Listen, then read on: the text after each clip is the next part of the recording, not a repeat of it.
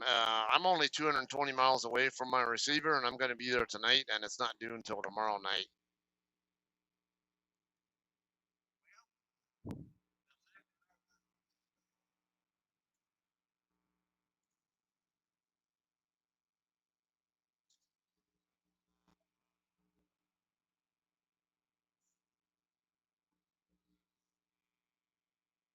Michigan? Interesting.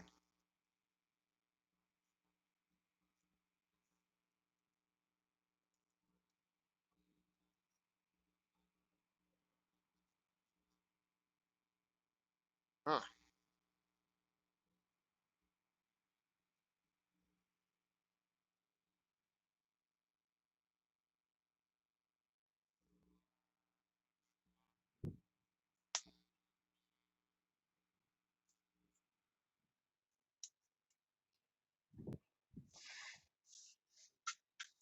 Yep.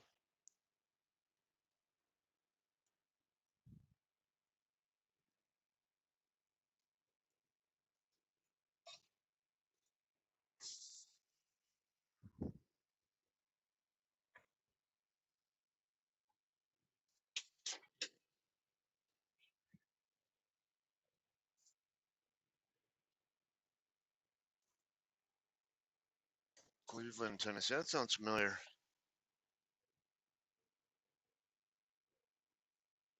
Oh, okay.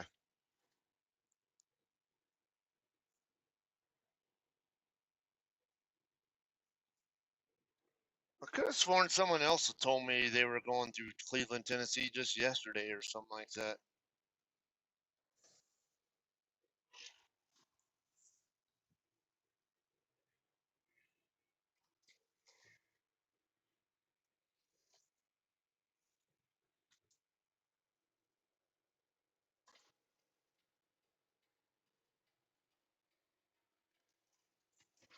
Ah,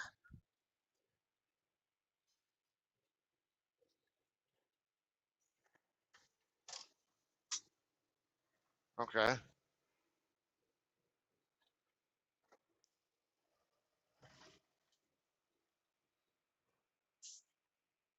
Ouch. Maybe they'll give you a chance to drop in the Davenport yard then.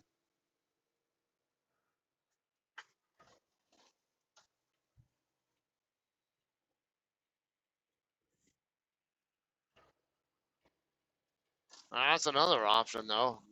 34 and then do your delivery and then probably end up running back up like Auburndale or something for your reload.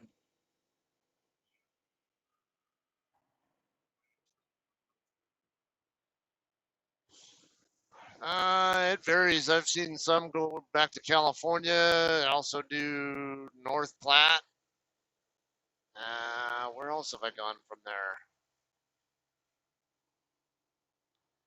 I don't spend. I haven't been into Florida a ton of times, but yeah, the times I have been there, it's yeah, mainly. I know I took one up to North Platte. I want to Nebraska, and I took another one out towards somewhere in California. I don't remember if it was Riverside or somewhere else. I check my records when I get shut down, and I can tell you then. Because I can tell you every load I've ever done for JCT, where I picked up, where I took it to. Well, it's all on my spreadsheet. It's just spreadsheet does that too. All right, so yeah, it's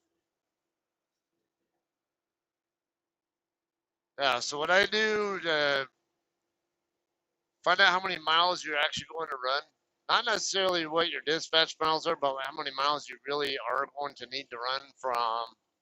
I mean, from your, and then divide that by 7. That's your 240 message on my truck saying what it is this week, but I assume it's still in the same area because it's been pretty stable at 242 the last month or so. And so what I do, and now if you divide the miles by 7, it'll tell you how many gallons you should budget for. Doesn't necessarily mean how many gallons you should buy, but how much. When I say gallons of fuels of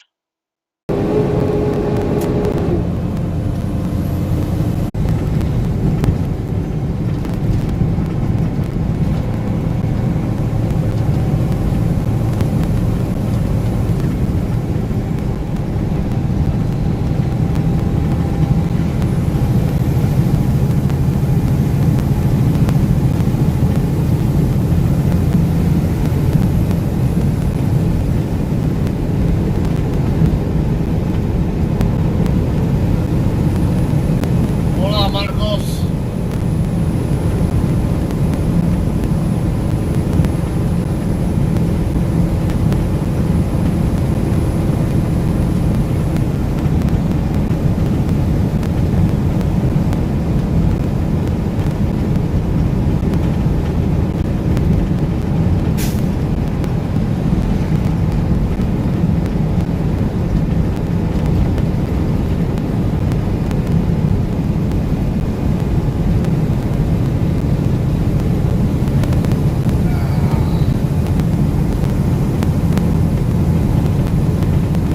Marcos, estoy en el Interstate 25.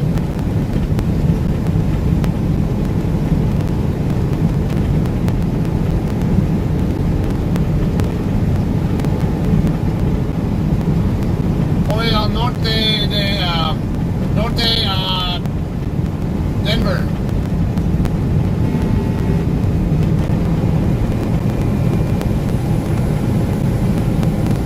Estoy en Colorado en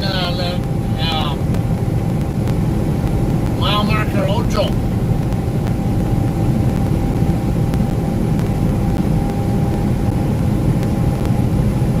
Milla 8 millas norte de Nuevo México.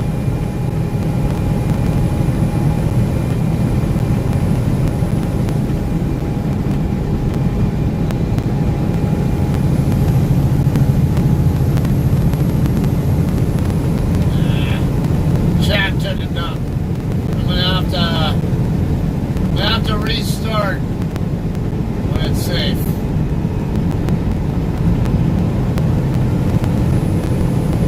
And tight.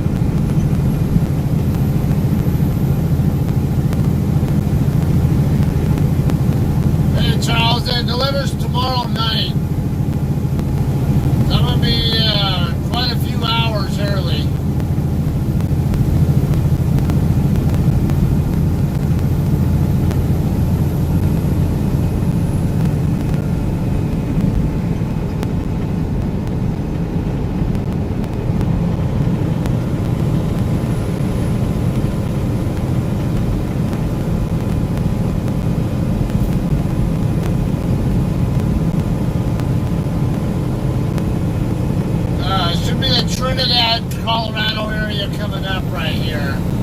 Got Van Buren Street coming up next, exit 13.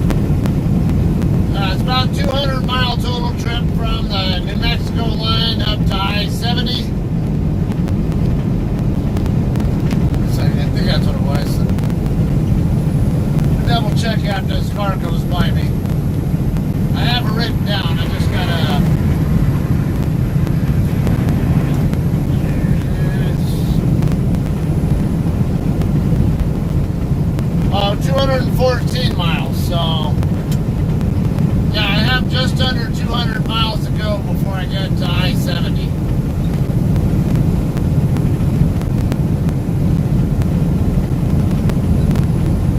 So, somebody else, or was that NM, said that there's some kind of rioting going on and some major rioting going on in Denver right now.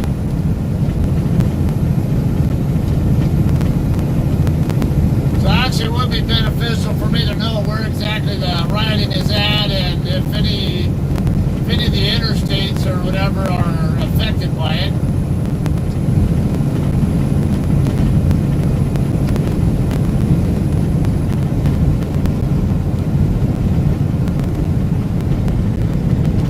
Aguilar, 18 miles out, Walsenburg, 32.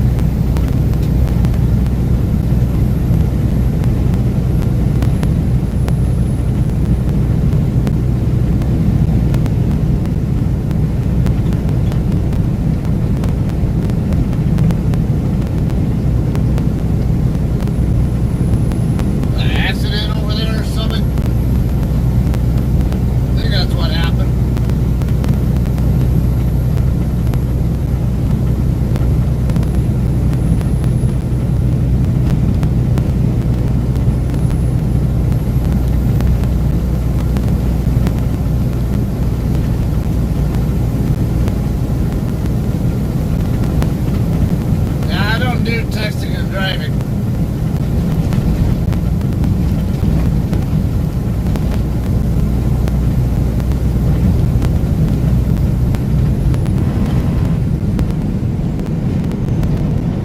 Mile marker 20.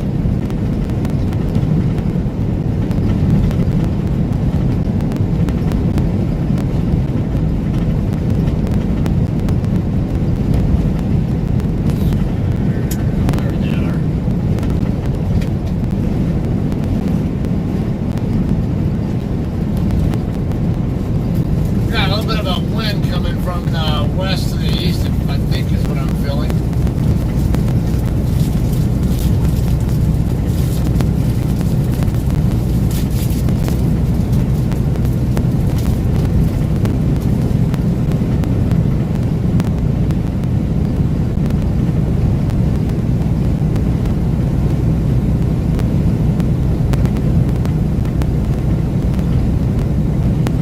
I'm not sure where you get the idea of swerving, but it's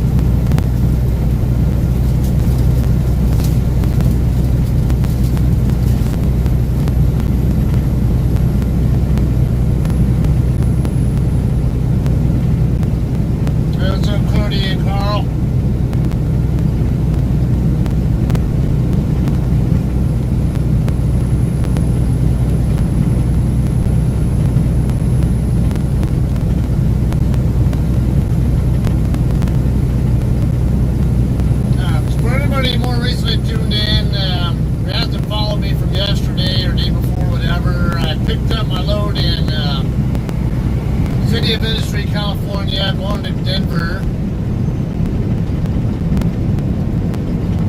Normally I would have taken I-15 up to I-70, but with I-70 closure in between Glenwood Springs and Eagle, decided this would be a better detour to take than the one that I would be taking if I were to take 70. So honestly, I'm rarely ever on I-25 anyway. So it's kind of, I don't know, kind of nice change of scenery, I guess.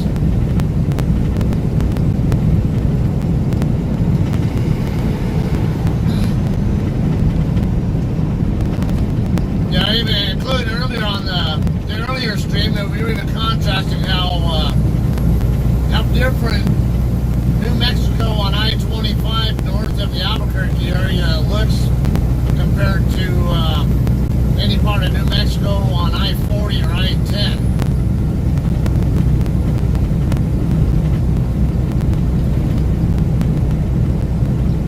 Definitely had more of a Colorado or Kansas kind of feel to it, which is not surprising considering that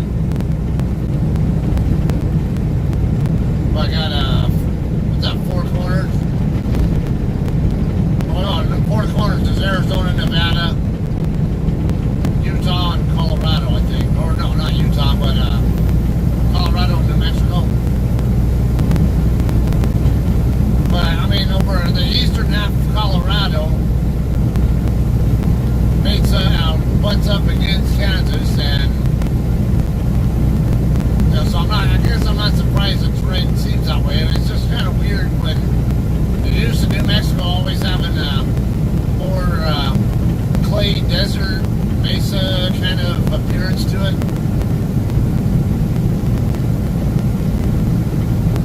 Ludlow. They have a Ludlow here too.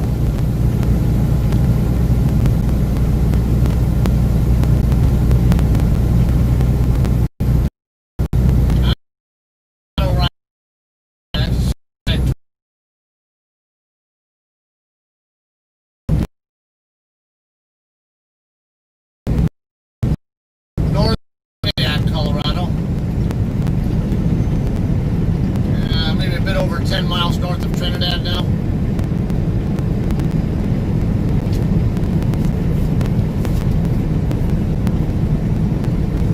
Where's my notepad? I wonder if I can find it.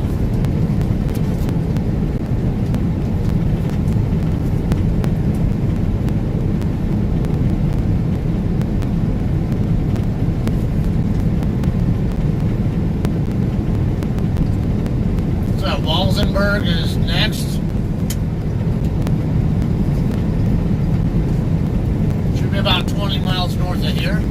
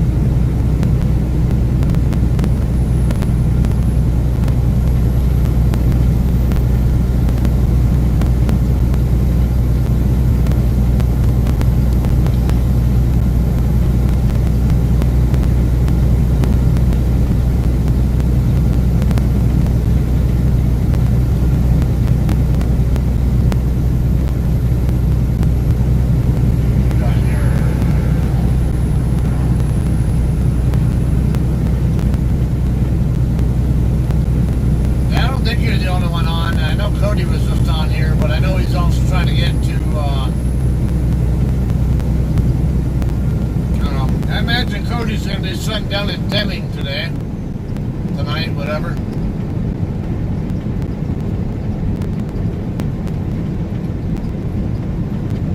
He's got a load going to Poway, California.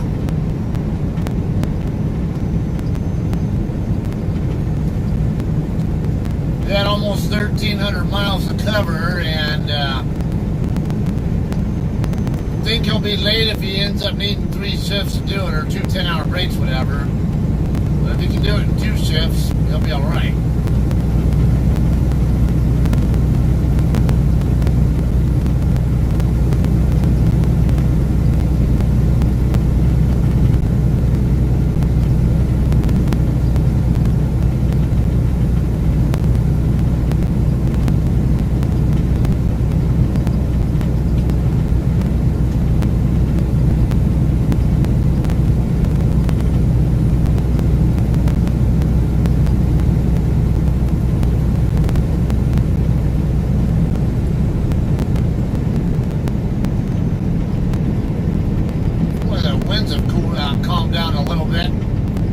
Temperature's gone up though. Was down to about 71 degrees when I was going up that mountain, but it's back up to 79 now.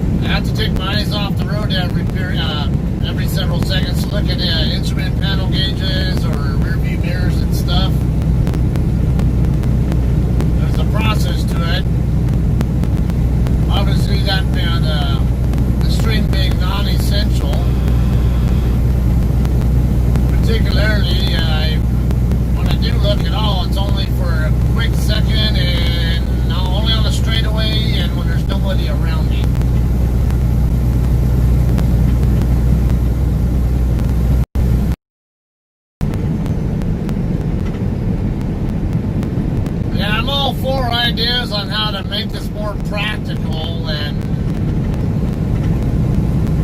more safety conscious. Just don't know if there is a way to do it that way.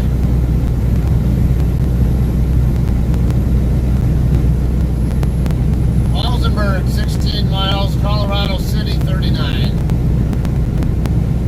So they have a Colorado City and a Colorado Springs. Okay.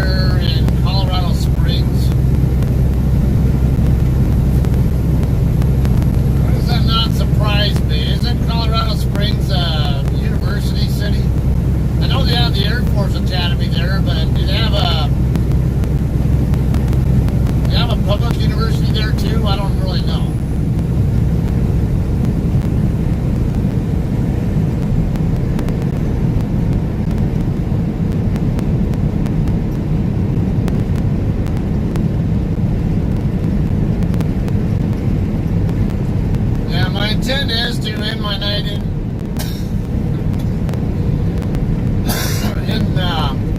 Denver. It was only going to be about a 570-mile trip from where I started my shift. That's not that bad.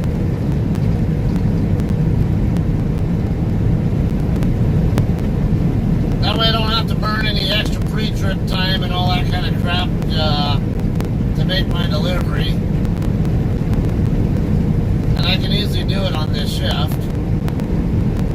Still have 4:52 to work with on my clock, and you have 4 hours and 52 minutes of remaining drive time. Yeah, I just said that. I don't need to know. Alright, so I've got about 180 miles to go. Actually, 175 now to get to I-70. And it's only a couple of miles past that. Once I'm on I-70 head eastbound, it's very all intents and purposes. It's about 180 away from here to my customer. Yeah, it's not even a 3-hour trip, and I have almost 5 to work with. Colorado State, okay. Well, what's up in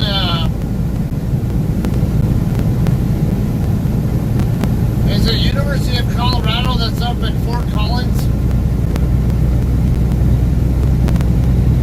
I thought there was a big university up in Fort Collins area as well.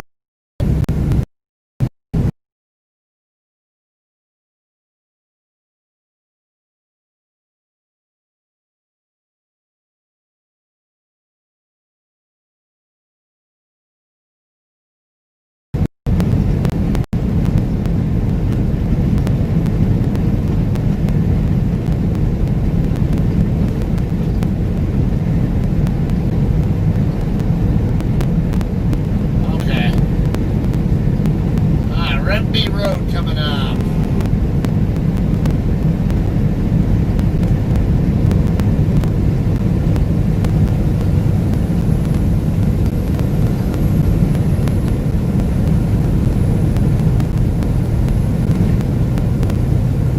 Exit 41.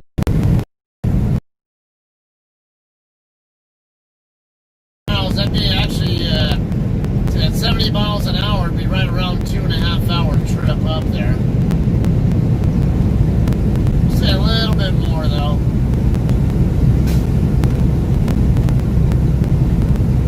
Because I won't be right at 70 the entire time.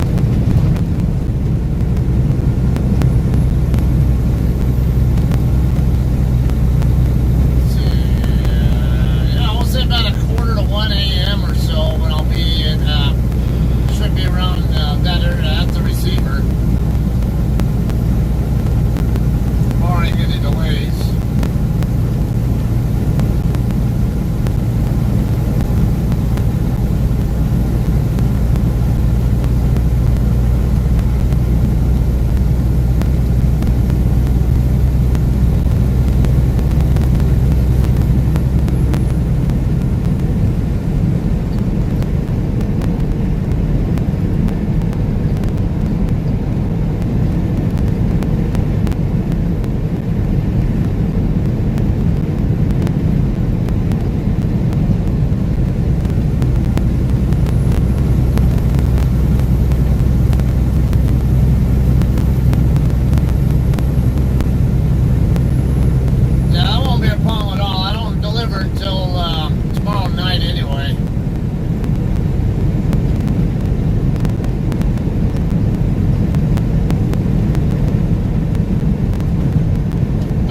I want to get there early and do my sitting at the receiver and not lollygag around. Not to mention I can stay available for swaps and stuff. Probably send in another macro to let them know I'm running ahead of schedule. Even though I'll already be in Denver by then, it's, hey, you never know when somebody's coming through the area, maybe one of those Pacific Northwest loads either going to or from Northern Cal that might be coming through Denver that might need help.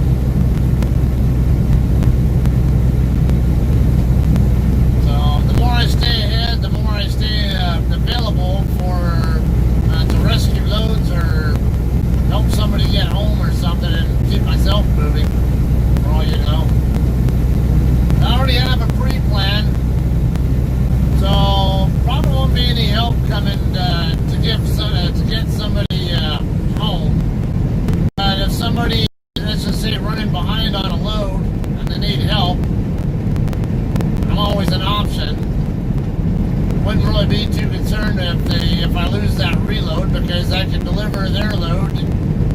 get more miles out of out of their load than what I already have on my own, and not to mention I get a pretty timely reload more than likely. It's all a wash, so I don't get all what is it my yeah. Actually, I think it's 100 miles. It's like 300 and let's see. Let me think about this. It's about 180 miles from up I-76. About 180 miles to get from Denver up to Nebraska line. And it's just like maybe a couple miles after that, literally like 2 miles past that before you get onto I-80. So we can say about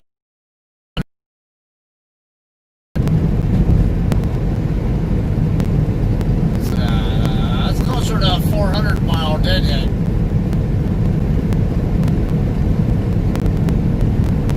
Yeah, about a 400 or so mile deadhead, and then that load it picks up on Monday morning, afternoon time frame, and has 3 drops. First one in Oklahoma City, and the next 2 in San Antonio.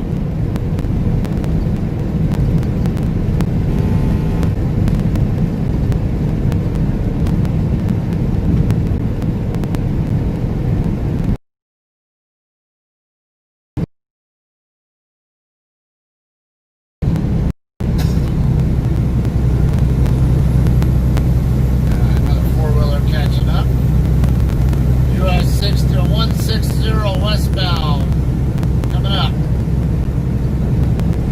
Great Sand Dunes National Park and Preserve. 75 miles via 160 westbound.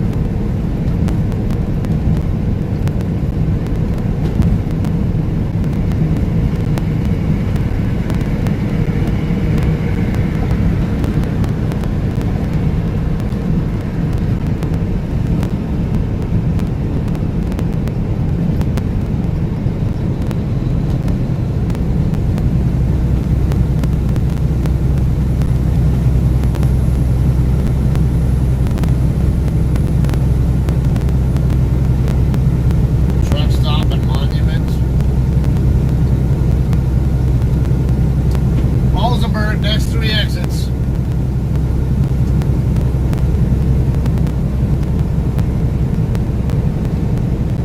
Temp's working at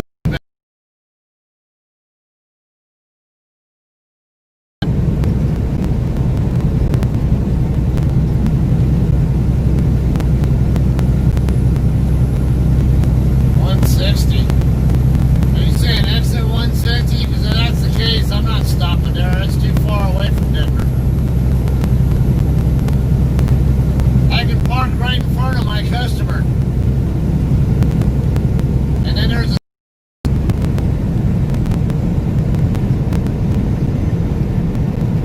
so my plan is to get all the way to my customer tonight. Camp out there. It's a quiet industrial area. I've been there a few times before. Alright, State Route 1010, La Junta.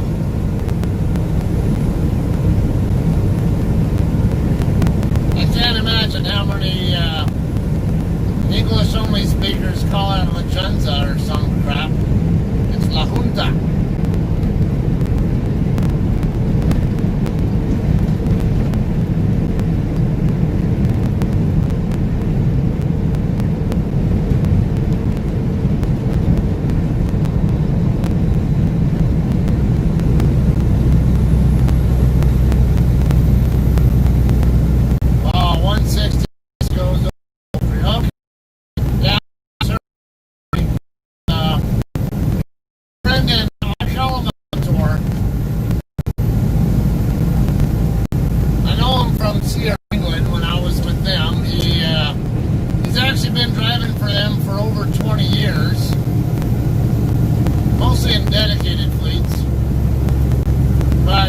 very knowledgeable guy, and when I can extract information out of him, he's always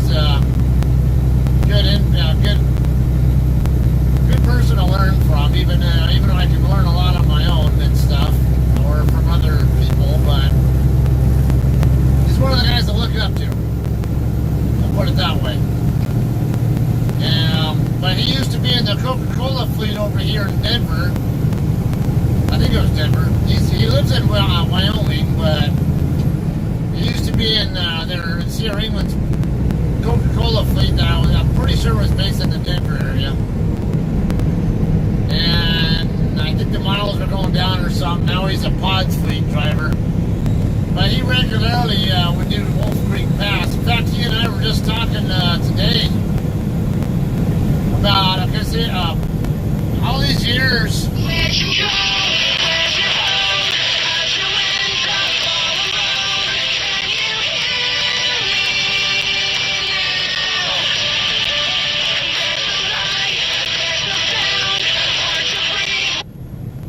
Okay, maybe I won't.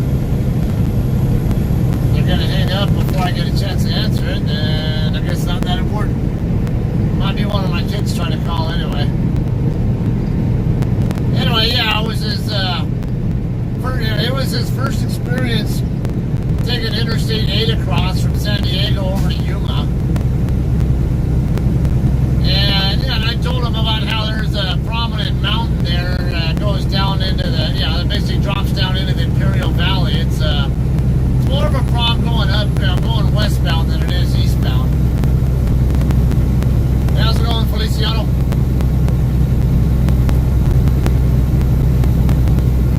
Hope you're enjoying your weekend.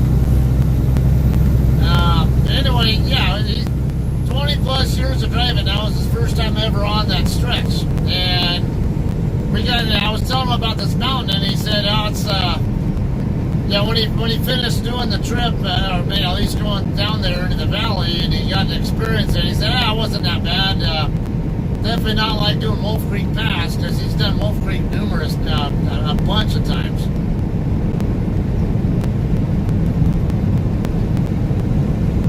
Yeah, I know a lot of people in trucking who have experience with Wolf Creek Pass get nervous about it.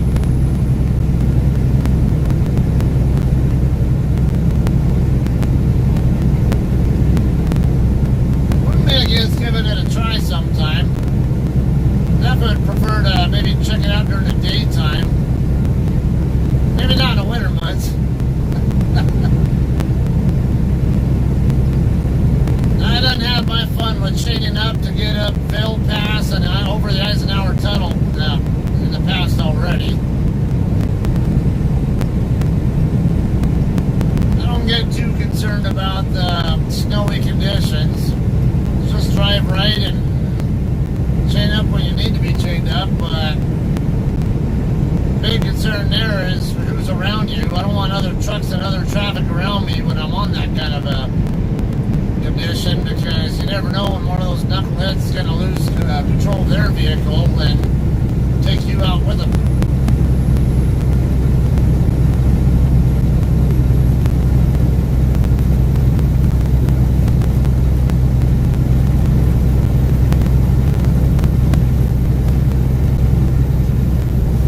Exit 55.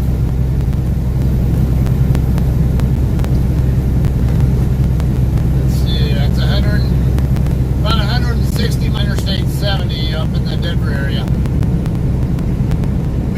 It's a shorter route, a shorter trip than that to downtown Denver, because downtown Denver is south of I-70.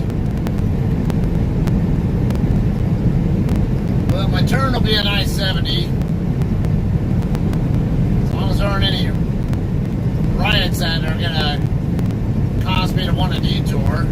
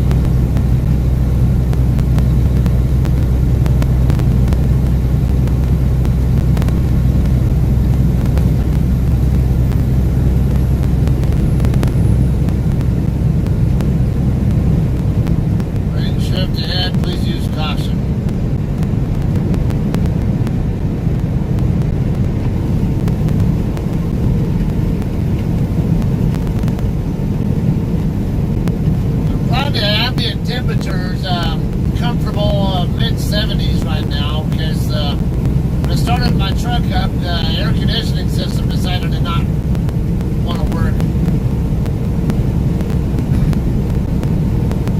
Just a computer thing. When I shut down the truck and restarted, even after a 5-minute break or something, the AC will start working again. I already know it.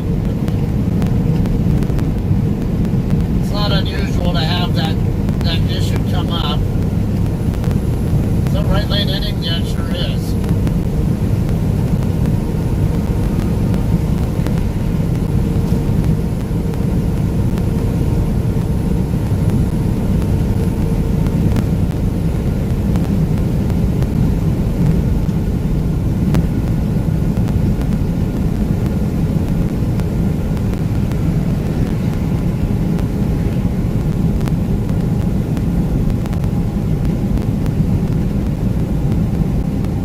Exit 59 Butte Road, or Butt Road as I would rather call it.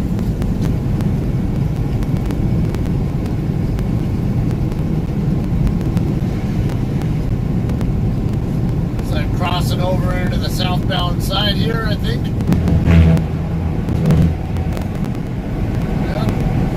That would be the case.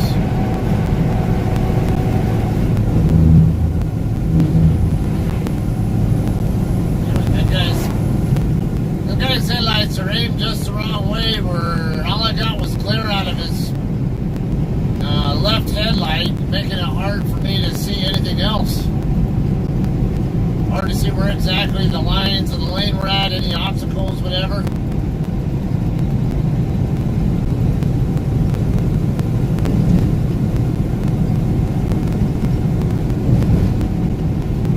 I wouldn't have called it bright, but I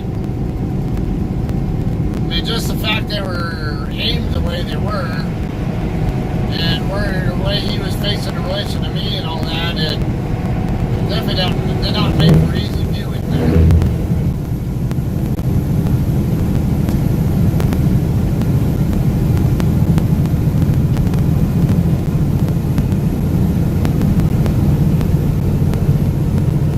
Uphill grade here. Somebody went off the road there not too long ago.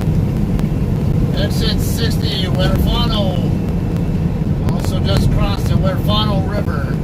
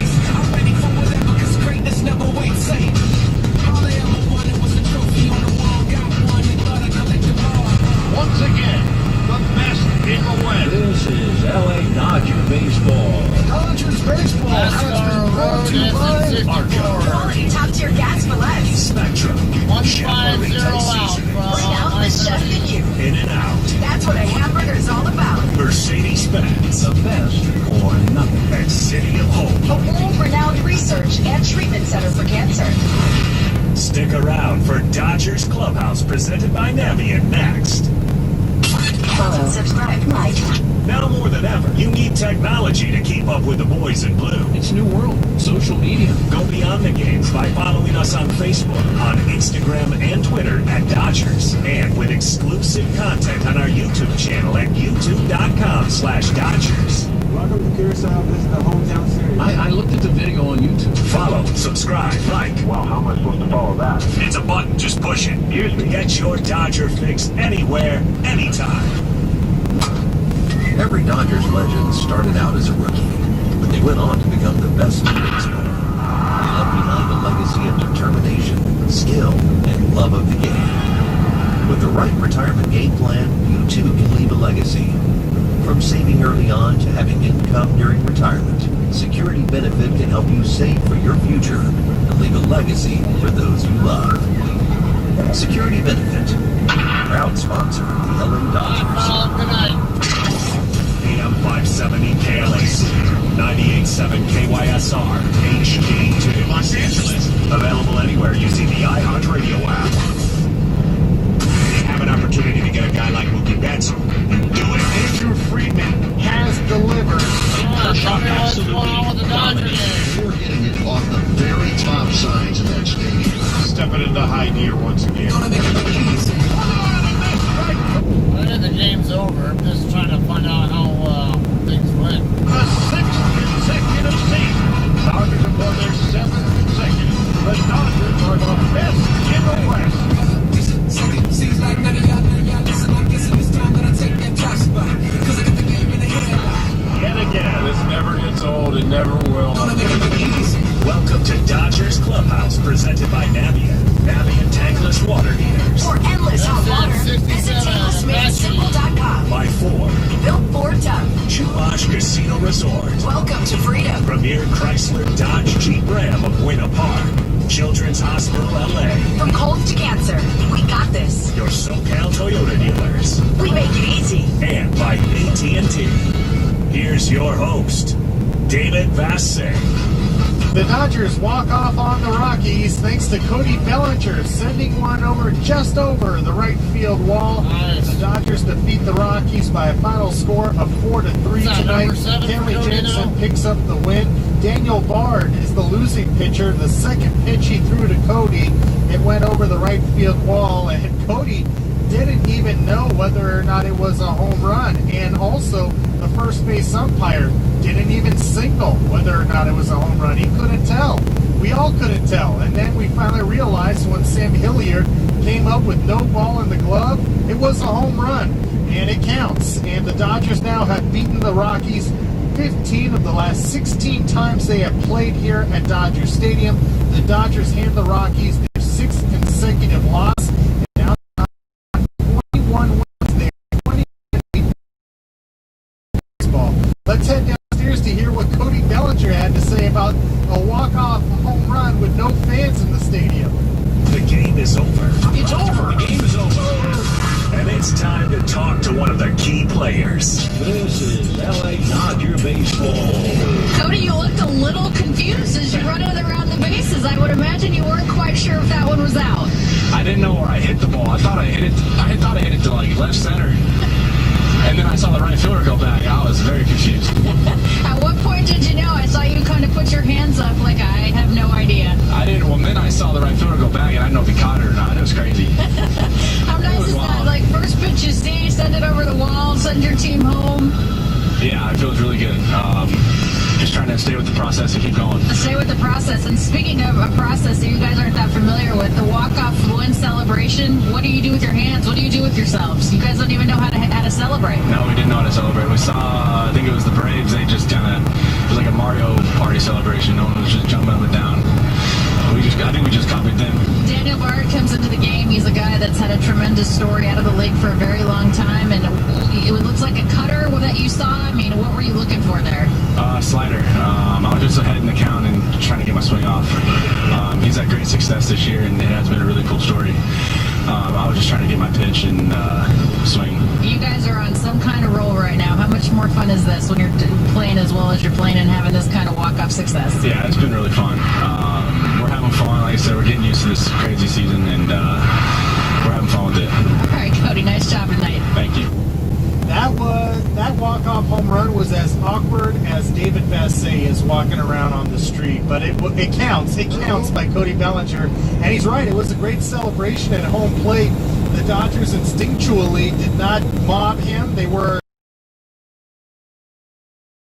the air high five, so that was fun as well. Only Cody would have a walk-off home run just like that. This game has been brought to you by Cars for Kids. You've trusted them for years with your car, and now they're accepting real estate donations. Go to carsforkids.com today. When we continue here on the Dodgers Clubhouse Show, we'll get to the highlights of tonight's game. Plus, we'll hear from Dave Roberts and Tim Neverett as the Dodgers walk off, thanks to a walk-off home run by Cody Bellinger, to beat the Rockies 4-3 on AM 570 LA Sports and the Dodgers Radio Network. Alright, Feliciano, yeah, I'm a born and bred Dodger fan, basically. Been a Dodgers fan ever since I was a little kid.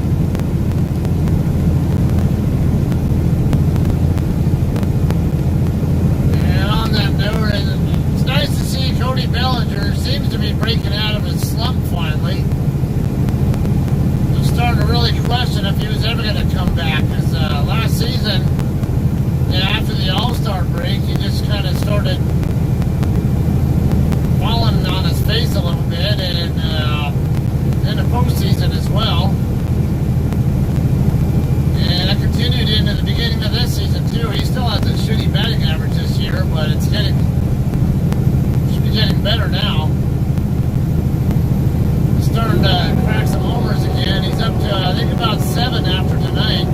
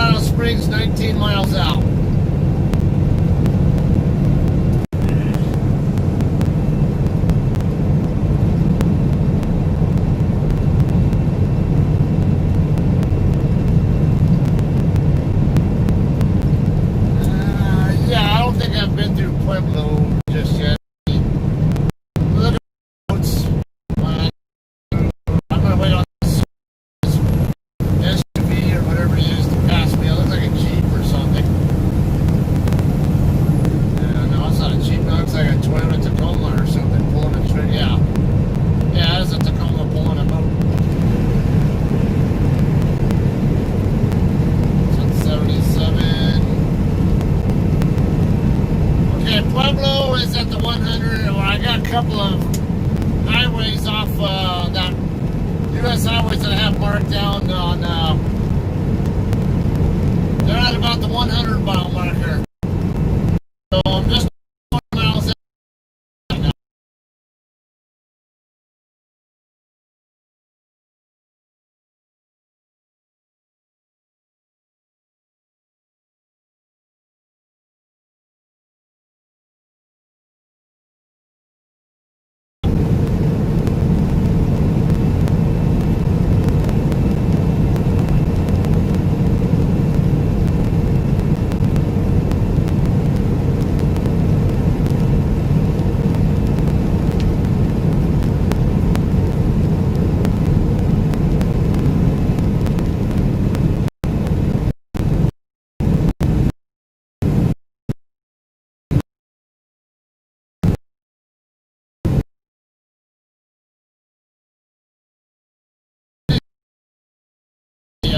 If I don't need to be there, I don't. Normally when I'm in Denver, I'm on a route that takes me across I-70 and up I-25 and then I-80 or vice versa. And what I'll usually do when let's just say when I'm going toward Wyoming and coming from, let's just say, Lyman, where I-70 and US 287 meet up, I usually come into the east end of Denver, right by the airport, and take E470 up and around to the north end of town. It usually keeps me away from all of the traffic problems there in the greater Denver area. E470 usually never has any kind of traffic issues at all. The fact that it's a toll road, plus the fact that I don't think it goes in a direction where most people commuting to work are actually going. But yeah, it gets me up to the north end of the Denver area on I-25, and then I might have some traffic up on I-25. Not a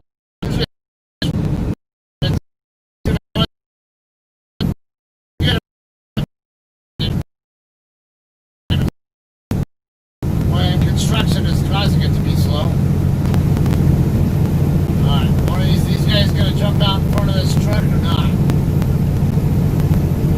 I don't want to drop my speed, but I gotta be ready for them to possibly do it. And this car, I don't know if he's gonna suddenly jump out in front of me or just stay behind the truck. I guess you're gonna stay behind. Navajo. Alright, now how long is it?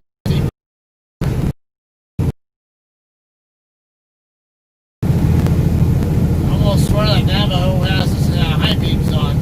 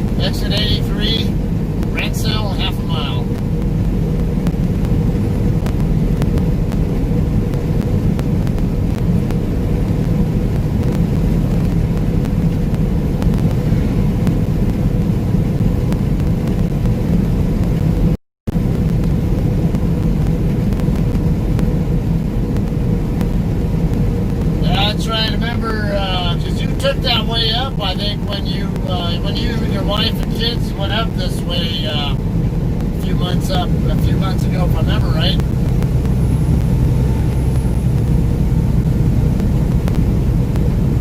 That night I was actually going across US 54 and wasn't too far. I think it was within half a day of crossing paths with you or something like that.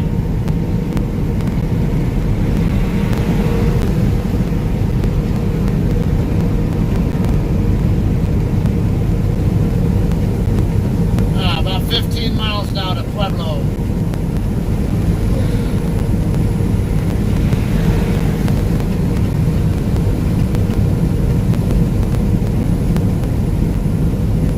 Yeah, it was it's definitely a steep grade going up there. I have to stay in line because now how I know that is when I was going up the Cajon Pass with this load. I didn't have any problems maintaining like 33 miles an hour, 34, whatever, what my usual cruise speed would be in 7th gear when I'm climbing a steep grade with the heavy load or semi-heavy load. And the one over here on up north of Raton, I wasn't able to maintain. I didn't have to drop into 6th gear, but I wasn't able to maintain the speed I normally would either on when I could run 7th gear. I think it was dropping down to about 30 or so, and they had construction going on there, so we had to bypass using the number 1 southbound lane. And of course, I had a bunch of traffic right behind me, and of course now they're stuck doing 30 miles an hour because there's nowhere for me to go because no shoulder or whatever, no other lane to work with. By the time an exit came up, I was already near the summit, so I said to hell with it, I'll stay on the road. I actually thought about getting off at the summit, at that exit, so I could let all the cars go by and then just get back on. But from what it looked like it was near the summit anyway, so I said, I'm just going to go ahead and go. And sure enough, yeah, I was right by the summit.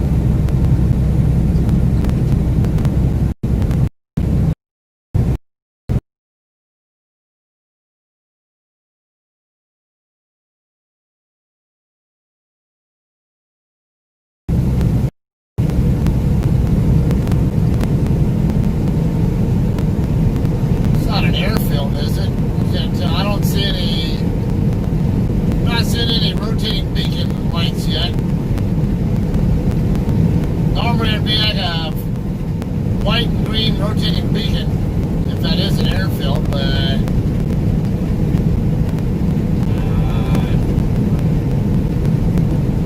really hard to tell. I don't know.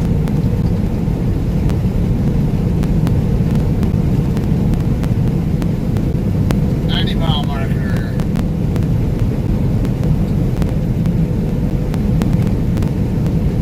I've done 450 miles so far, right around 120 to go. We're in the ballpark. Actually, it's just over 120 to go to I-70. So we've got about 120.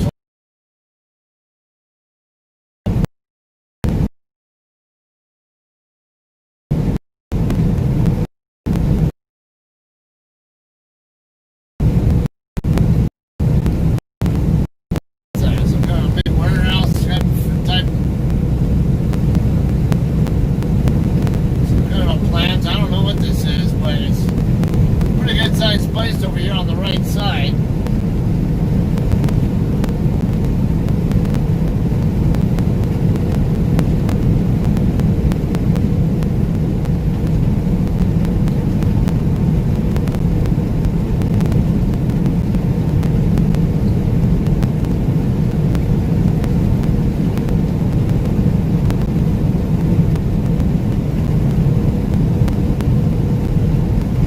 Maybe a power plant up here as well on the right, a little further to the north from the other place.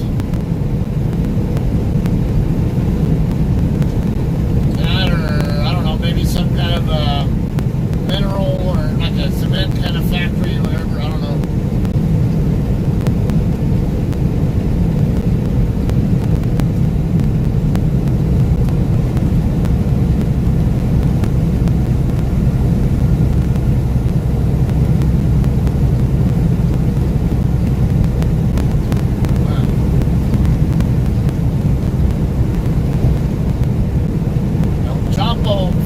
He's in a federal pen over here, huh? That's right, I think I do remember hearing about that.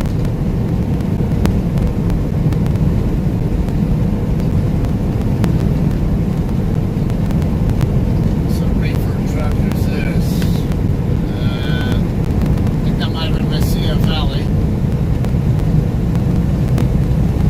It's kind of curious. Yeah, it is another Mesilla Valley truck going the other way. It's two of them in a row. Hard to see, but I can tell that they were both Mesilla Valley truck. What is going on up here?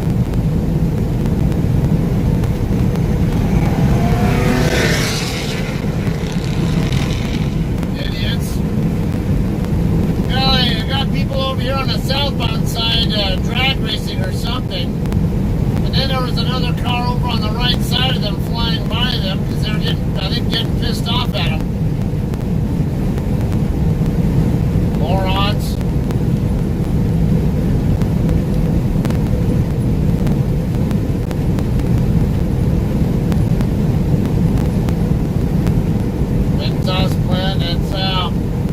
Good question. It was just north of the 90-mile marker, and just a little bit east. So I can take a look at a map later on. Unless you that helps you out and find it out.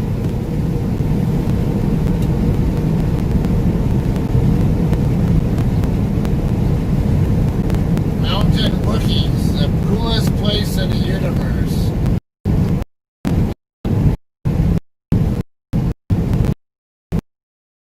What the hell is Mountain Bookies?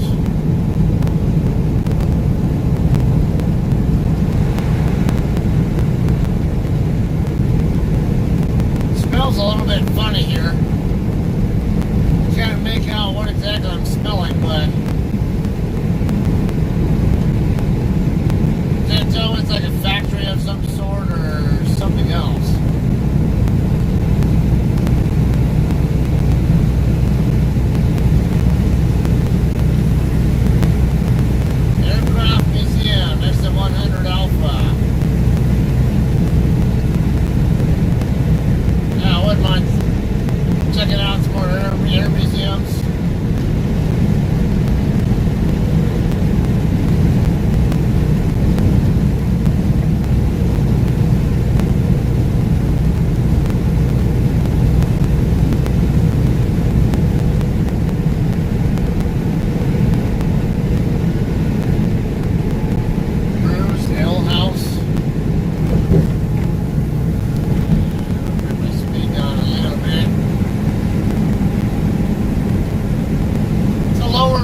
gravity load I'm pulling right now, so it's not quite as much of a concern with these curves as it would be if I had a high stack load.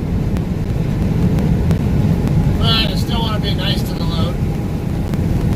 Don't want to be rough with it, cause any damage or whatever. Curves tight. Okay, noted. Bring it down to about 55. I might need to bring it lower than that for here. Yeah.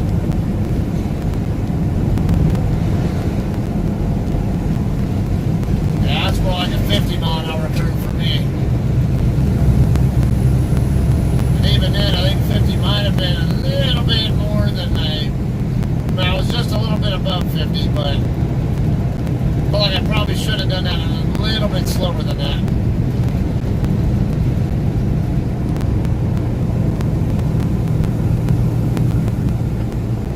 Now, I'd be flying through here in my car, but I have a truck with a load I gotta be concerned about and keeping my truck on all of its tires.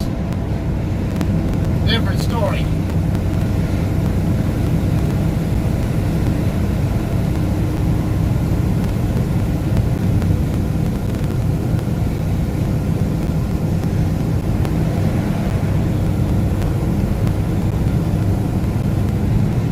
Hey, what's up, Jim?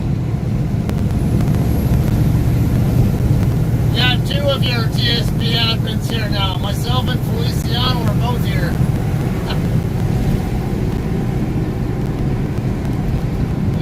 US 50 business route, Santa Fe Avenue.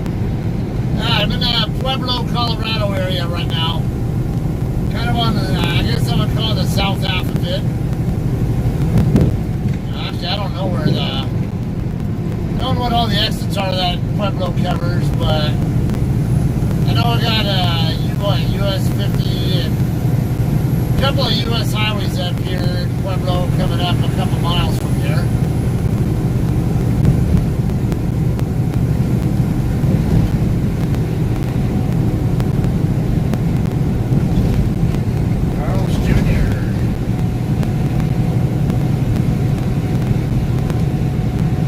The downtown area right here to my left. That's a pretty decent looking area here. Can't really tell too much, but I got curves and cars passing me, and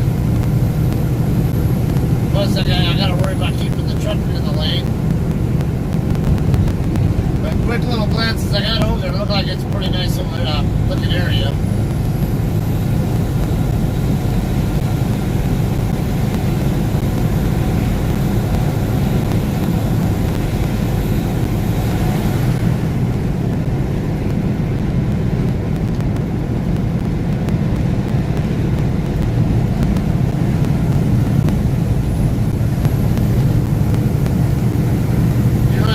Eastbound, La Junta. Okay, so La Junta must be southwest of me, or directly east or something, or southeast, I mean, or east, because I remember passing another highway further back that went to La Junta.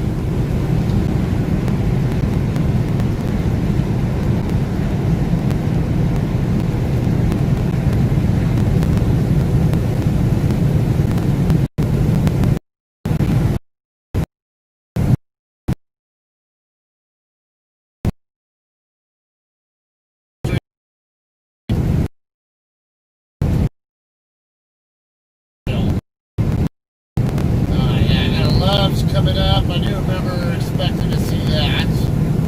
Not that I plan to stop, especially not if it's all it has is Subway and Chester's Chicken and Godfather's Pizza. I've already had enough to eat today anyway.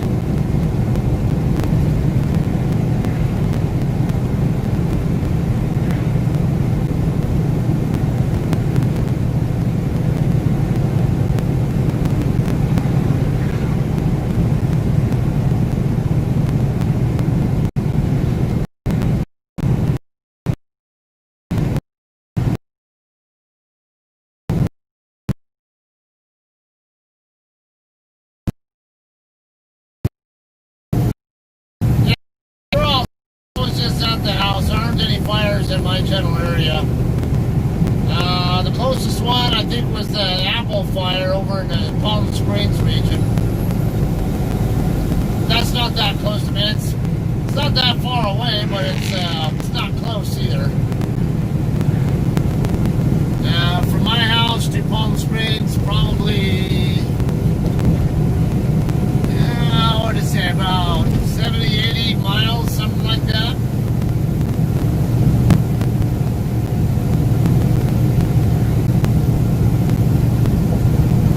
$2.21 a gallon, and Circle K, $2.27. Oh, it is $2.21 for the different prices there.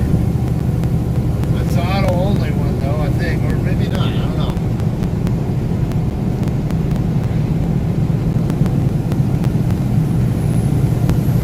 Okay, so La Junta is directly east. That's what I kind of figured. I figured if US 50 goes to it, and US 50 is a generally straight, mostly east-west highway. For the most part. And I can reason then that it probably goes more due east from here, straight to La Junta.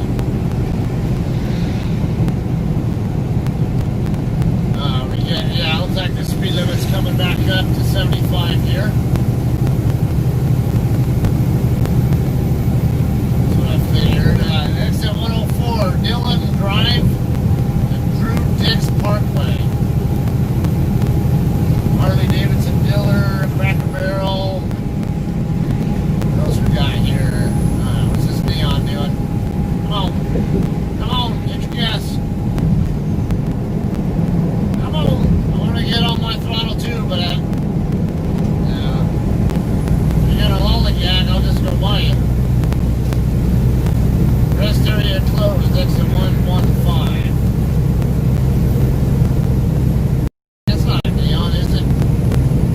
Something else. Looks similar to a neon though.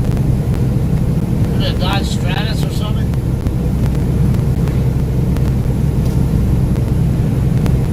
Cavender's. Best Buy. See the Love's right up there on the other side on the left. Adult use MJ.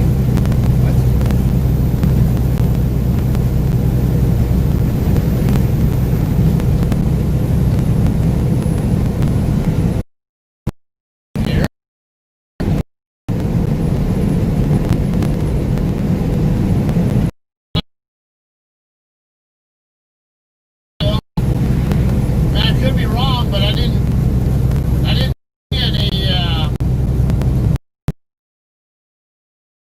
I would have been talking my local channels about a fire in the area, and I don't remember seeing any.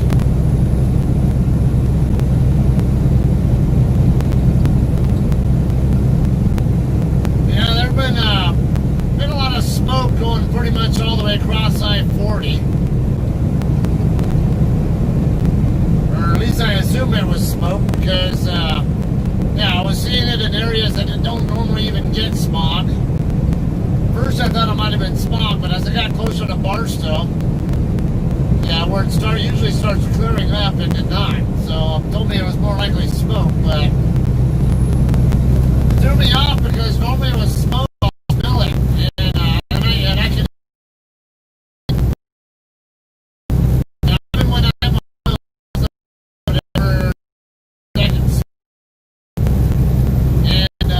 I'll even get like a little bit of maybe even a slight burn in my eyes or something, and the taste of the smoke in my mouth. And I wasn't getting that effect this time around. So it was throwing me off. I thought it was just haze, but it continued on all the way into Arizona, if I remember right. And then there was still more haze in Arizona and even New Mexico from all the different fires going on. Crazy.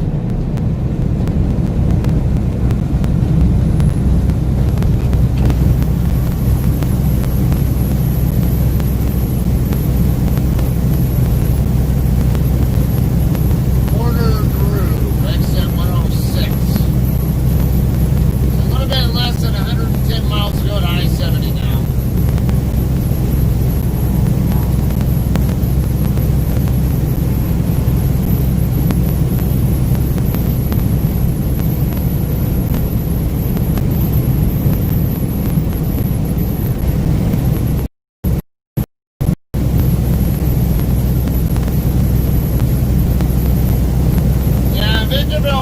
also get some smog too from the, well, not so much in Victorville as in the Riverside San Bernardino region is particularly prone to it, because what happens is you get all the pollution.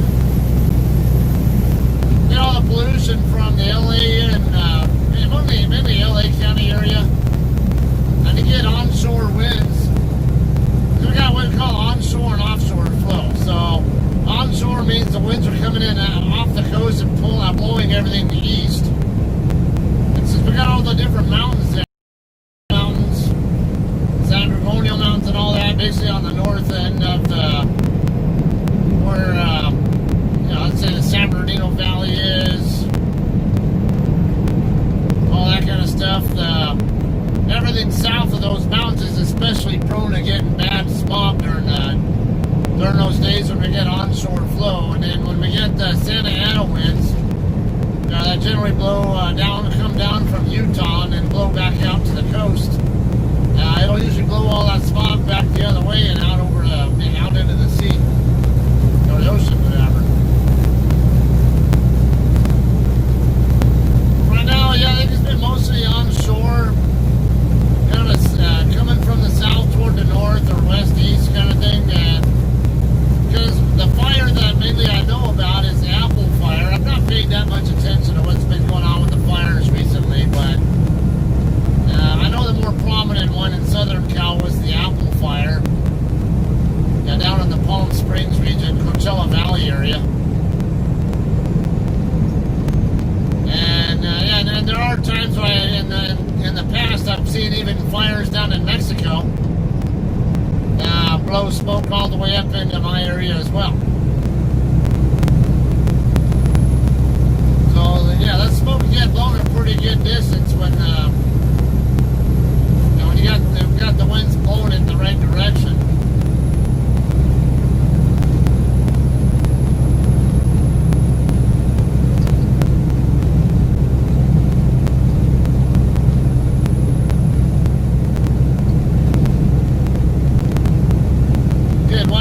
Firefighting in the early 20s. My buddy Cody, he's on here a lot. He and I were just talking earlier today about how he had done some kind of Job Corps thing, whatever, and basically the thing was to be I think a hotshot or something, or part of a strike team. So he learned a lot about that stuff too. He ended up not doing it though. He had some reservations about it. Yeah, you can probably have at least some conversation with him about that. He says he's got a friend actually getting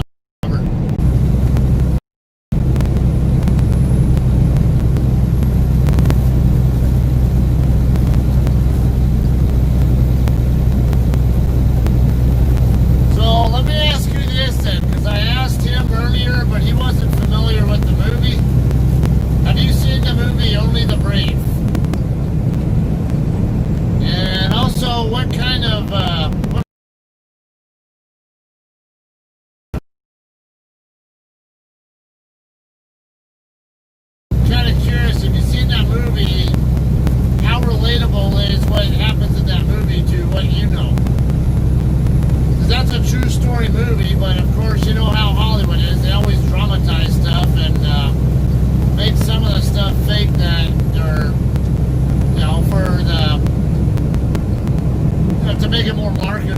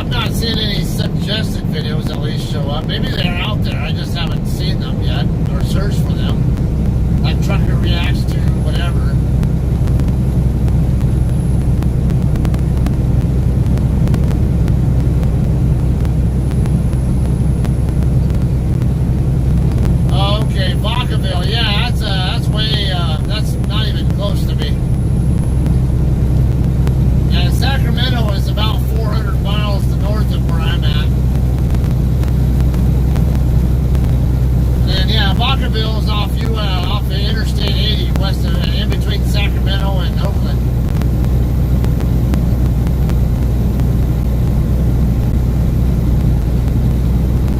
Just passing by the closed rest area now. A little warm in here again. My AC's acting up. When I started the truck back up after my 30-minute break, it decided it didn't want to work, so gotta wait until I shut down again, and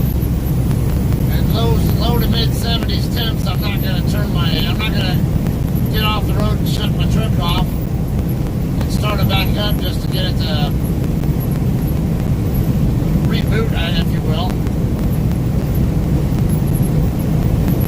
Feels nice out here. A little bit of open windows actually makes it very comfortable and nice here. It's great.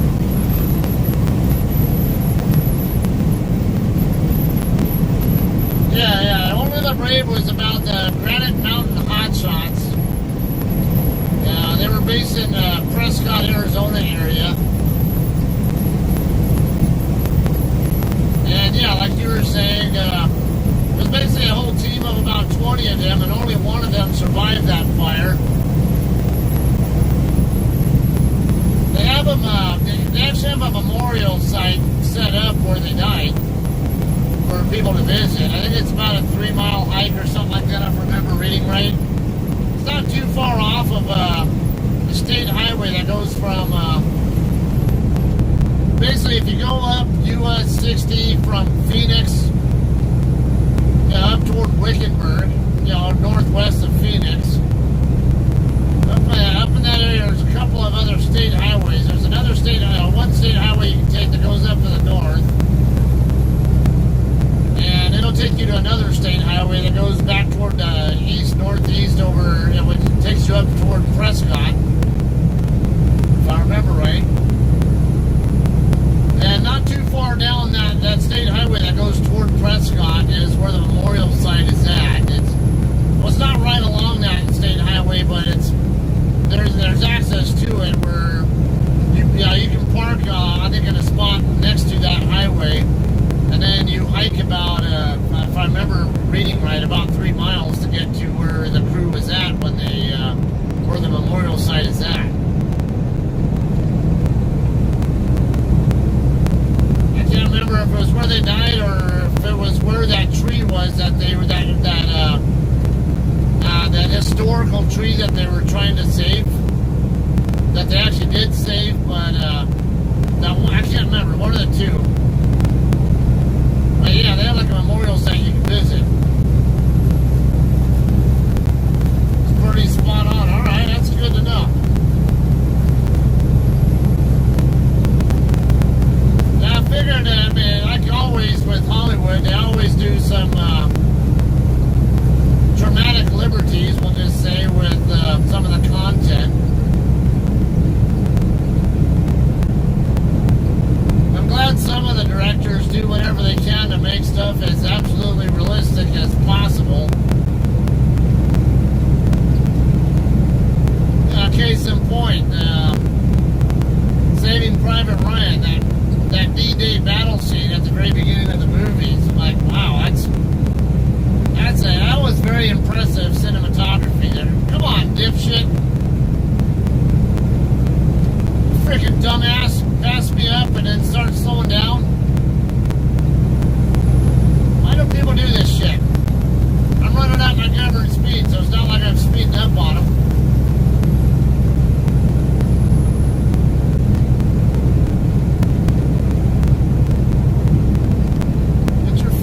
Away from me already. Now I gotta back off because your stupid ass are waiting for this truck to go by so I get the space I want. That car is that close to me. It's not like they're not giving me any room at all, but it's still not enough for my comfort. When they're that close to me, I have to pay really, really close attention to them, and if I have to keep paying that much attention to them, it's less attention I end up focusing on other people because I'm worried about what that guy's going to do. Just bad practice to do that to a truck. Or to anybody, actually. Get the hell away from me. Pikes Peak International Raceway. I'd love to go up that way sometime.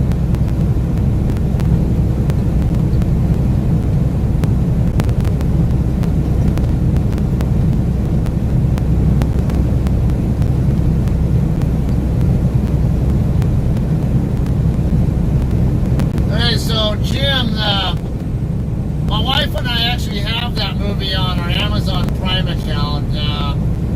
Yeah, I don't know if you're sure you have Amazon Prime. Yeah, check it out on there. But yeah, I remember I think it got pretty high IMDb rating as well. I think like a 7 point something, if I remember right. And it stars Josh Brolin, and I don't remember who the other actors are, but I know the one, the young guy who was the troubled guy in the movie, whatever. He's recognizable to me, but I don't know his name.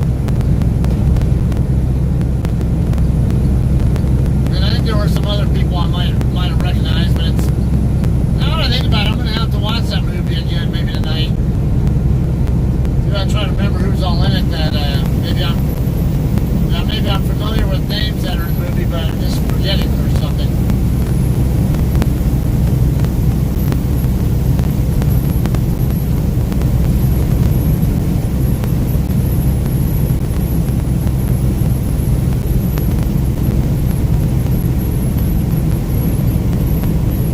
Yeah, like you were saying, that fire was just moving way too fast.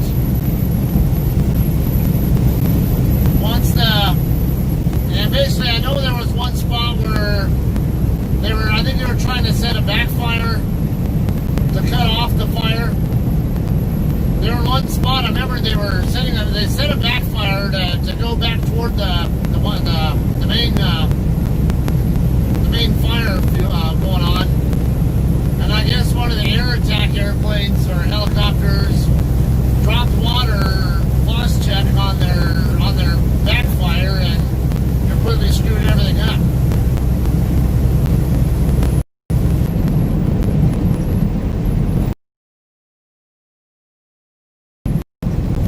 Down to some other. Yeah, I think they were trying to evacuate from there to their next spot, if I remember right, when they got overrun.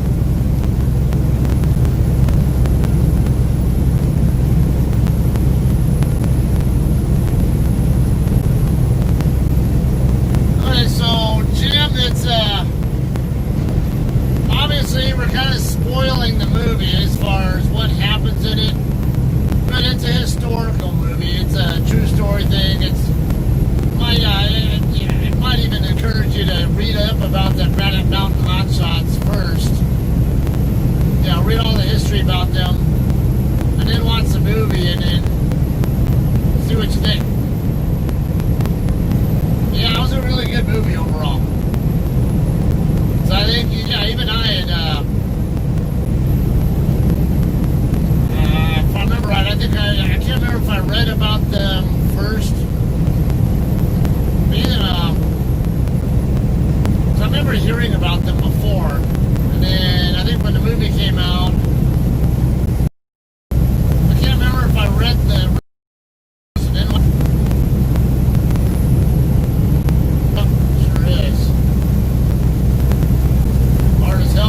Dark colored car, no lights or anything. Probably abandoned, but you never know. I've seen stupider things happen, like people turn their lights off, sit on the shoulder like that, and then all of a sudden get out of their car and get ran over by someone passing by.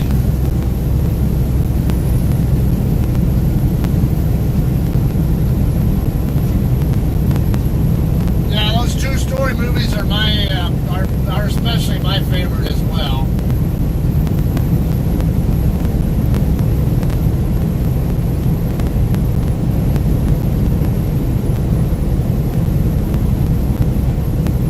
And I was watching some podcast stuff with Joe Rogan and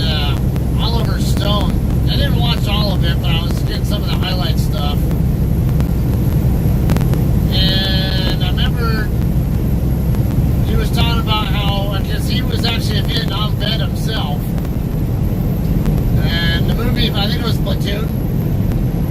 I think he was trying to make it as realistic as he could as well, and I guess, I mean, he had to take some creative liberties as well with it, but he did whatever he could to make it as accurate as possible, and I guess, from what I understand, a lot of Vietnam vets who watched that movie had to stop and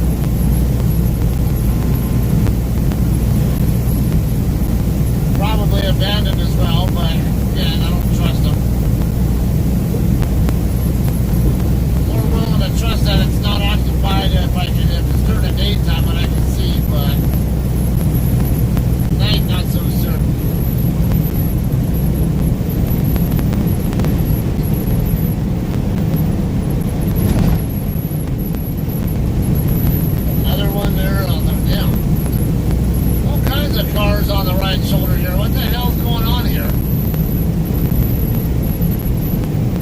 A bunch of vehicles abandoned here.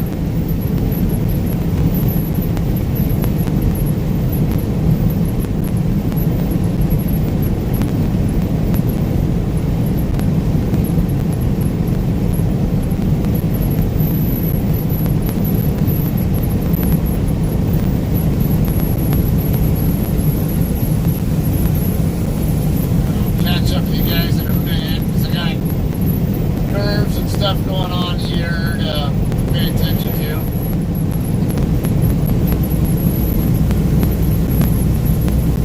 Keep an eye on the traffic catching up on me. Now, there are only a few cars back there, but I can stay aware of what their speed is in relation to mine.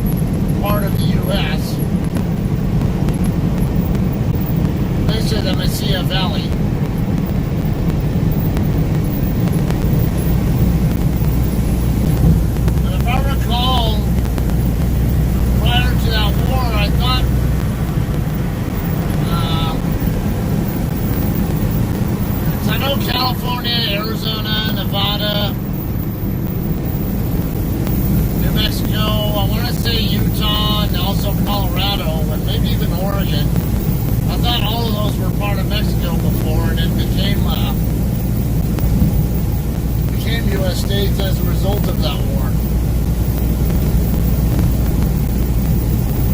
I don't quite remember for sure where the cutoff was, though.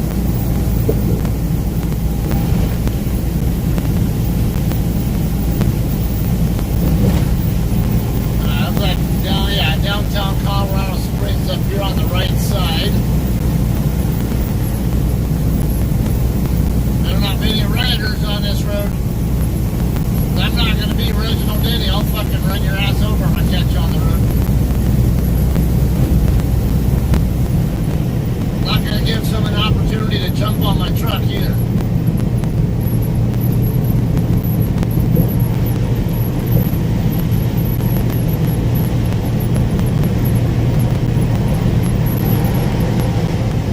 Especially if they can jump up onto my catwalk. If they can get onto my catwalk, they can disable me. All they have to do is pull that red hose off my trailer and dumps all the air out of my trailer, which causes my trailer to sit.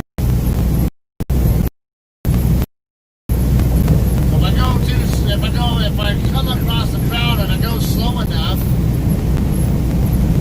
run that risk, they can get up on the catwalk and disable me and then cause a much, much bigger problem for me. And as far as I'm concerned, anybody who interferes with a public roadway is never up to any good. And they should be treated like the lethal threat that they are.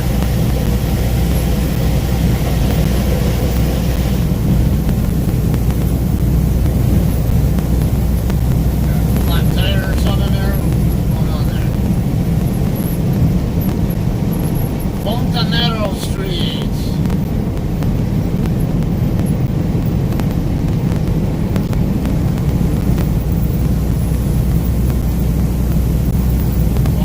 Fillmore Street, exit 144, that's right at 70 miles, 70 out from I-70.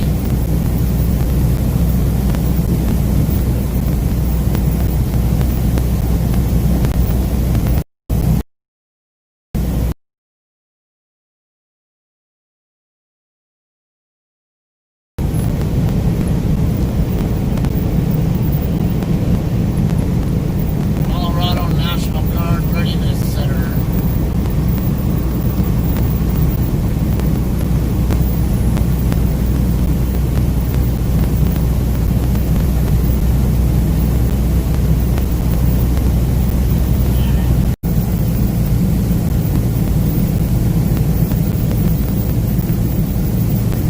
Garden of the Gods Road.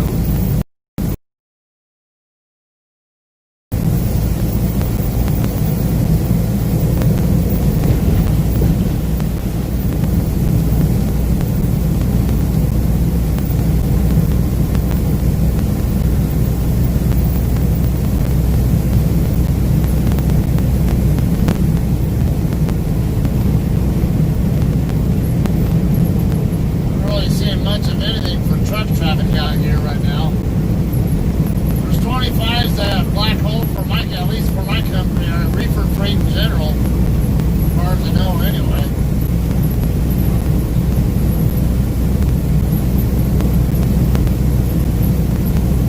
Even southbound, I'm not seeing a lot of truck traffic, but of course it's after 11:30 at night now. Yeah, there's a truck going southbound up ahead.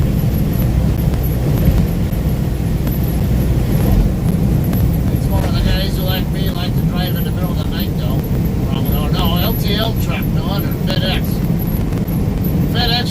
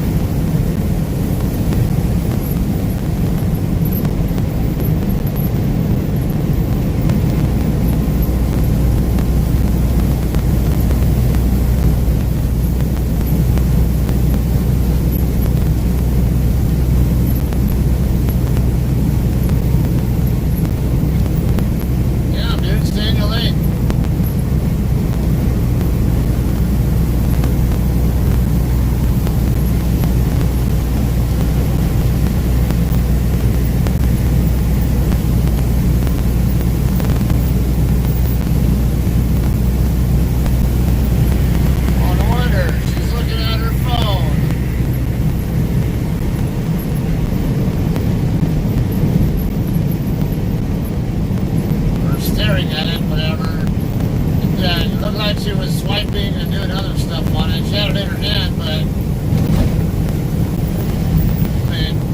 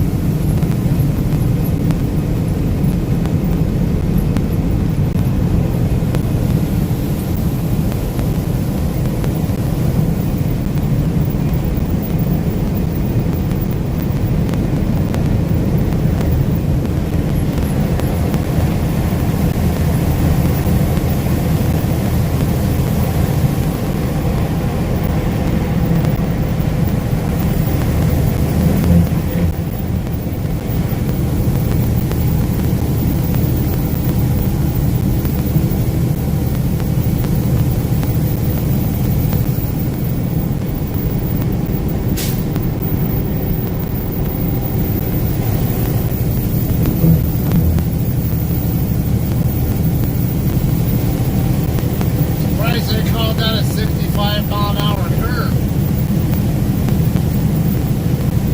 Maybe for a car, but for me, I was not even doing 60. I was doing 58. I think 55 would have been a more reasonable speed to advise there.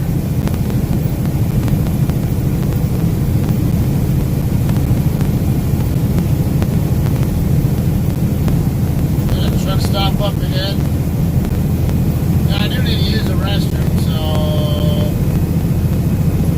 could possibly make a stop there. That way I don't. That way, well, I thought about stopping at either the TA or Sat Brothers first over there in Commerce City.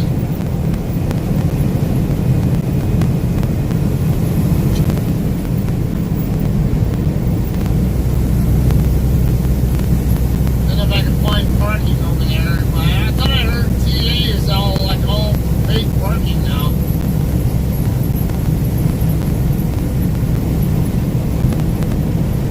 Monument, next two accidents. Is that a pilot? It is.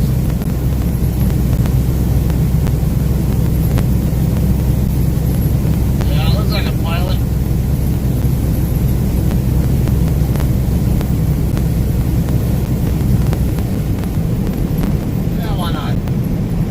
Go ahead and stop here and get my fuel. I mean, or not fuel, but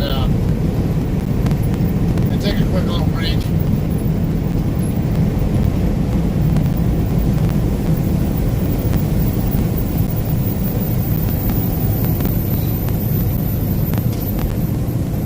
Not like I don't have a ton of time to work with anyway.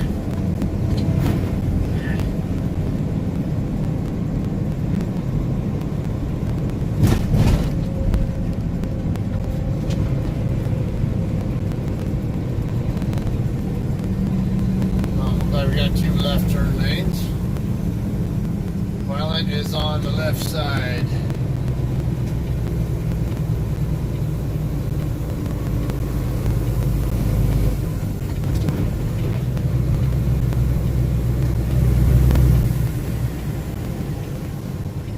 I swear when my turbo spools up, it always sounds like I got a leak now.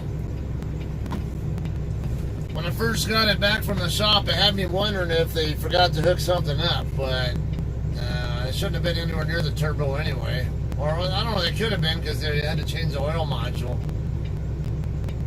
But, now I would have thought if I was having a turbo system leak, that I'd be weak on hills as well, but I'm not. So, it tells me that there's probably nothing wrong with that system there, and I'm just hearing the turbo spool up, and maybe it's been a good couple of weeks, or almost 2 weeks since I was on the truck. I just, some dumb reason, don't remember it having that much of a hiss sound.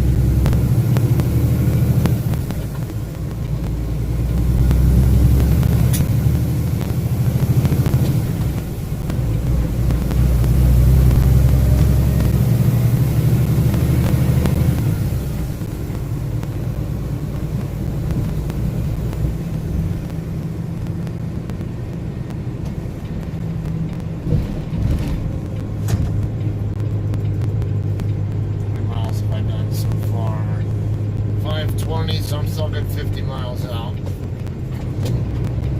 Yeah, it's definitely not gonna be where I want to stop.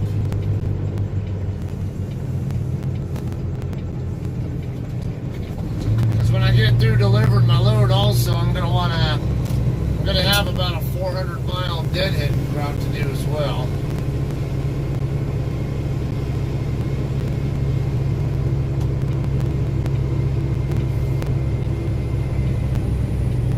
There are 3 lanes here when the only way you can go is left. That's weird.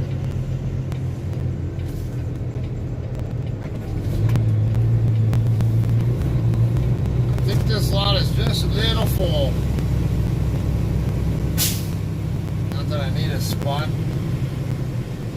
Just deal with the fuel island.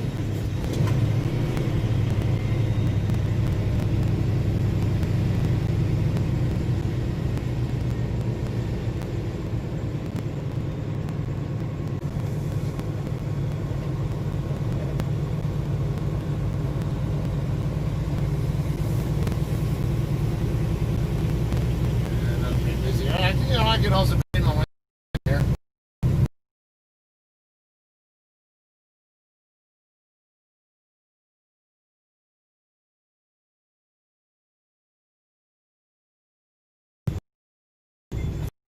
Reefer fuel on here, and pretty sure I don't need reefer fuel. I'm gonna double check though. At least clean my windows and use the restroom on here.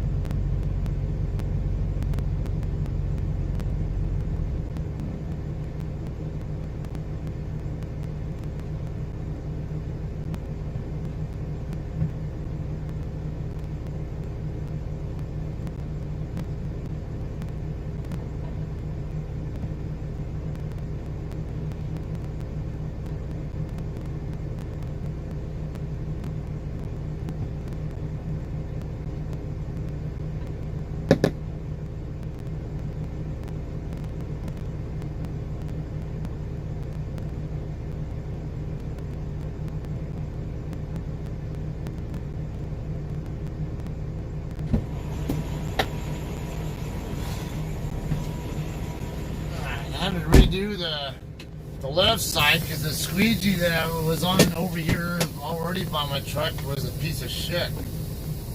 There was like a little warped area, so it kept missing spots.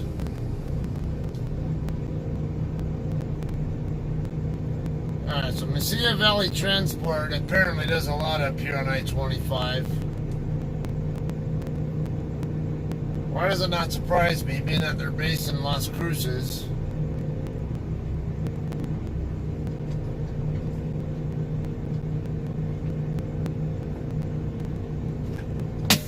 Okay, be right back.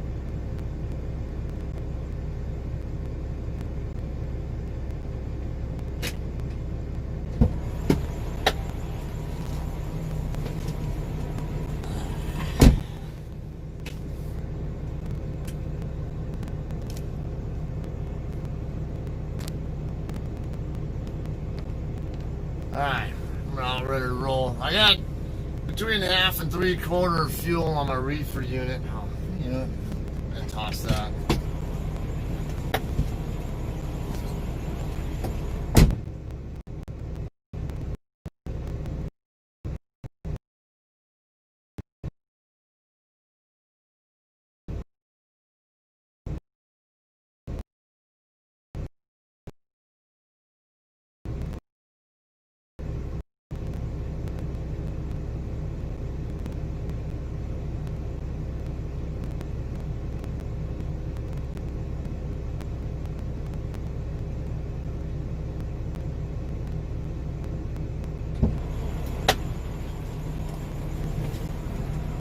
Okay, yeah, normally I would actually consider refueling it, but I'm going to be shutting down pretty much right in front of my customer and hanging out there, and it's in start-stop mode, so it's not like I'm going to go through very much. 68-degree weather here right now. It's a 37-degree load. And yeah, and I'm going to end up passing by Pilot Flying J's on the way to Grand Island after I get through delivering tomorrow night anyway. So,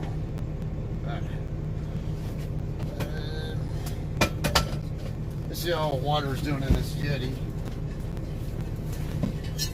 I don't know if it's cold or still hear ice in there. Might be good. Gotta refill my fill this one up with more water.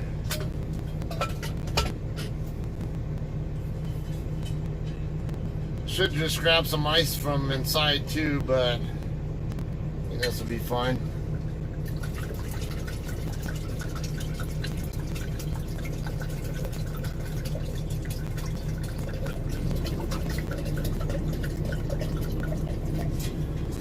I never realized how effective these Yetis can be. My wife has a couple of these.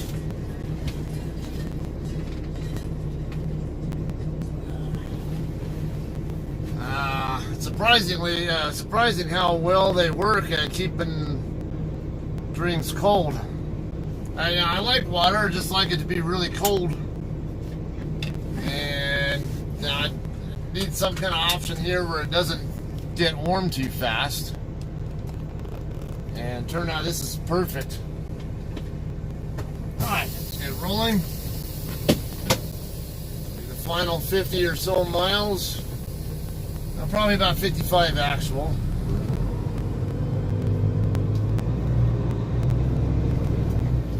So we're right in the ballpark at 50 out from I-70. I've done 520 so far. Yeah, I'm pretty sure it'll be right in the ballpark about 55 miles from here to the customer. Oh, you know, I should have probably should have shut down my engine and while I was there, so I can recycle the air conditioning system.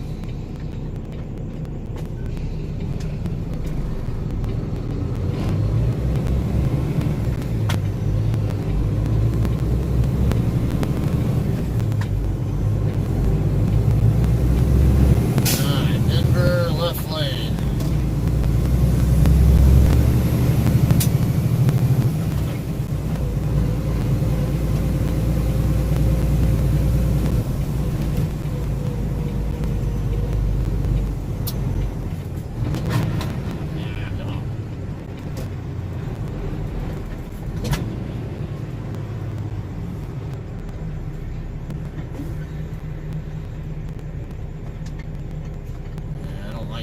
First gear, but I think I'm going to here. Slide uphill grade and kind of heavy load. Be a little bit nicer to my clutch by doing that.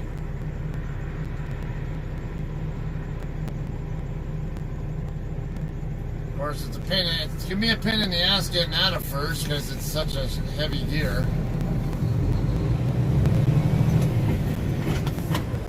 Like I said, so a little wiggle room there between trying to get it out of the gear and into the next one. There's a little sweet spot between when I'm accelerating and decelerating. And the way first gear is geared, it can be a real pain in the ass getting it out of that gear.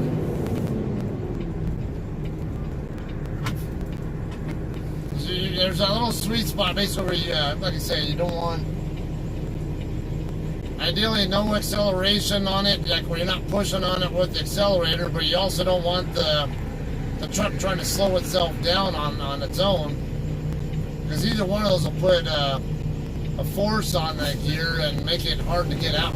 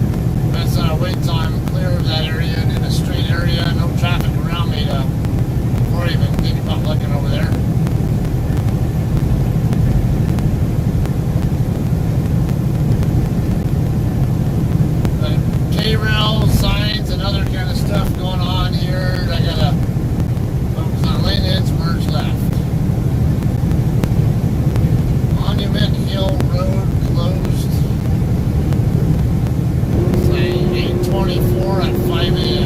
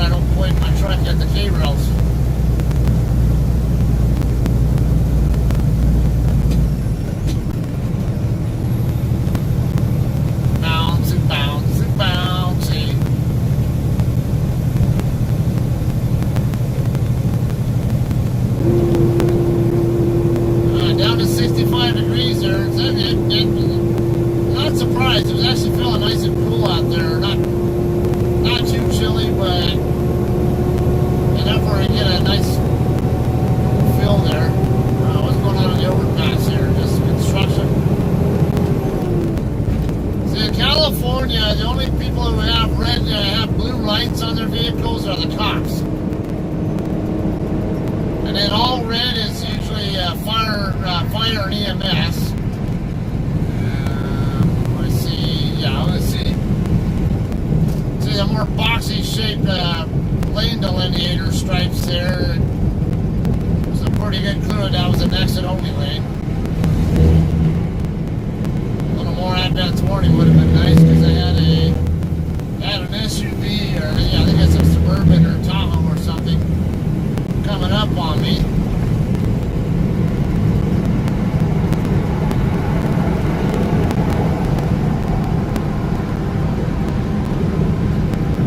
Yeah, Suburban.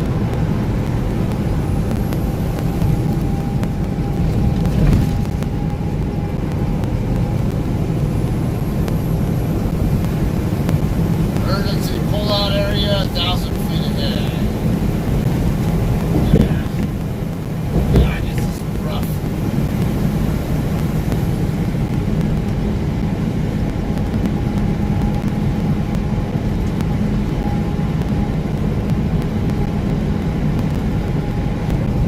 It's supposed to be a downhill grade. I'm picking up speed and not even trying. Trying to see more like a flat area, if anything. And here it kind of almost looks like it's going back to uphill, but I'm coasting at 61.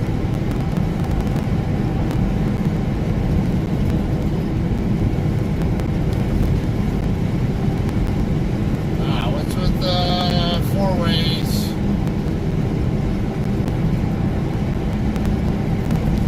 See trucks with four ways on ahead makes me wonder what's going on.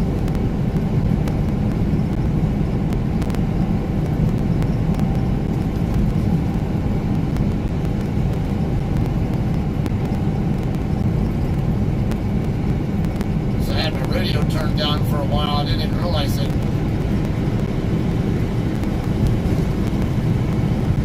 Alright, car, if you're gonna pass me, you better hurry up.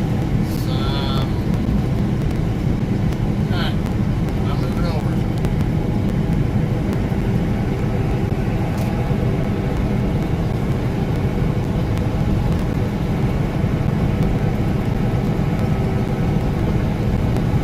Move over, you dumb idiots. You ever heard of give people space on the shoulder? Freaking moron.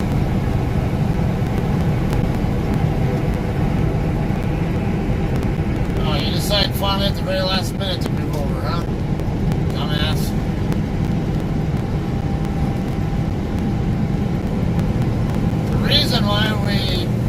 There's a good reason why we truckers always move over for right shoulder traffic. You never know when someone's going to get too close to the lane and end up getting hit by you and killed. Or someone will get in their car and start driving off and pull right out in front of you and get creamed by you because you can't slow down or swerve to avoid them. Always move over. If you see right shoulder traffic and you're 2 lanes over from the right shoulder traffic, let the right lane traffic over as well, so there's not a safety concern there. If there is some kind of a mishap there and they get pushed into your lane, guess what? You're getting caught up in the mess.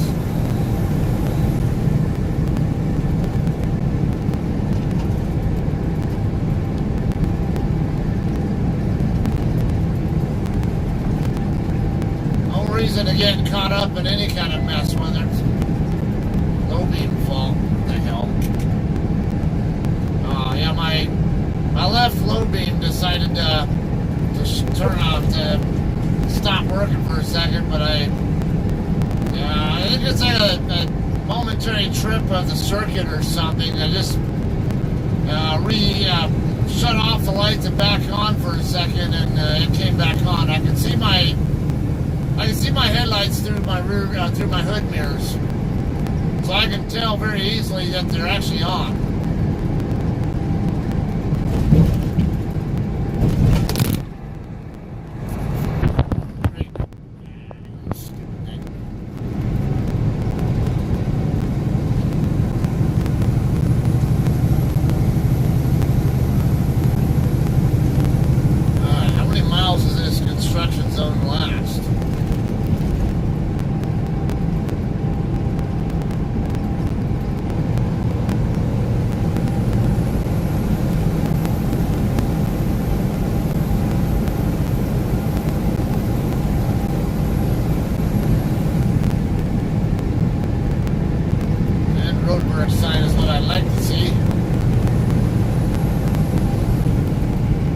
got some cars camping out around me right now, like this guy here.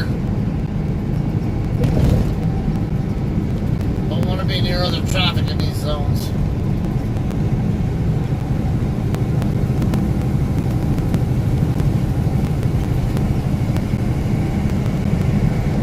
Don't like to be around other traffic regardless, even in wider open areas, because there's always a risk somebody can have a mishap, like a tire blowout or something.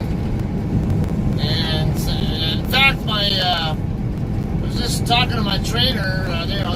I've been driving about 4.5 years now myself. I'm still good friends with the guy who trained me. For those of you guys who are not so familiar, I have a video from further back, I don't know, a few months back. Where my trainer drives for Hurricane Transport, or Hurricane Express now, and he's got what's it, 23, yeah, I think 23, about 24 years of trucking experience now. So mind you, somebody who come out of Sierra England, you would kind of expect to have a trainer with 6 to 12 months of experience or something, but no, I got lucky. I had a really good, damn good trainer with almost 2 decades of experience at the time. But anyway, he just had to stop and deal with an incident. He wasn't involved in it, but he witnessed it. He was on his way up to Oakland the other day. Where was he at? He was on I-5, I think, over by like Santanella or somewhere over in that general area, I think he said. Or Patterson, I don't know, somewhere in that ballpark.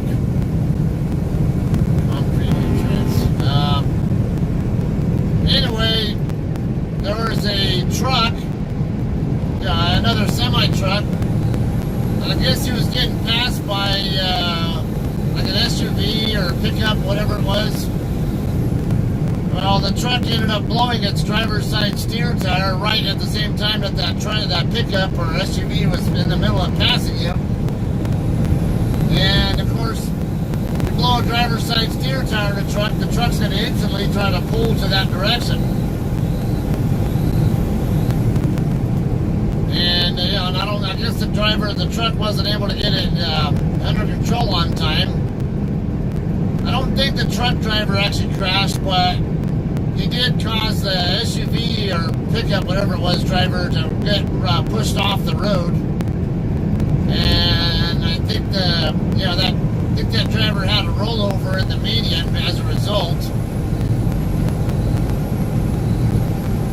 All because he was right next to a truck that blew a tire. So I always say, don't hang out near us at all. Now, I've blown trailer tires and I've blown drive tires before, and they're easy. I never have any problems maintaining control of the truck in those cases, but they blow out shards out into the other lanes or into traffic behind you, and it's another reason, don't be right behind a truck and don't be next to us any more than you have to be. Give us space.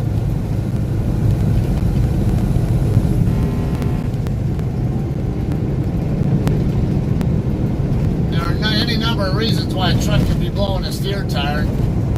But some of the ignorant people out on the internet will say, "Oh, that's what pre-trips are for. A proper pre-trip would have prevented this." No, not necessarily, because there can be internal problems with the tire that cannot be detected from during a visual inspection, and or hitting some kind of debris or pothole or something could also cause it to blow out.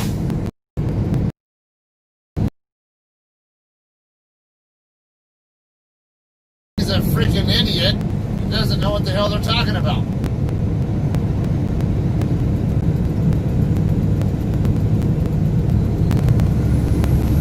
And believe me, I've worked on airplanes for 20 years before I got into trucking, and inspecting tires was an every single day thing that I did.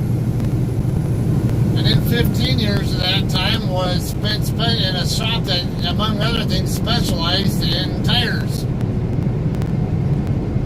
So every tire that got issued out to an aircraft at our base or came off an aircraft, I saw it.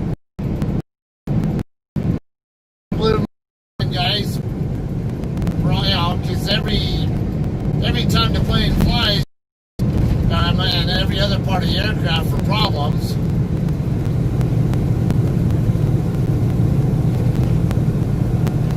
And they wouldn't be letting the plane take off if they had reason to think that it might blow a tire out. But hey, sometimes tires still blow. Why is that?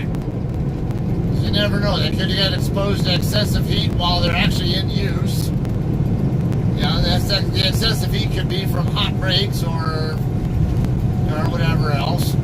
Maybe a tire goes flat, or it gets low pressure.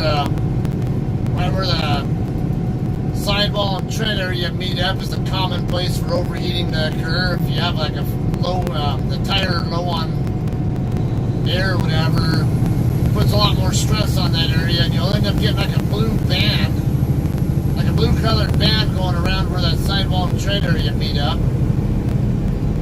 And that's a sign of overheat. And when you get that kind of automotive and truck tires can have the same thing happen to them.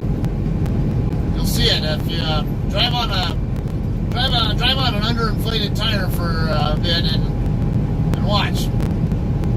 You get like a blue band around that area of the sidewall, and what that does is it compromises the integrity of the tire as well. Blowing is okay as long as it doesn't get like a sticky, tacky kind of a texture to it when you fill it. Yeah, because the blowing is just, it could be just surface heat, but the surface heat could can also get to the fabric or steel material underneath that is the structure of the tire itself.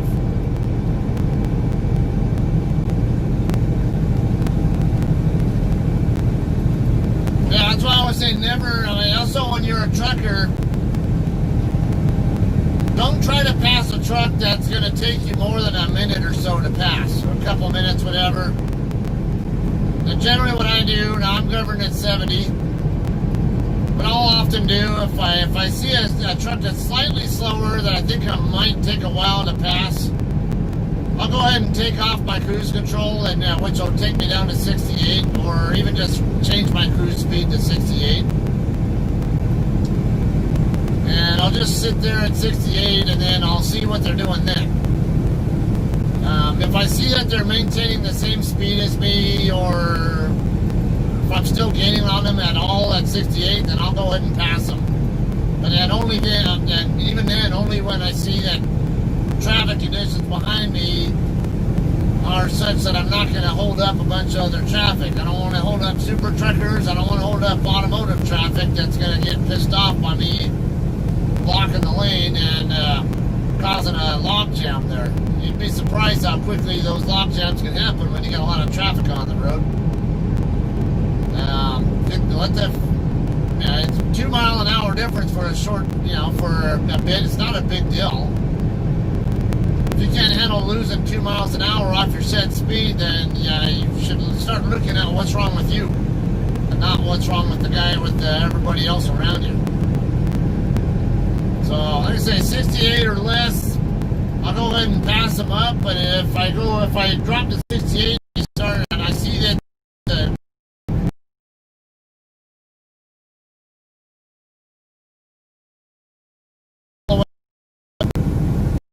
get a good distance, a pretty decent distance ahead of me, I'll bump it back up to 69 for the time being, and then if they end up getting off the road somewhere, which usually never even takes that as long as you might expect, because sooner or later one of you is going to get off the freeway to get to a truck stop or rest area, or get to an interchange that is going to cause one of you guys to diverge from the other's path.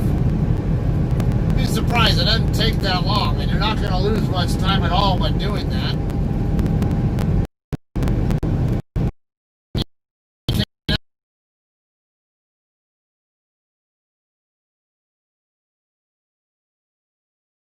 From being a truck mixed up in it as well.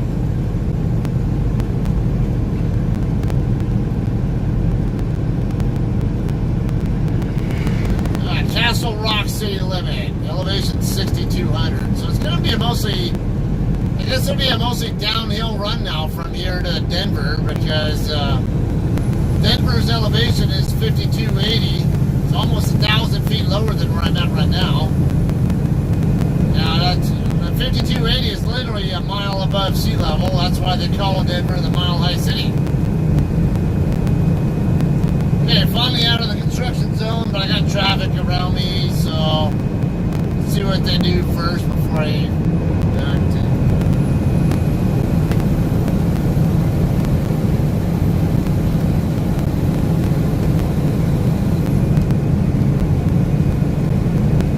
Okay, I know that I'm gonna have to restart to fix the chat, but I do see a question about if I ever heard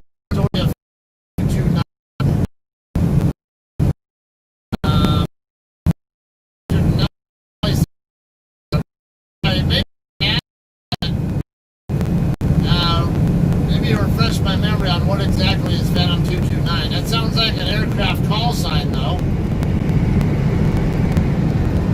Probably an F4, maybe an F4 incident, I would imagine, since it's Phantom. Some kind of a fighter jet, otherwise. That would be my guess.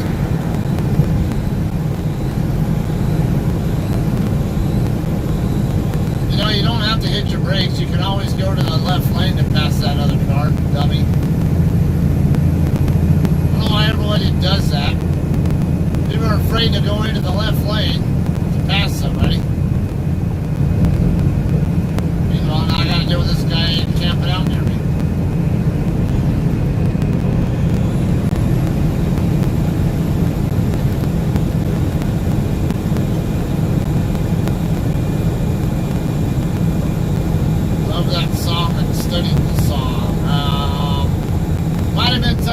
That scrolled off screen already that I can't see. I'll have to wait till I shut down before I can see it, I think. Because I'm not sure what song you're talking about, and I'm guessing there was some other stuff that scrolled off screen, and I'm not going to scroll up to look for it. It's safer to do that when I'm not, when I'm parked. Take quick glances. I don't do this.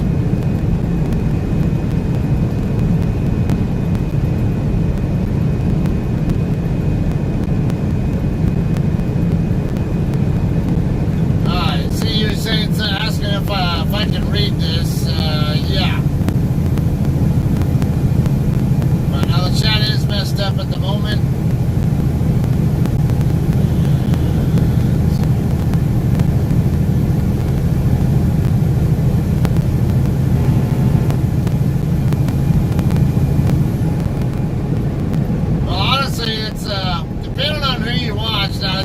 Different perspectives.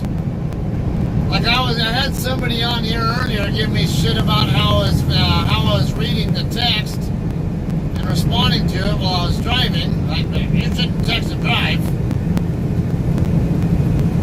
Okay, for one, I'm not texting and driving. My hand's not touching my phone. My phone's right there in a spot where I can easily see what's going on the road the whole time, and I don't stare at the phone. I take a quick look at it and move back to the road. I have to take my eyes off the road to look at all my instrument panel gauges at regular intervals. I have to take my eyes off the road to look at my rear view mirrors at regular intervals.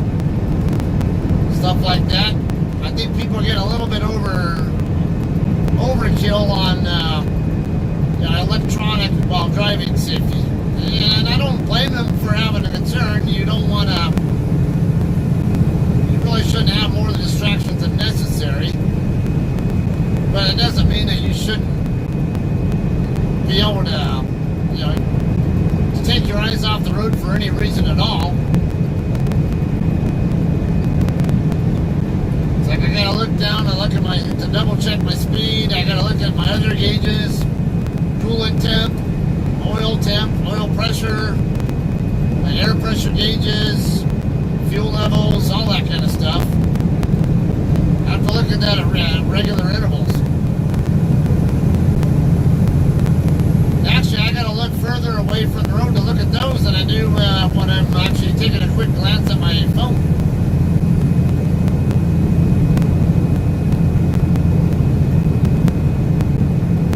Alright, this is a good spot right here. I'm going to fix the chat. You're going to buffer for a few seconds. Okay, so now the other thing, there are plenty of other YouTube truckers out there who stream.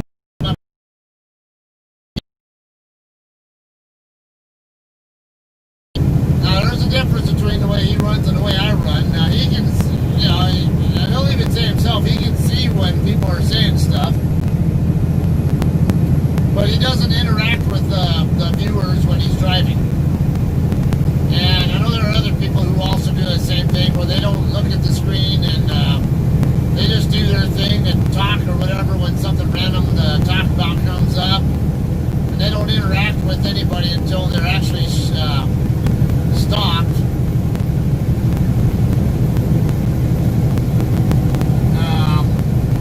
I know Scotty, he's not against doing it, and he's a very, very safety-minded guy. He's a lot more anal about distracted driving kind of stuff than I am.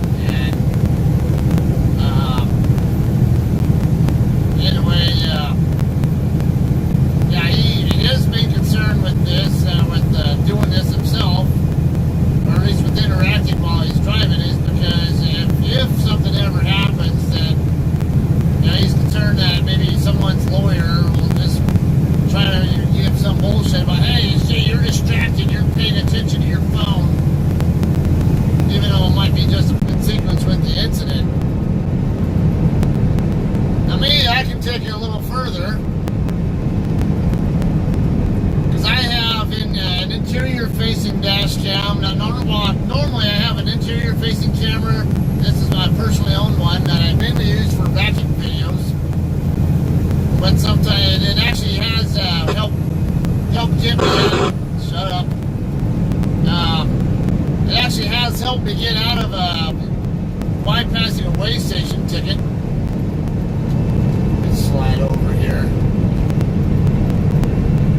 Now normally I have two different dash cams running. I have one that's a dual dash cam setup.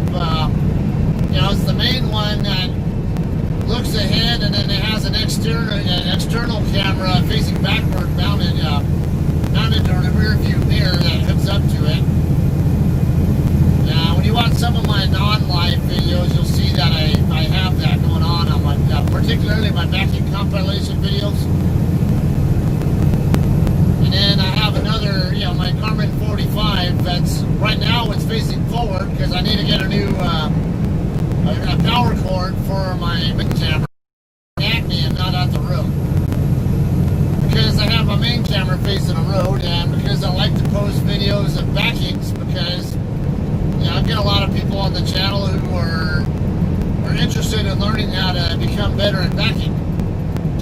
And any kind of little detail that can help them out is very useful to them. So anyway, yeah, normally I have that Garmin 45 facing at me, and you can tell exactly what I'm looking at for how long, and like, you were looking at your phone when that happened. Oh yeah? You sure about that? I got a dash cam that is facing right at me that'll prove that I'm not.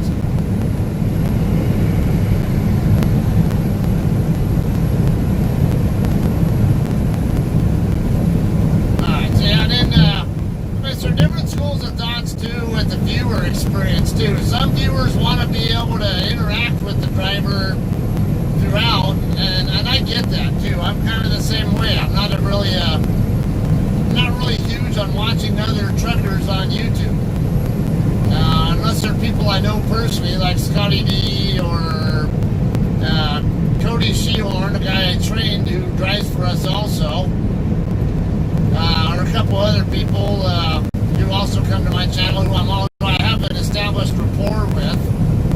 I'll go to their channels and watch them, but I don't tend to watch others, very many others there.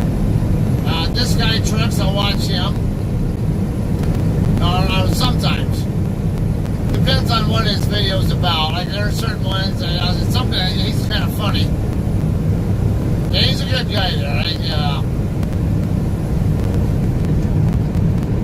I noticed he's a little bit more concerned about letting anybody know where he's at too, until like anywhere between 1 and 3 days after he's already done a video.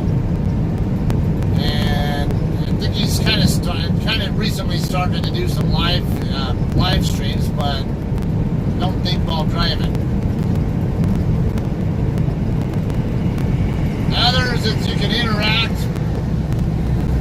You know, it's kind of like being on a CB or something. You can sit there and talk to another driver or something. Or, well, back in the day, but not so much activity now.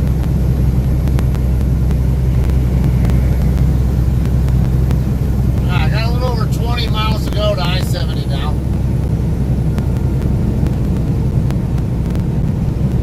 Morning, Tom.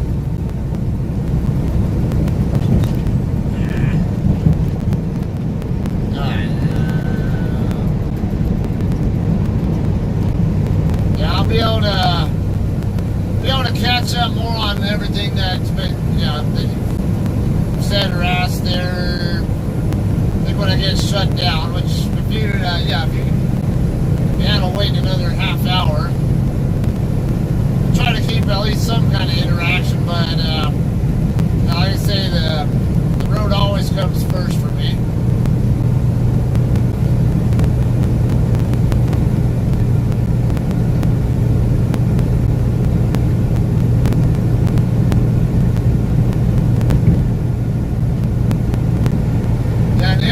About live viewing experiences is a lot of times people are more interested in the scenery, or maybe getting info on getting an idea what the traffic conditions are in their particular area. That's actually an idea I've had. It'd be interesting to do if I were to, it'd be nice to be able to start up some kind of like a live traffic venture thing where volunteer truckers who volunteer who drive around the country can actually give you live views of what's going on with traffic and weather stuff on the roads, and you get kind of insights or hey, if maybe I live in Denver or something and I want to know what the traffic conditions look like in Denver, I can watch, maybe get on some website and actually look for any trucker who's live and in the Denver area and get a kind of an idea of what's going on out there. Because you get the live traffic.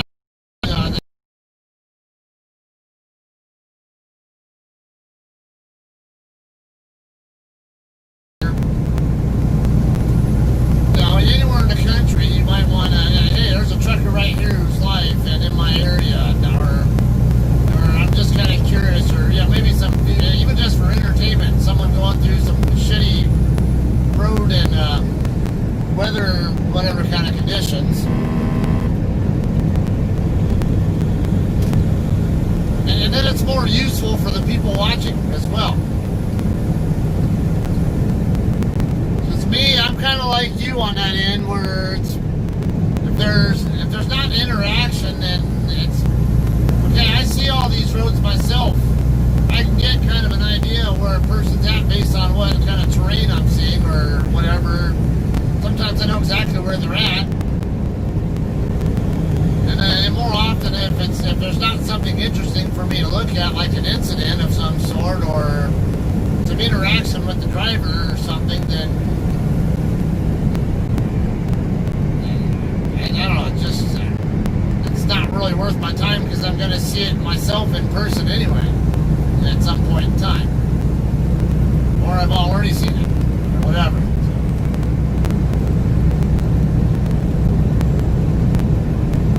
Yeah, it's interesting though how everybody has their little differences, what their expectations are from, not just watching live streams, but even from actual videos, like recorded videos.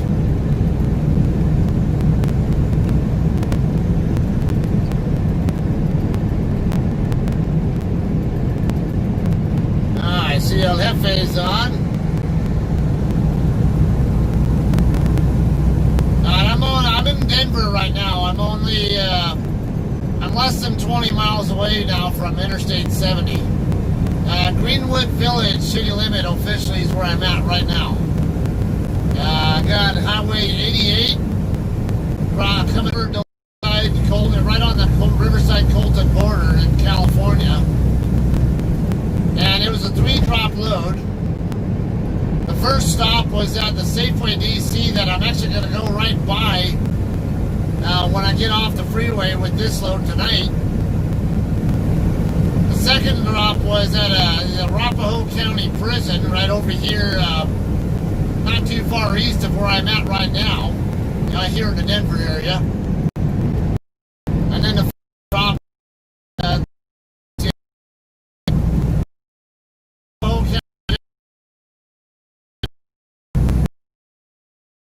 we had for them at the gate to let us in.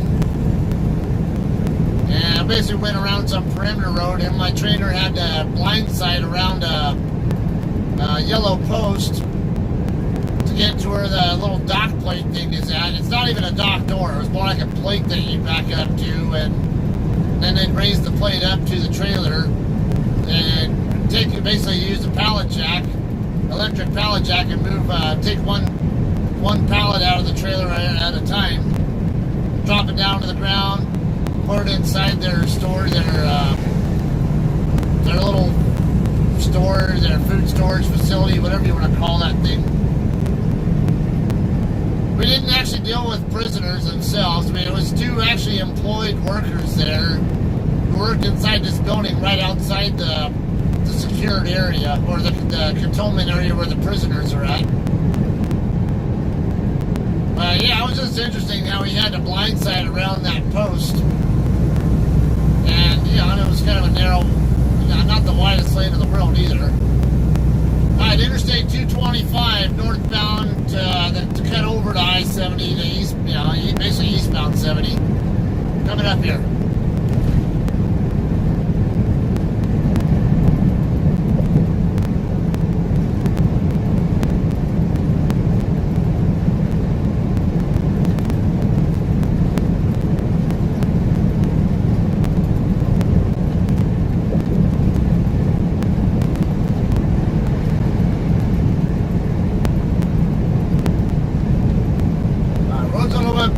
So I'm gonna have to skip on some of that chat until we stop.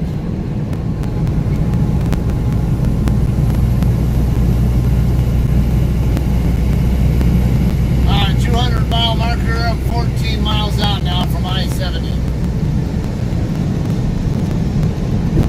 US 285 and State Route 30 coming up. Hampton Avenue, something like that.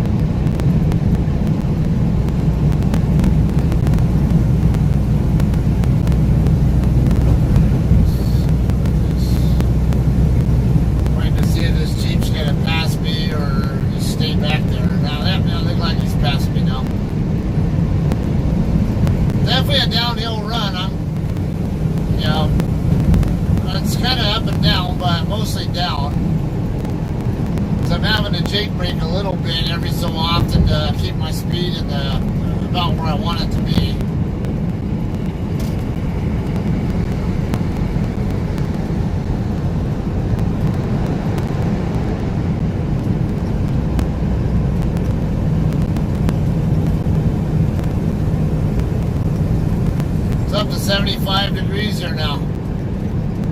So it's warmed up some since I left the pilot over there in, what's that town? Monument?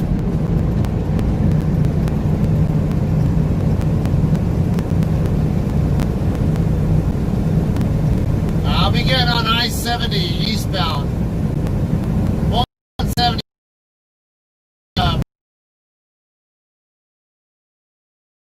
Saturday and Sunday. Exercise indoors, combined trips.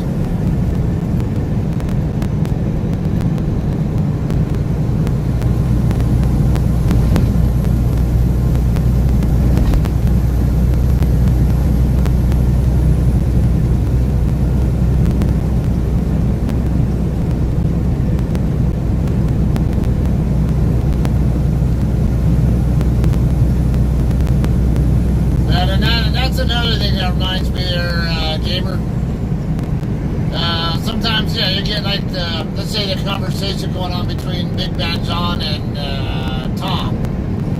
Those two are both regulars here on the channel, and sometimes just having a place to chat, meet up, whatever, and hang out and watch some friend drive, whatever, is also part of the experience, or getting involved in their conversation.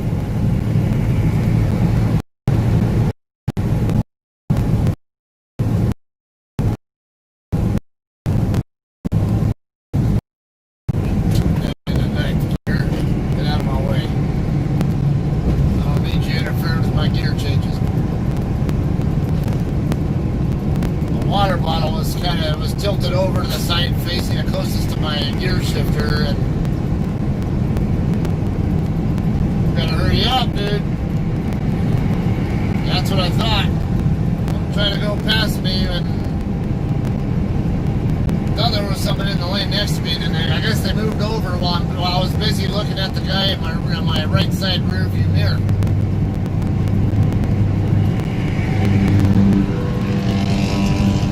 Yeah, that guy in that little red hatchback there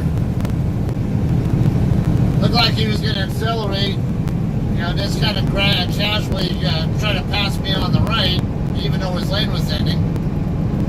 At the time I saw him coming up, there was a car in the lane next to me on the other side. And while I was focused specifically on him, I could not see what was going on in the adjacent lane on the left side, and when I did find a hook over there, the cars had already moved over an extra lane.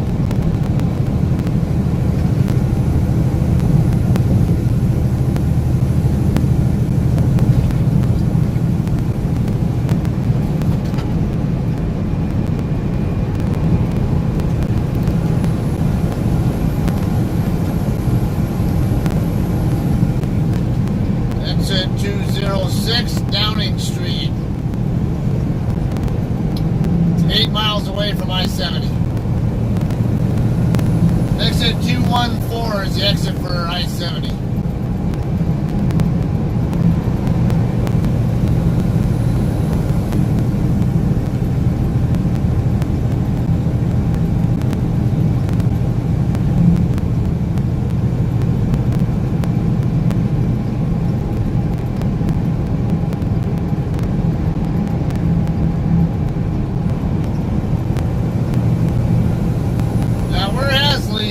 She's been kind of quiet, I think.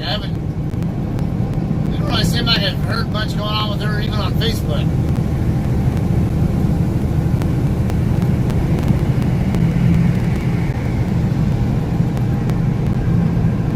And I know sometimes people don't get notifications that I'm online, or streaming, whatever.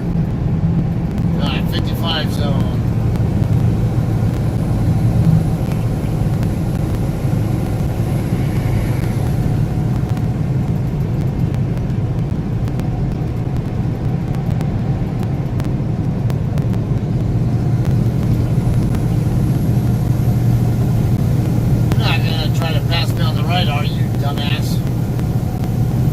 You can always go around me if you can't handle it. Santa Fe Avenue, US 85. Look at that. Now you decide to pass me. Wow.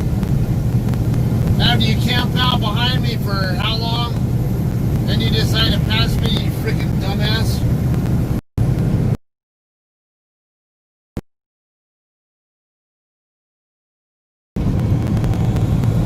You had to do all that just because you couldn't handle being behind me for another 10 seconds.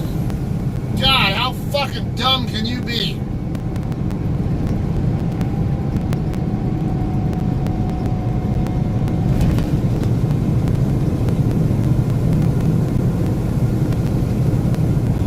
I can tell by the way they were behind me, they were probably going to get off the freeway there.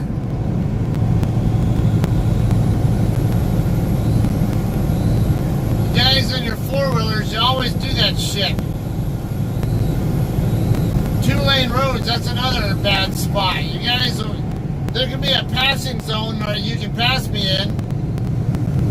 There could be like a mile-long passing zone, and you'll wait till you're already down to about a quarter of the way, a quarter of the passing zone left before you actually decide to go around me.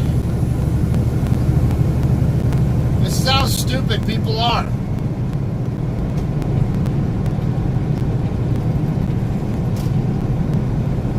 How impatient people are. Can't handle waiting just for a few more seconds. Wow. It didn't even cost you any time because you get to the end of the off-ramp, and guess what? You're going to wait at a freaking red light anyway, dumbass.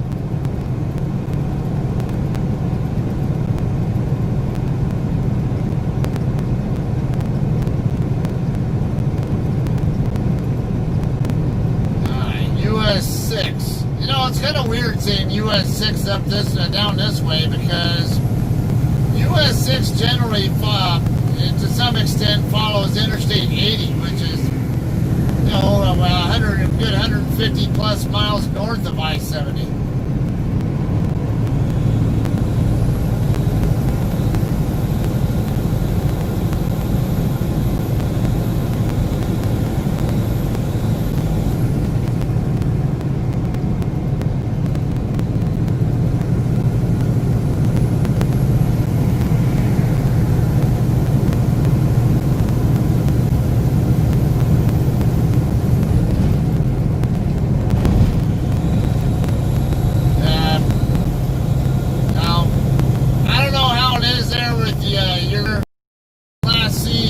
Regular car drivers is horrendously bad. I mean, people get taught some of the important stuff like defensive driving, but they really don't know shit about defensive driving and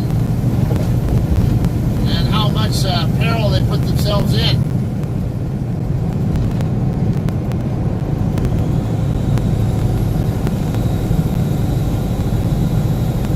We had some kind of a licensing process more similar to what Germany does.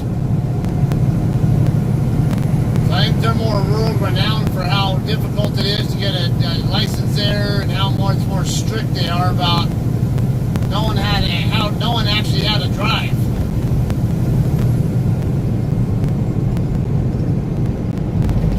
Alright, 210 Charlie at 17th Avenue, got 23rd coming up next.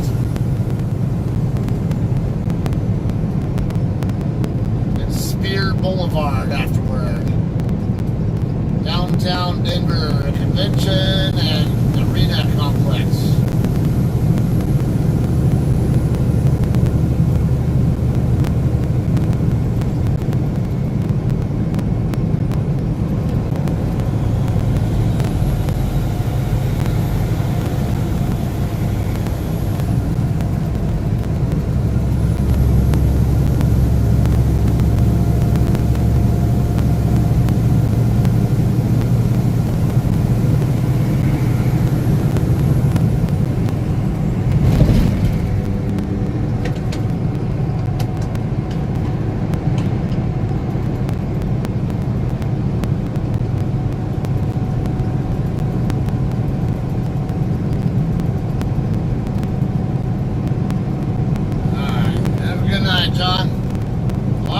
Up on some of the stuff you guys were saying after I'm parked. Which won't be very long from now. Just after 1 a.m. now, local time.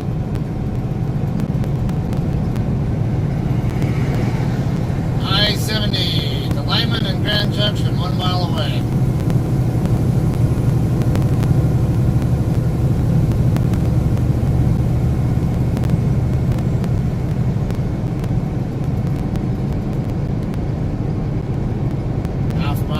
That lane or not? It look like it might be a no. Yeah, actually, yeah, shit. There's someone over there right now in that other lane. I look like I'm okay staying here. At least for now. Just in case the lane split off from north to south, east to west direction, so I'm gonna come over here. Normally on interchanges, I'll use the lane that's going to minimize the amount of unnecessary lane changes. I don't that's going to end up and merge into someone else.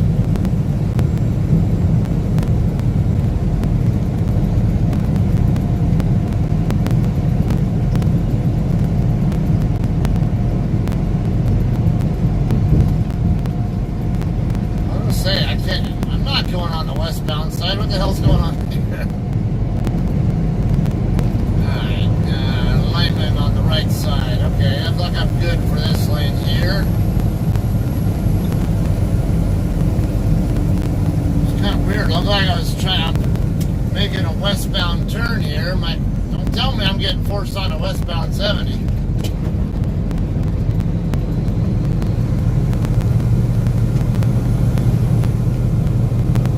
There's also a TA right over here in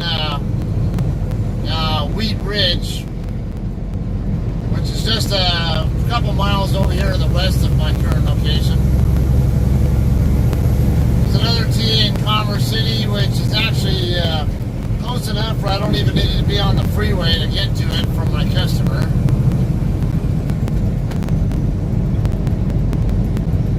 Why am I seeing exit 275? Exit 270 Bravo. Not expecting 275 though, unless I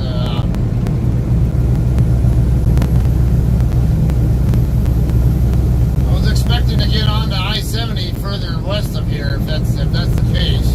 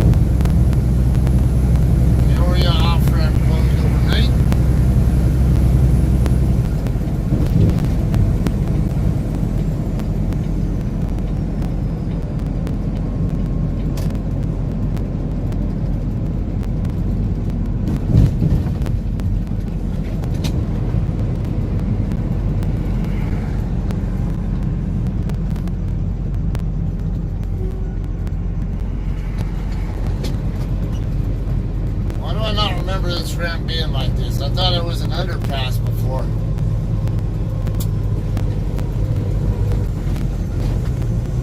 They must have redid this because I swore it used to be an underpass.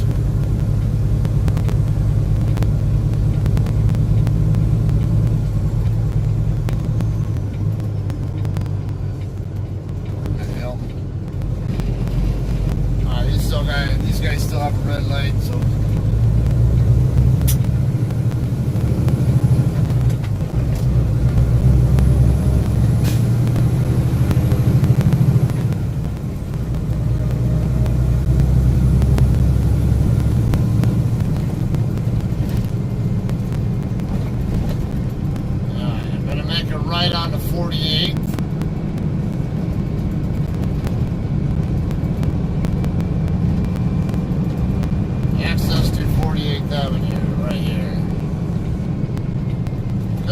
51st, but I'm gonna go this way. Stop all the way.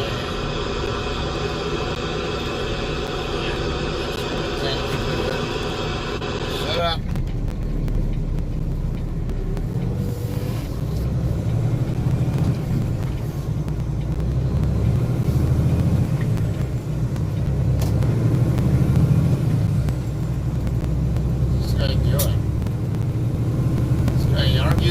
Or something. Yeah, and right over here on 49th, there's a 48th that actually curves off to the right up here. If I were to go straight instead of curving, it'll basically, I can run into 49th and take 49. Come on, where Sap Brothers is at. Let me go, damn it. Freaking piece of shit seatbelt.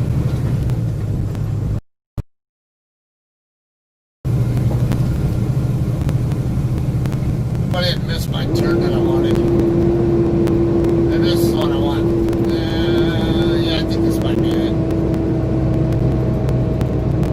Dahlia, yeah, this is the one I want.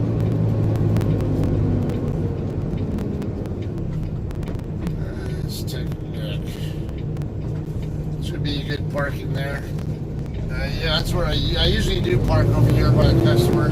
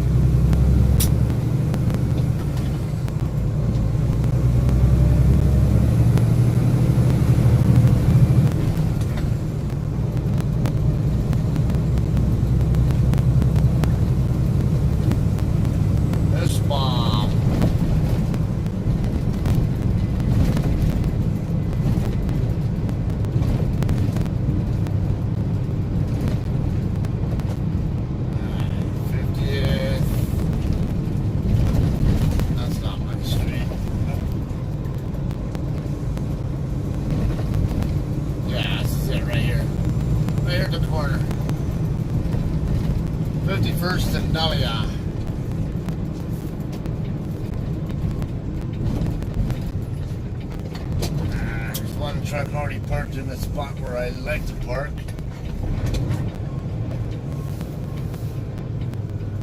I can also park right here at the corner. I don't like to be parked right next to the corner though. I might go down the road and see if there's another spot.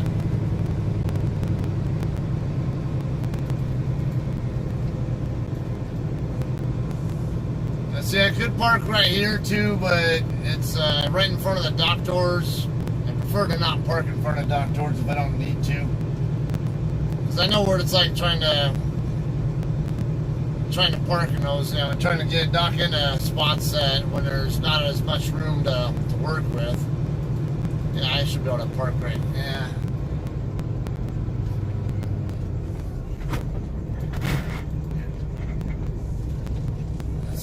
My favorite place to stop either, right in front of a gate. Let's see what else we have to work with here.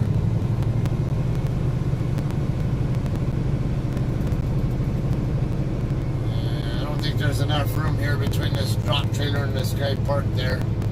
No, and even if there was, boy, this might work.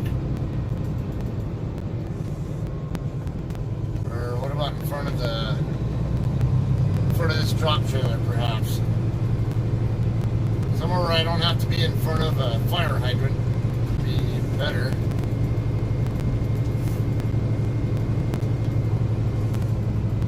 Yep, this is a winner here.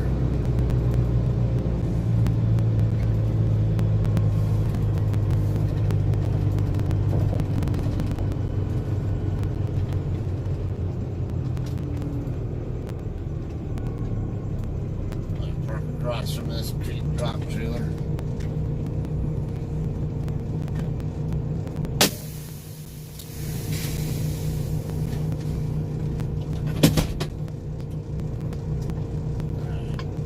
Status changed. Come on, I'm not doing a trailer washout, bastard.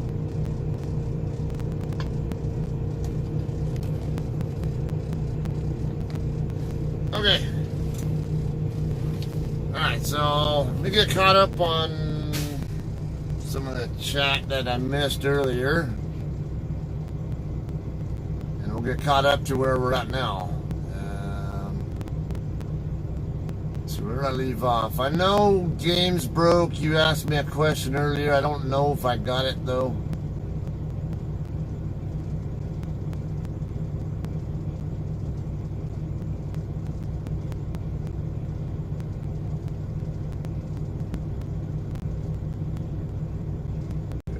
Pretty good amount of stuff there so far.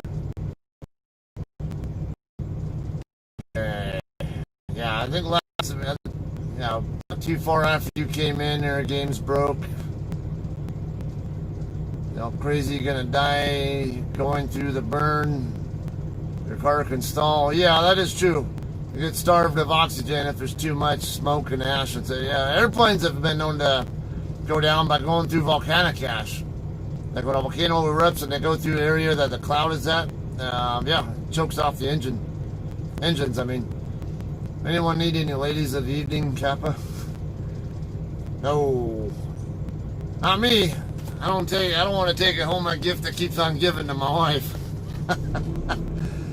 Make sure to keep up, at least on the hot hamburger sandwiches. Safe. Can you, as a trucker, inform me of why in trailer park boys they refer to burgers as hot hamburger sandwiches? Huh. I never got around to watching that.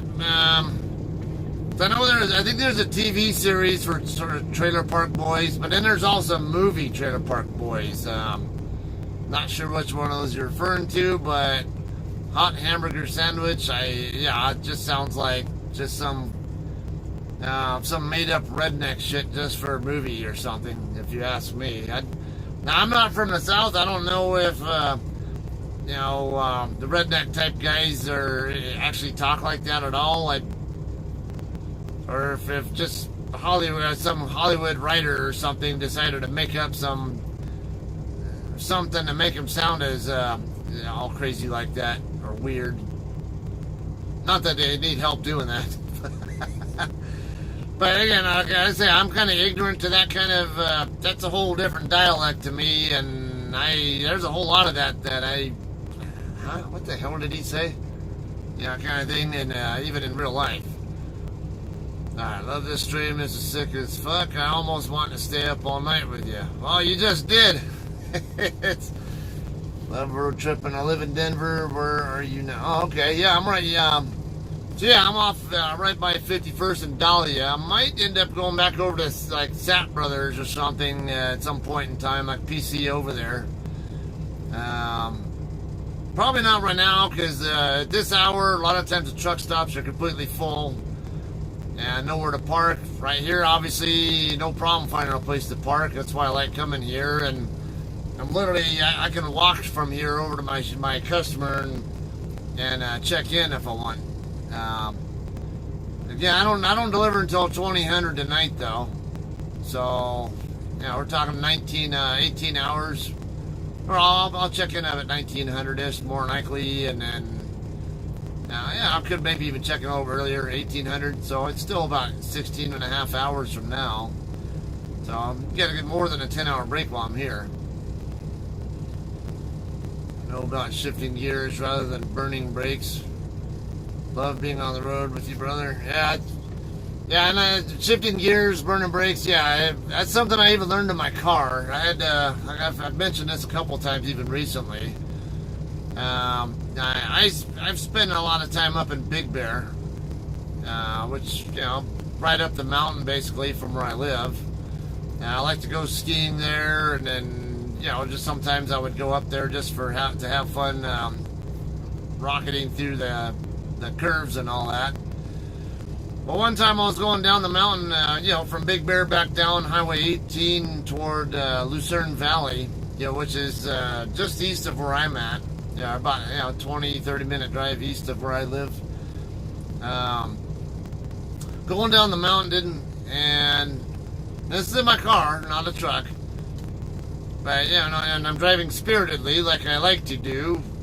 And I had one particular curve I was coming up to. It was a sharp 90-degree turn to the left, or a curve to the left. And as I was approaching the curve, and it was a downhill grade too, I go to hit my brakes to slow down for the curve, and then my car didn't want to slow down. I could feel it was like a spongy feel on the brake pedal, and I had to actually pump the brake pedal to get it to react. And then by the time I got to the curve, I was going too fast into the curve.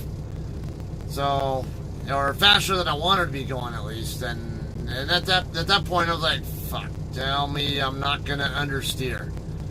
Because I just talked about this yesterday or the day before, whatever it was, even with somebody or on the stream, whatever. Understeer versus oversteer. A lot of people don't know what the difference is. If you're in a NASCAR or any other kind of racing, obviously you're going to be familiar with these terms, but the run-of-the-mill driver doesn't know what these terms are. So I'll explain. Understeer is when you go to turn the wheel to hit a curve or something, but your car keeps plowing straight ahead instead of turning where your tires are actually turned to do. And then oversteer is when your front tires stick, usually are sticking more, and your back tires actually start to kick out and basically to spin you around. And in that situation there, like I knew it was probably going to be one or the other happening, and I was like just praying that it was going to be an oversteer, not an understeer. And I also was like really hoping that there was a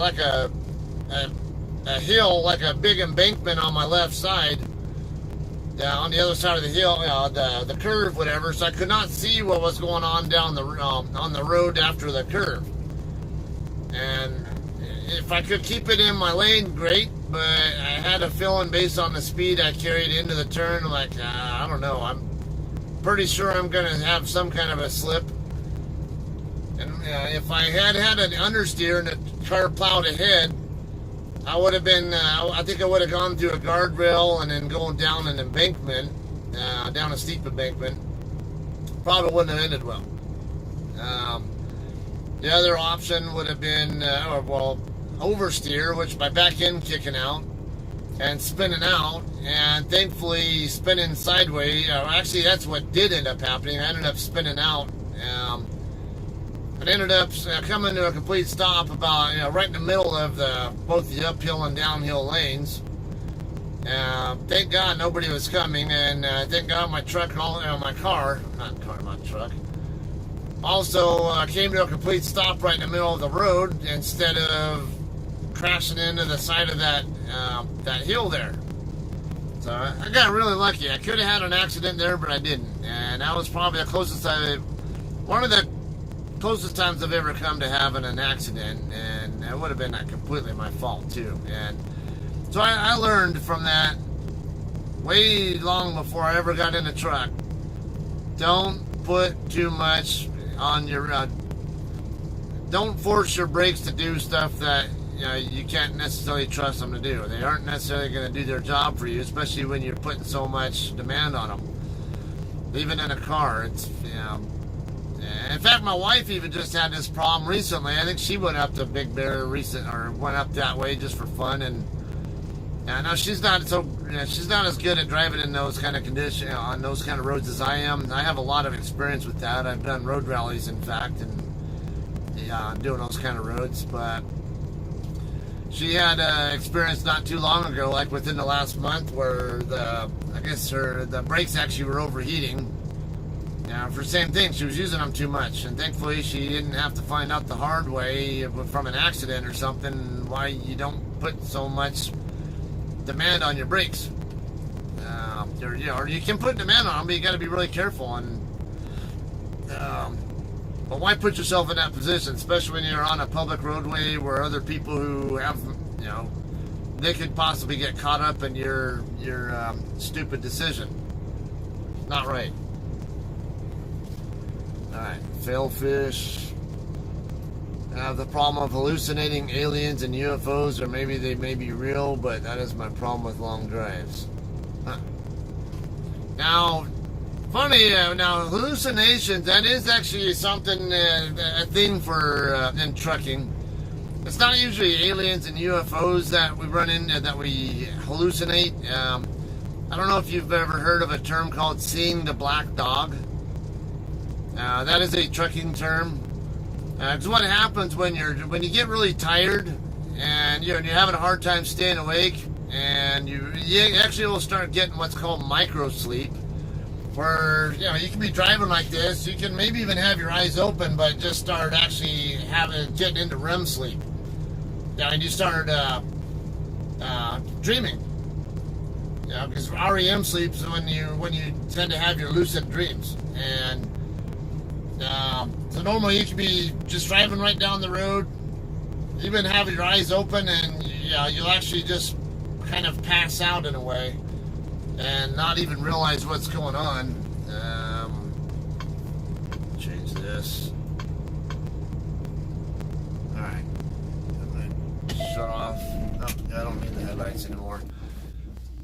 Okay, so what happens though, it's not unusual when, because you get what's called micro sleep. This is where you actually fall asleep when you're behind the wheel, and then you might even follow the curves on the road or whatever, or follow somebody who's in front of you and all that, possibly, but there could be a section where like maybe a couple of minutes of that road or that trip, you have no idea that you even went through there, that you made it through curves or anything like that, and that's what you call micro sleep. And when you're in that same area, and I did have this happen to me one time, and I hope to never ever have that kind of experience again, but because it scared the shit out of me.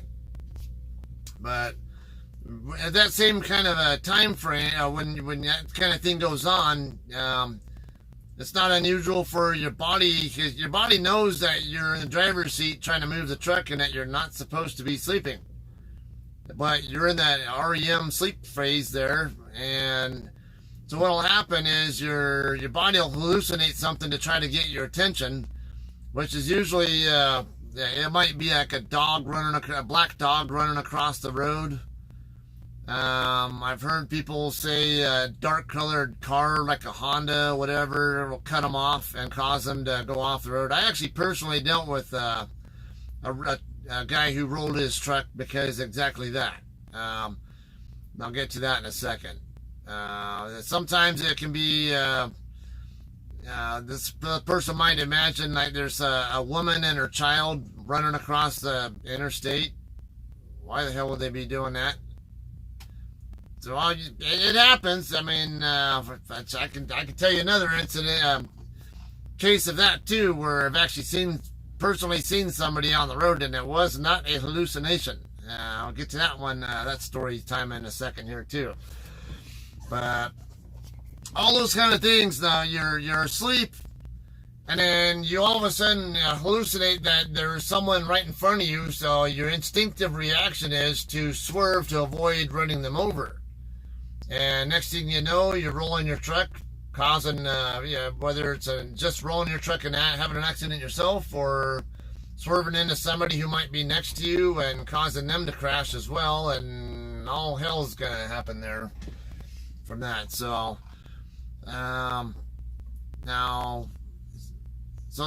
hallucinating is a very common thing when you're behind the wheel and so on the road for way longer than you really should be. When it's time, if you're that tired and you're that close to having an accident, get off the road. No road is worth life, including yours. That's what they always tell us. Even if you're going to be late on a load, so what? It's better to have a load late than to have your dispatcher call the customer up and say, hey, your load's not going to make it because my driver just crashed his truck and spilled your load all over the interstate. Now that's not going to sit well, especially when you find out that that the driver themselves actually caused the whole thing.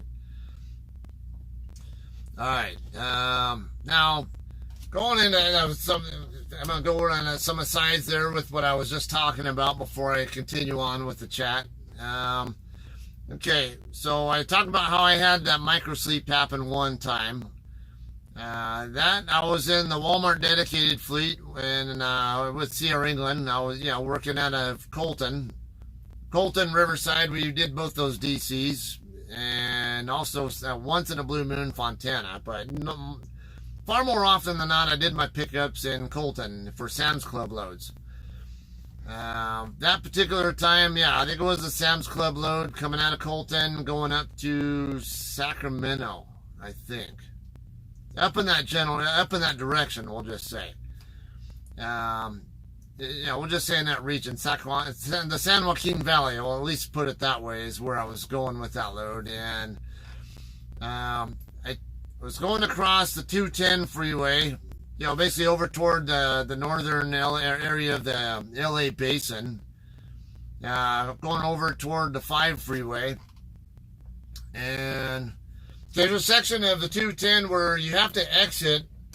Now, right where the 210 and 134 freeways meet up, you have to exit to the right to stay on the 210. If you stay straight ahead, then it turns into the 134 freeway. And the 134 eventually turns into the 101, US 101, just north of downtown. So anyway, yeah, I'm on 210.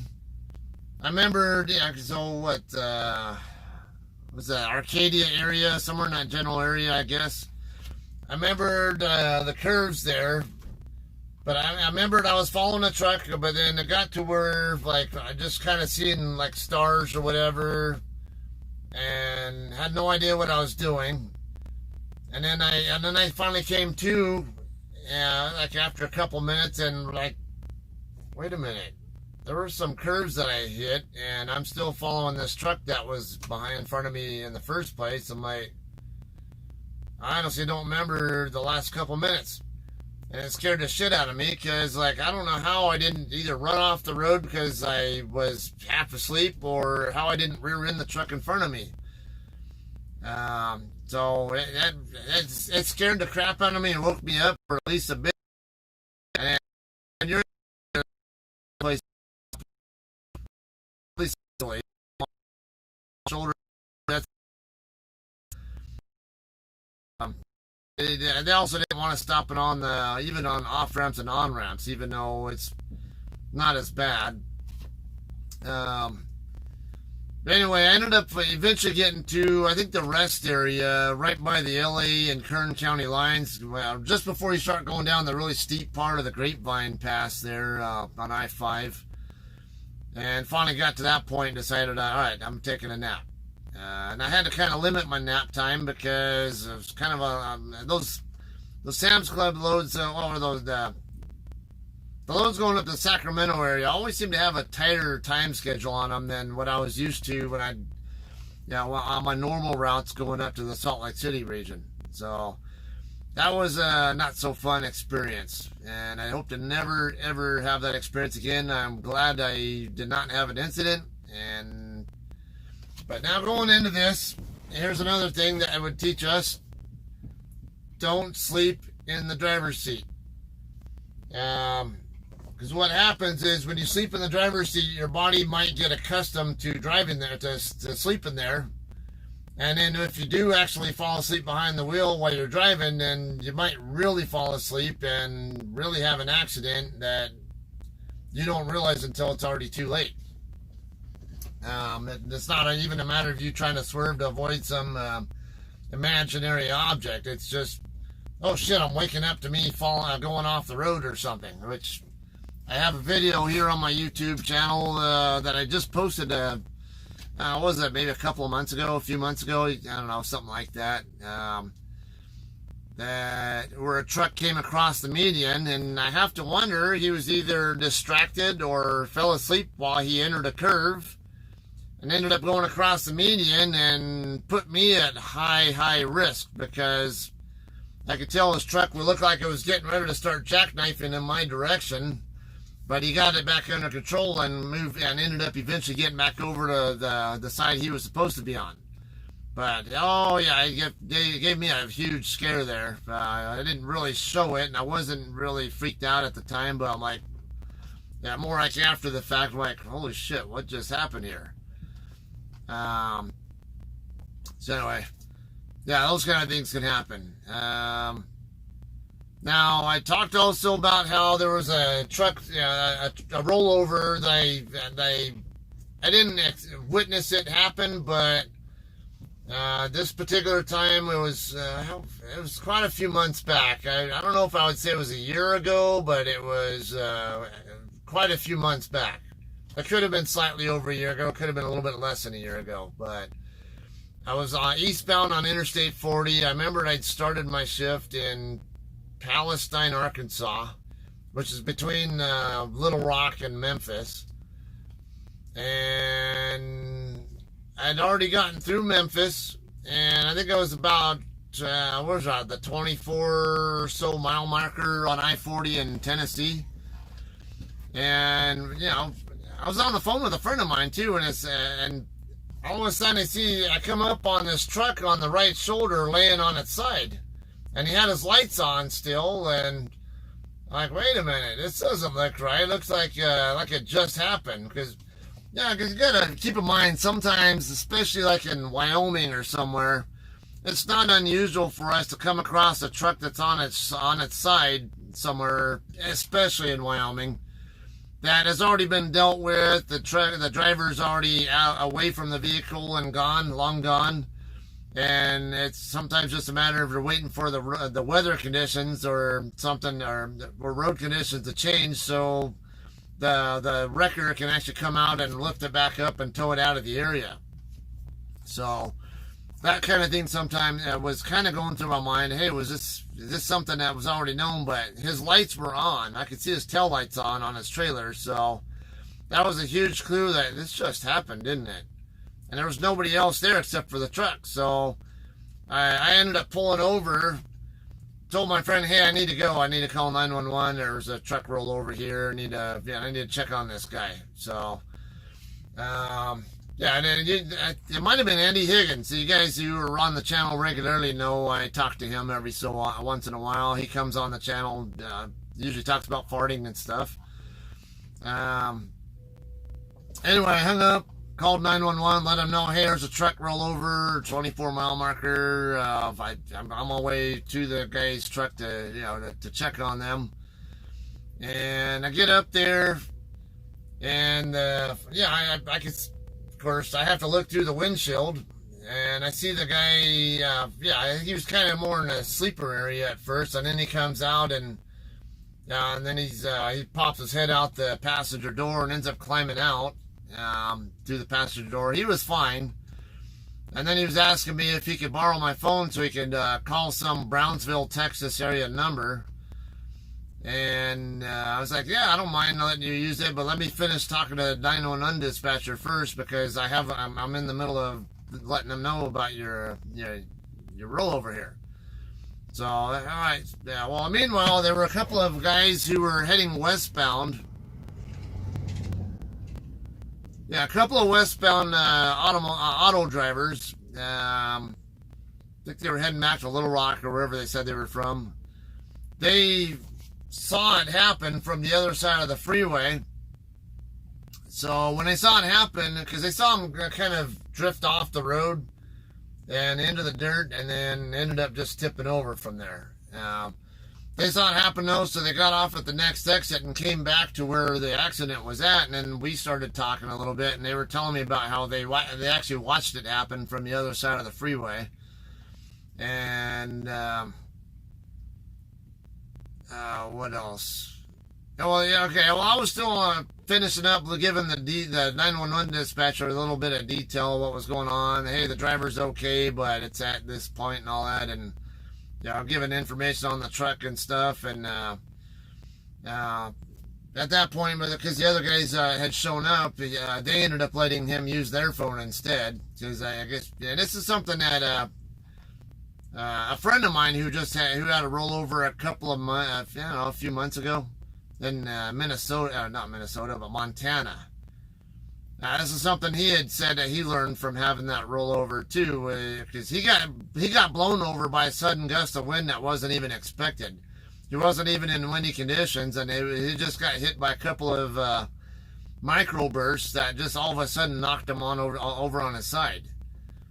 But anyway, yeah, he said he couldn't find his wallet, because he had a habit of having his wallet out here on his dash or something like that, or like a cubby hole or whatever, and when the rollover happened, he couldn't find it. He also couldn't find his phone. I don't know if it was in a mount or something else, but he didn't have it at first. And then after they uprighted the truck later on, I guess they found his phone sitting underneath a certain spot in his on the rolled over side, but in a spot where it didn't do any damage to the phone. So it's good learning experiences there. So I'm not surprised that the guy didn't know where his phone was at. No one, putting these different bits of information together. But anyway, yeah, when I first talked to the guy after he got out of his truck, he told me that some dark-colored car had cut him off and caused him to do that. I'm like, yeah, sure. Some crazy dark-colored. Okay, first, I wasn't that far behind you. Two, I didn't tell him all this, but I knew what was going on. I'm not stupid here. I've kind of figured things out. It was probably no more than a minute when I saw him before he actually had rolled over, if I'd had to guess. And there was hardly shit for traffic there.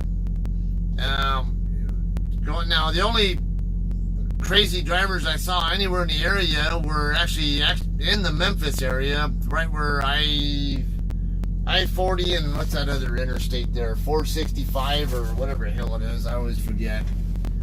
40 runs concurrently with another interstate for a brief time. But I remembered when I got to the I was in the transition road lane to get onto that concurrency area, and there were a couple of white cars that went kind of rocketing past me. They looked like they were kind of racing each other. Right before I got to where their lane and mine merged into one, they passed me up and got, they're driving stupid, but it's not like I had a problem where I had to make any adjustments to my speed or anything to deal with the lane merge. Anyway, those are the only cars I saw driving like idiots, and once I got out of the Memphis area, it was a lot more clear. I saw a couple of, I think I might have seen a couple of black kind of sedans or whatever, but they were driving like normal speed, like not speeding at all, just driving like minding their business. And so like, well, okay, so why the hell would someone cut you off? And it's not so important there with that currency thing anyway. Even if someone did cut you off, why the hell would you swerve to avoid them? If they're going like 10, 20 miles an hour faster than you, they cut across the front end of you, okay, so what? They're not going to hit you, or if there really is a concern that they're going to hit you, all you have to do is move a little bit to the right. You don't have to swerve. Just drift over to the right side, and that might give just enough space to prevent them from hitting you. In fact, the worst you can do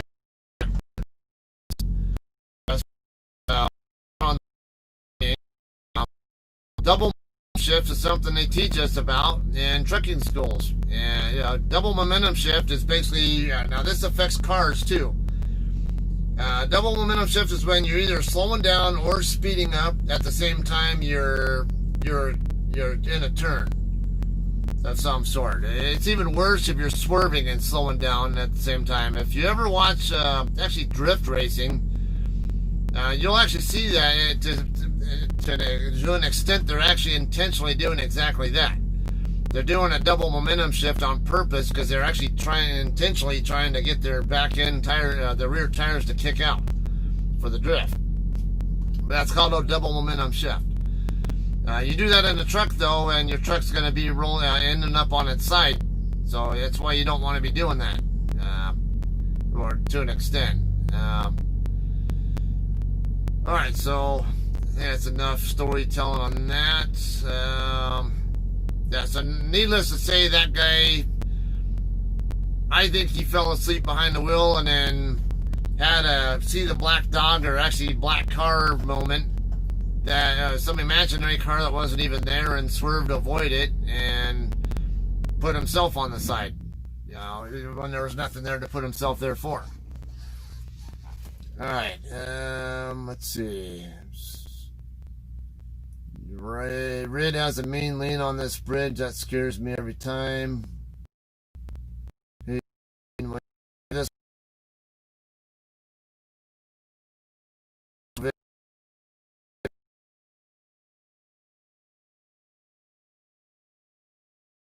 Too faster than the truck, you won't feel so much. Now, I like driving very spirited through curves of my car, as long as I'm within its performance envelope. But truck, I'm gonna put a lot less on. Even if the truck can handle it, I can't guarantee that the load inside my trailer can handle it.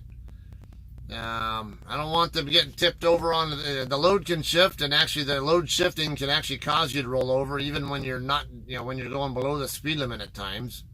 Depending on how the load is set up and all that. So I don't really want to feel G-forces, a lot of G-forces when I'm in a curve in my truck. Yeah. All kinds of fun. I'm listening for tires on the car. Alright. Love that song and studied this. I'm not really sure what that song... Can you read this? Ever hear of the story of Phantom 239? I don't know if you answered that earlier. So just for the hell of it, let's look it up. Phantom 239.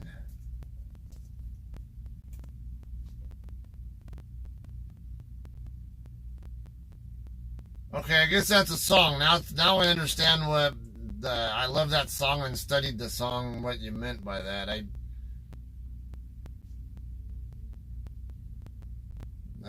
think it's a song. It's a regular issue of Australian comic book, The Phantom, published in 1963. Okay, I don't think that's the one you were talking about.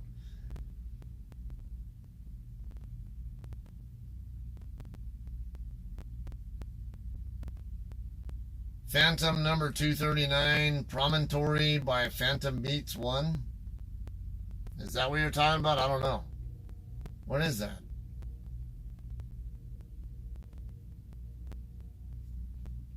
Okay, so whatever that is way over my head. I have no idea what you're talking about with that.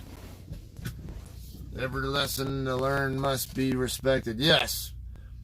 Unfortunately, most lessons learned are learned the hard way. Very common here in trucking, like people dropping trailers and finding out the hard way. Why you get out and look at your fifth wheel latch. You don't just do a tug test. You don't just hook up and we're good. I heard it latch. Nope. I had a few times when I was with England, both on the OTR side and the Walmart fleet. At least 3 times I remember where I hooked up to a trailer and I could see a gouge mark on my fifth wheel latch that I normally never saw. And not to mention, I was in aircraft maintenance for so many years. I know what a gouge mark is, and I know why a gouge mark is there. And a gouge mark means that you got metal making contact with something else, usually another metal part.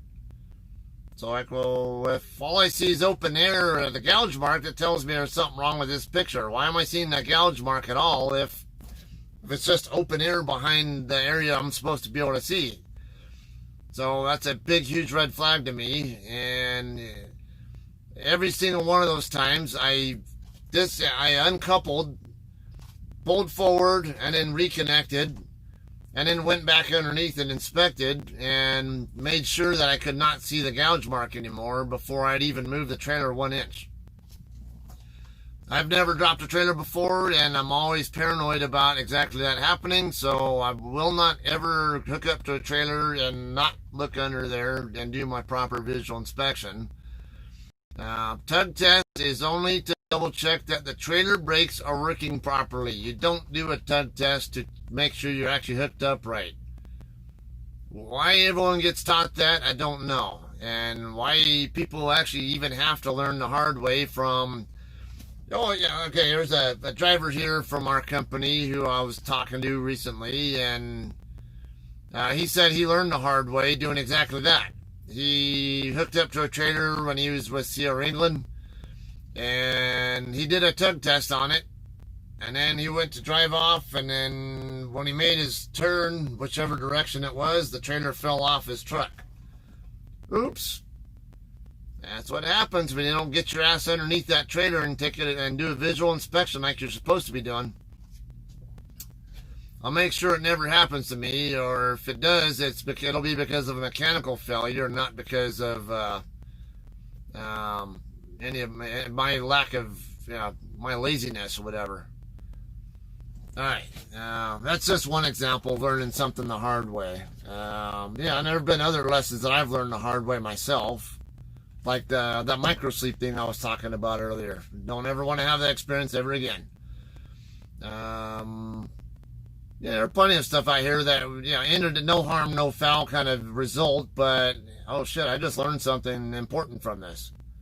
That's what life's all about too, not just trucking, but everything in general. If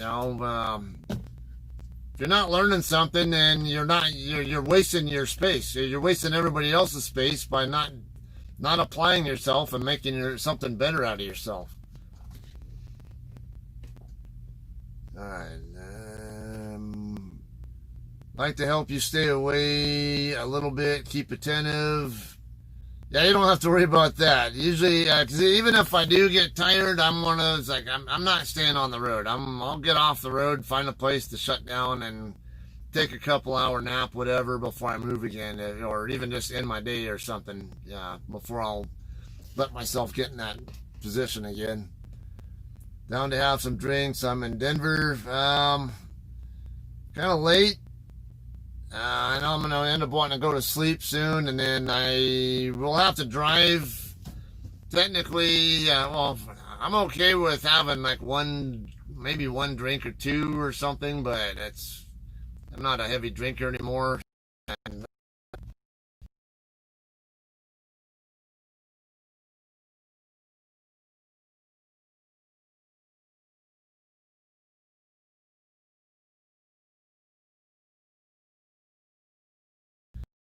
I won't be like alcohol though. Yeah, I'm here. It would be so awesome just meet you coming into town. I'm right off of 6th Avenue. Okay. 6th is, see, I'm at 51st. And I know they go up. I know the street numbers go up as they go north. So 6th, you must be pretty close to downtown then. Yeah, because I would imagine 1st Street would be right there in the middle of downtown or something. So 6 sounds like you're just not far north of downtown. So look at the street to make sure you're not going to hit something or miss a turnoff. Yeah, looking, understand, and easy. We're coming to Denver. Yeah, I do much for actually here in funny. Usually, the only times I remember ever here in Denver for anything, if I'm not just passing through, is actually to deliver right here to this place behind me, Mile High Foods. Going to so all my product is going to McDonald's stores after it comes off my truck.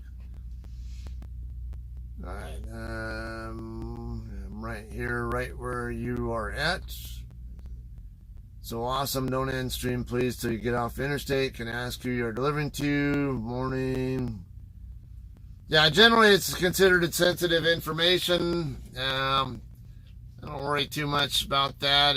I know some trucking companies will actually tell people they don't want them knowing, letting anybody know what they're carrying or where it's going to, because cargo theft is a thing.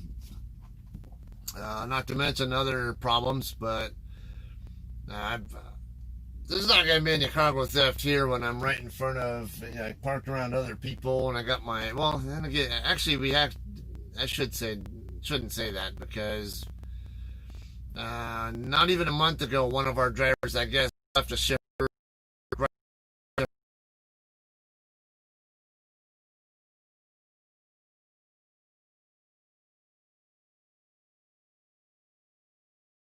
and broke into their trailer and stole some of the product. Oops.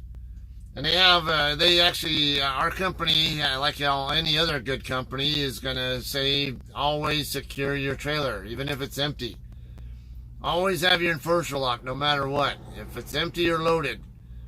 For one, if it's loaded, you have to worry about cargo theft.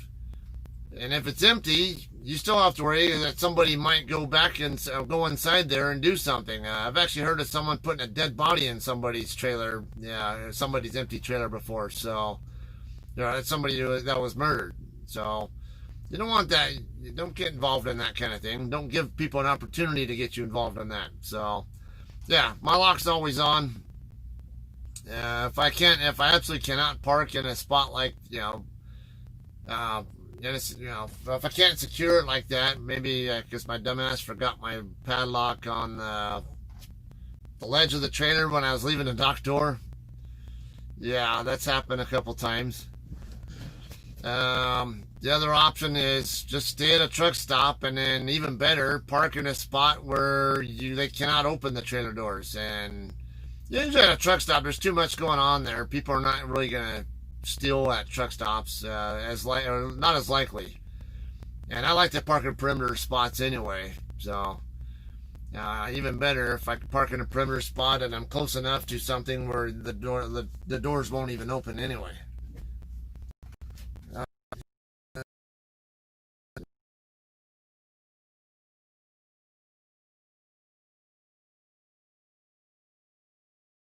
Between Southern Cal and Central Pennsylvania, I would usually go across I-40 and 44, I-70 and all that out, but then on the way back, I'd usually always come across 80, hit 76 over here in Big Spring, come down here to Denver, and then take 70 across to Utah. I had quite a few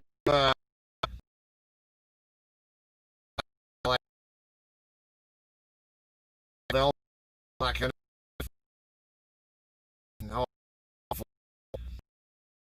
between Denver and all the way to I-15, just gorgeous. Best scenery in the entire country, I would arguably say. Even better, I always like stopping over in Glenwood Springs or Glenwood Canyon area where the rest areas are at. You can park along the side of the road there and go hiking or biking or whatever, or even along the river there, or even go fishing there if you were into that. I'm not a fisher, but I think people go there to fish. I would usually stop there to just like the view, or I'd go hiking or along the trail there that's alongside the river. Just gorgeous. And then all the different deserty looking kind of mountain kind of stuff over in Utah. It's just beautiful views. As a company driver, I didn't mind it. I mean, it was great because I don't have to worry about what it's going to cost me for fuel to go that way. Or, I usually planned on not being able to drive so many miles on a shift if it involved that section. Because you can't drive that fast in a lot of areas. It's too much uphill, downhill grades, and then all those curves over there by Glenwood Springs. Among other places, you can't run full speed. But yeah, it was just the scenery is just awesome. Now that I pay for my own fuel, and normally when I'm coming out if I'm coming up on the I-80, because I don't really come into Denver unless I'm going through on the way.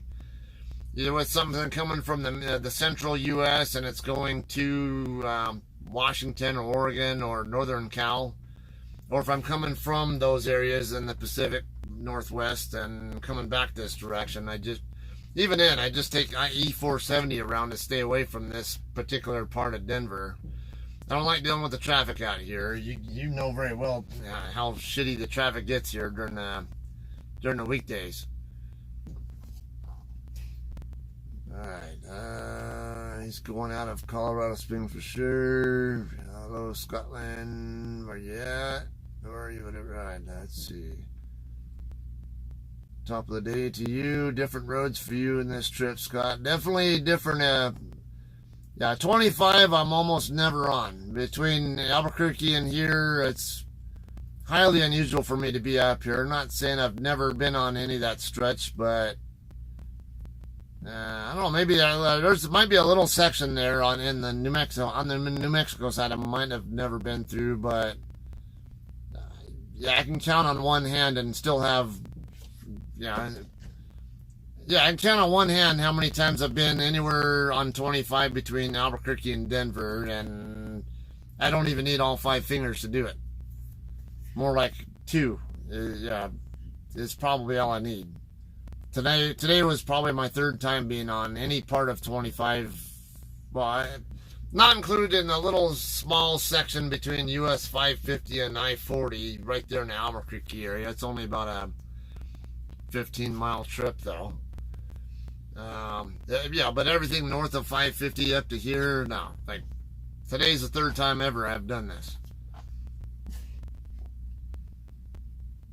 Alright, it's 5 minutes from my house. Different roads for you in this trip. Almost an Irish greeting, John. I want to come out and wave. I've actually... Yeah, I thought Sean Goodwin was going to do that when I was going through his area not too many, a couple months ago. Get outside and wave. I think it's the paint fumes. When you exit 6, I'm going to wave. Almost done with painting. Make sure we can see you, GB. Alright, so Big Bad John painting. And I saw something earlier about sheetrock. There it is down there. Sure you'll be painting in your dreams for years to come. Yes, replaced 10 sheets of sheetrock 2 weeks ago. Hired tapers, and now I'm painting 800 square feet of basement. It's a pretty size rush roller. Yeah, man, rush long time. I used a spray gun painting my house before, and holy shit, man, I left fumes all over the house, but it got the job done fast, or pretty damn fast, and did a pretty good job too. Never tried a paint gun; it's so quick. Yeah, it's way fast. Too much tapering off to do. That's the thing, though. Yeah, with a paint gun, you have to tape off everything that you don't want getting overspray on. Any kind of little ledge, whatever, like the window ledges, if you want them to be a different color, or any kind of furniture, whatever you need covered up, all that. Otherwise, yeah, you're gonna get little pieces of paint all over it. So that's the downfall of it. I actually clear out the room when I could, and tape off like John was saying there. I know John's already gone to bed, so. But yeah, it's way faster to do with the actual paint process, and way less tedious if you have a paint gun. But I found using a paint gun is a lot more useful when you're outdoors. And that was something else I'd do, like where if I painted like something I did woodwork on or something, I wanted to paint it a certain color, I could just take it out to my backyard. I don't care if I paint the grass blades. So what? They're gonna get mowed anyway. Yeah, at some point before long. So, all right. Let's see. My wee red Corsa sounds like that hatchback farting exhaust. Yeah, I always call it a fart pipe myself. Fart can exhaust. No idea, John. Haven't seen her, talked to her in a while. Yeah, I'm kind of wondering, see what's going on with her. Maybe doing weird shifts or on holiday. I'll reach out and check in on her. Say hi. Not enough attention is paid to the driving these days. Good night. I'm hitting the hay. Car drivers are trained to pass a test, not trained to drive. More's the pity. Yeah, exactly. Even in trucking, CDL drivers here, yeah, man, it's probably the same there for you, I'd imagine, Tom, but here, for the most part, CDL school is all about just pass the DMV test. That's it. They don't focus so much on all the other aspects of driving like a professional, and not so much about all the different things about defensive driving skills and courtesies and things like that, or It's more about, okay, the DMV expects you to do this, that, and that, whatever, to pass the test, and that's what they're focusing on specifically. And then once you get your CDL, then the idea is get you on a truck with a trainer, and then the trainer will actually teach you some of the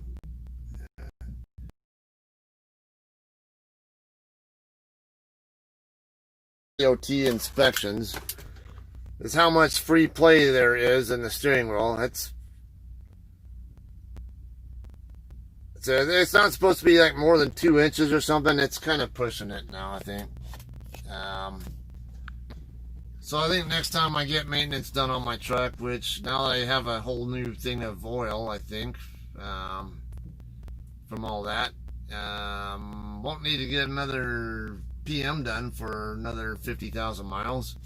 So maybe when I do my next PM, I'll probably get that dealt with.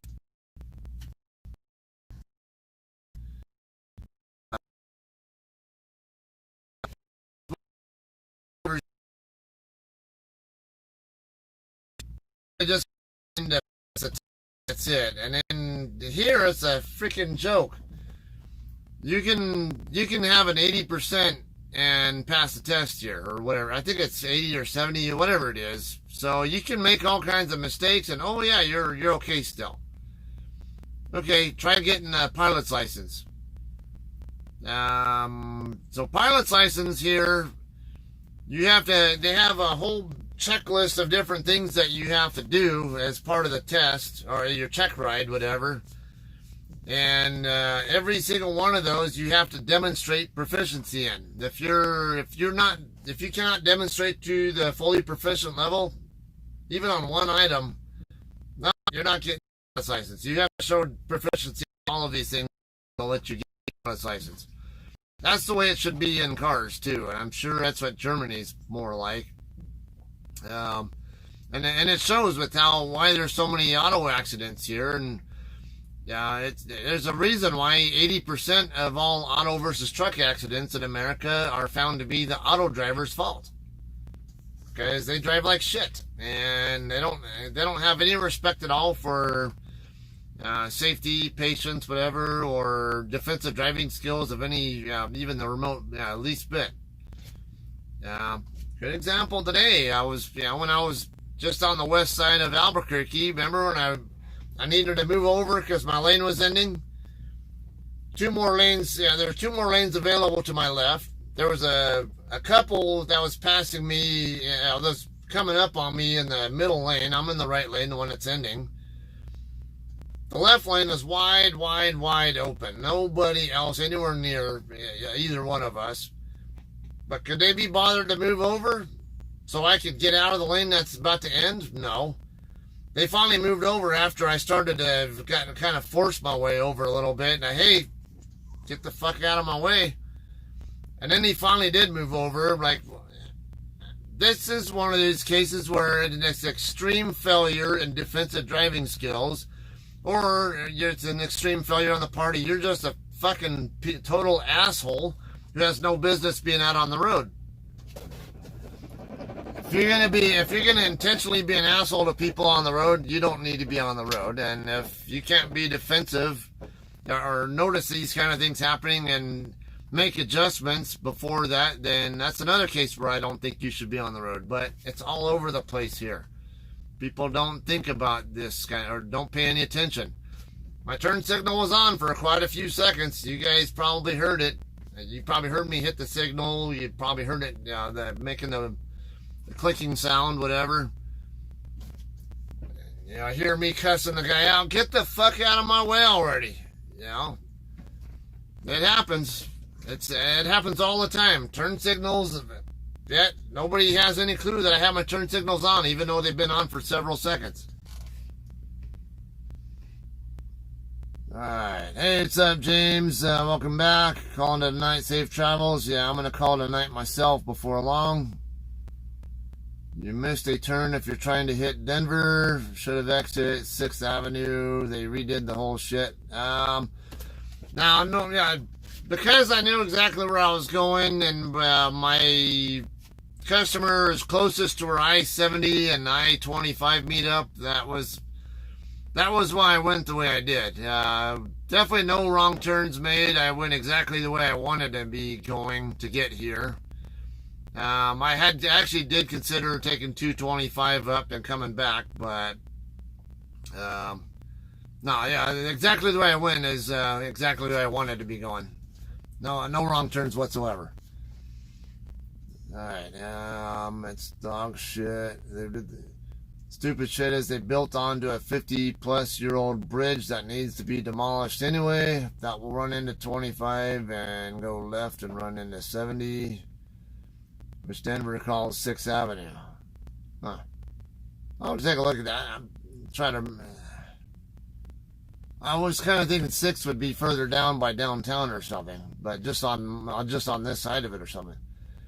I ran out to give you a wave, but you, like a jackass, trusted the new signs.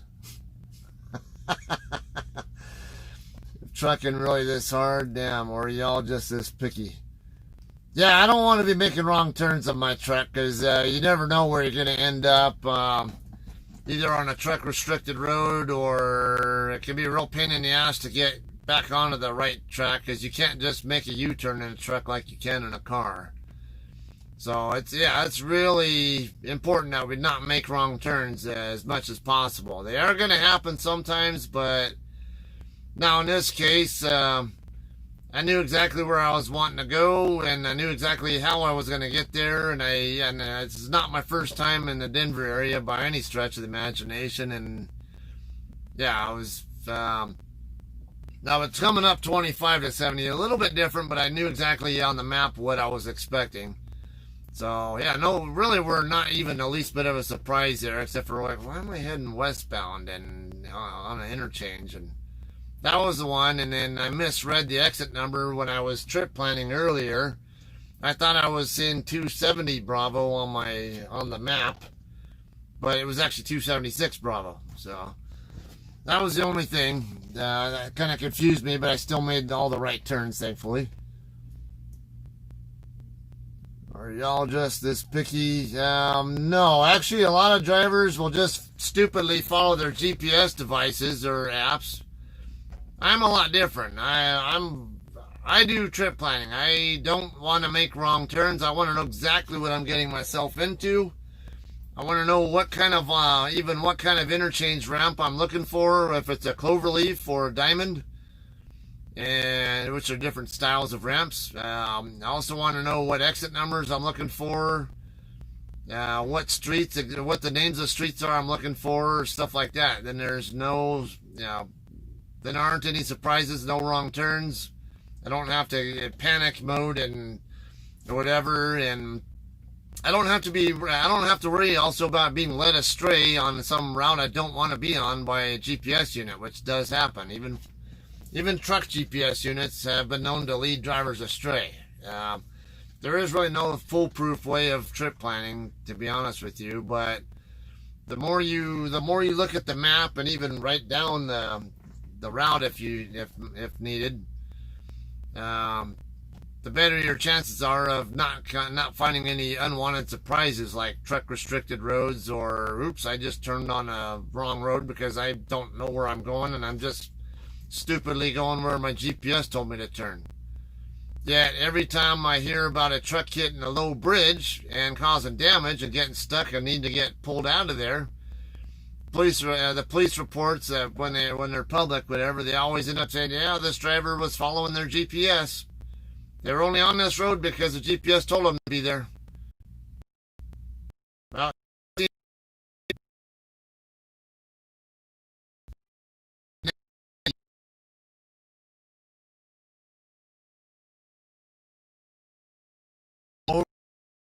the road at the top of the tracks, then I'm going to be more suspicious and actually take a look and see and actually go in a satellite mode view or even street view and actually look at what kind of crossing is this, or what kind of bridge am I going to encounter if this is actually a bridge.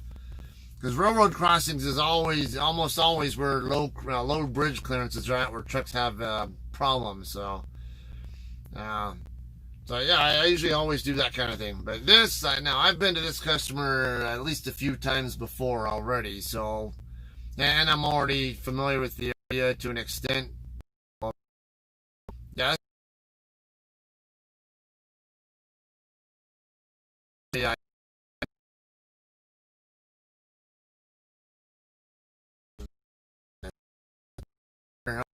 Um, Trucking's easy after you've done it for a few years. Yeah, that's true. It becomes more like a muscle memory, yeah, just back of your hand kind of thing, I guess, to some extent. But even then, there's something new, at least here in the U.S. Now, Tom's from the United Kingdom. It's a much smaller area. I mean, UK, I guess, is the size of. Lisa told me it was about the size of what state was it? Just one single state in the U.S. is what the entire UK amounts to in terms of geographic size. So we have a much larger area we cover here. And like I was saying earlier, one of my, what I call my mentor, someone who's been driving for over 20 years and was always has always been a good resource of information or insight to me. He'd been driving over 20 years, and today or yesterday, whatever you want to call it, was his first time ever on Interstate 8 between San Diego and Yuma, Arizona.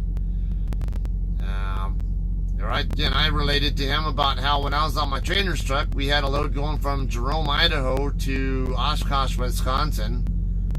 A cheese load, of all things. Yeah, Wisconsin gets their cheese from Idaho. Okay, they make some of their own cheese too, but they also get some of their cheese from Idaho, and I've also taken a cheese load from California to Idaho. I mean, California to Wisconsin. So, but anyway, yeah, that route, we ended up going up across 84, 86 over to Pocatello, Idaho, and then up I-15 to Idaho Falls, and then US 20 and US 191 from there up to Bozeman, Montana, and then got on I-90 and I-94 from there. Now, like I say, my trainer had 19 plus years, almost 20 years of experience by that time. And he said that stretch of 20 to 191 up to Bozeman, that was the first time he'd ever been on that area. So it was a nice, interesting experience for both of us. Scenic too. I ended up seeing a moose laying down on the ground over there off to the other side of this river or creek, whatever it was, next to the road. Another section where we saw a handful of deer grazing, and they took off up into the bush after that. When they saw us approaching, there was another spot we saw a handful of bighorn sheep, I think it was, mountain goats, whatever the hell those things are called. Bighorn sheep, I think they have them up there. Saw them all grazing there too, and they just kind of all right, so what? You're going by. Big deal. So, yeah, a lot of interesting scenery there. I'd be fishing shit. I know a lot better spots around town. I'm just saying he's picky about his spots.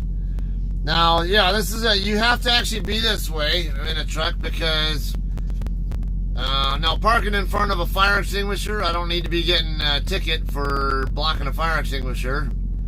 And the other spot I thought about parking, like, oh, hey, there's a gate right there, and I don't need to be having someone honking the air horn at me when I'm trying to sleep because they can't get in or out of that property so easily.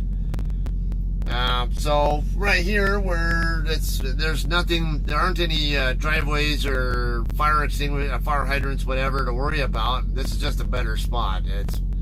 It's been courteous, and not to mention, I don't want to have the discourtesy of having to deal with someone blowing the air horn at me. So yeah, you got to put thought into this kind of stuff when you're parking a truck. Like I said, it's not so simple as parking a car or wherever the hell you feel like parking. Yeah, it's not just me who's like this. Anybody who has any business being in a truck should be thinking like this, if you ask me. Roy on the floor, I'm dead now that you're reading these. Out of brakes, out of luck, out of talent. Most don't, which it's not. mile.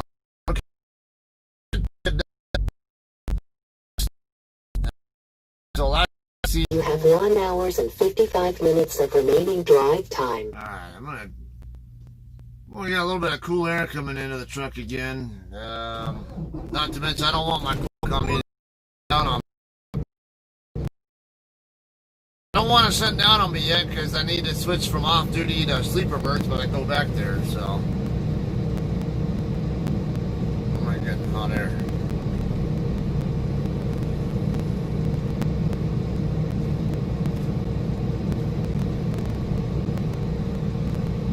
Yeah, I think it's starting to cool. It looks like it feels like it's starting to cool down now.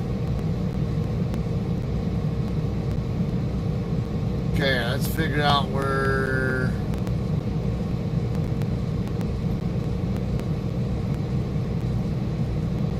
Okay, here's that part where Tom said you don't remember driving the last mile or two.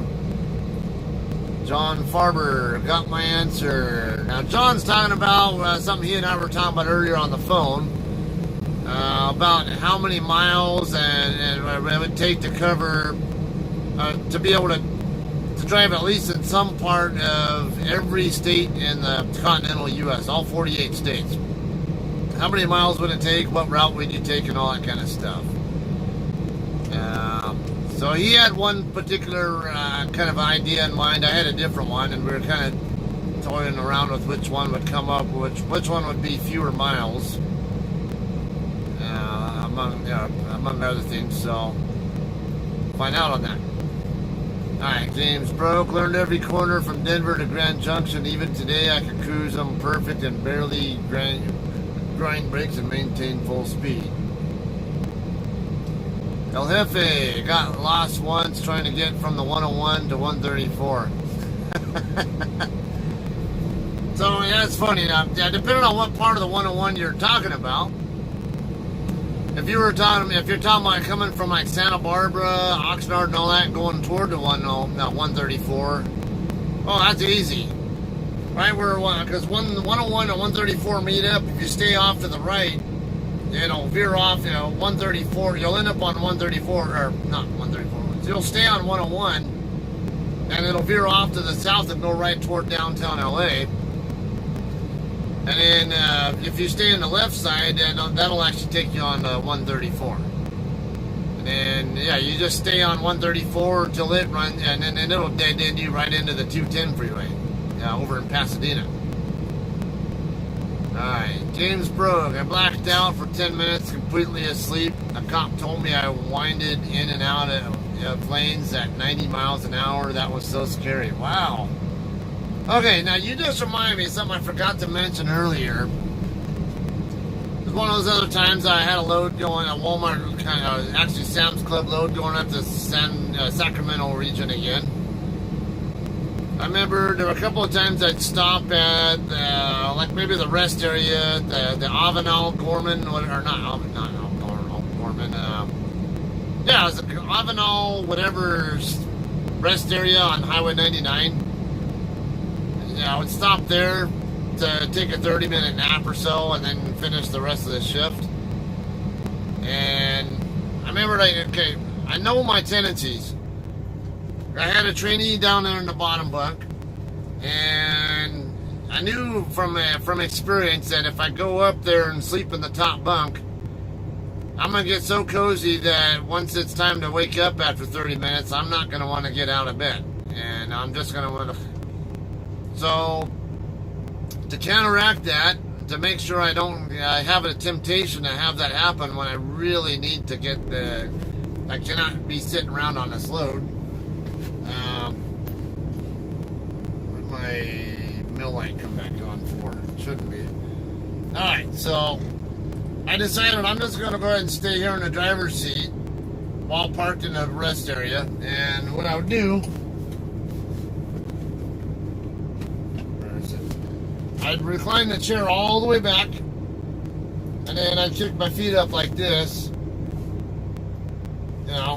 I figured that way my body doesn't get this impression that I'm sitting in the driver's seat, like in a driving position, but I'm still in the driver's seat. I'm not so tempted to just go right back to sleep when my alarm went off. But now it's happened at least a couple of times to me, and I got a chance to really understand the whole seeing the black dog thing with, but in a truck that's not moving, thankfully, and it was parked. But I remembered both times I woke up. It was more like, I was actually having a dream that I was getting ready to crash into something, like run off the road or something, and not.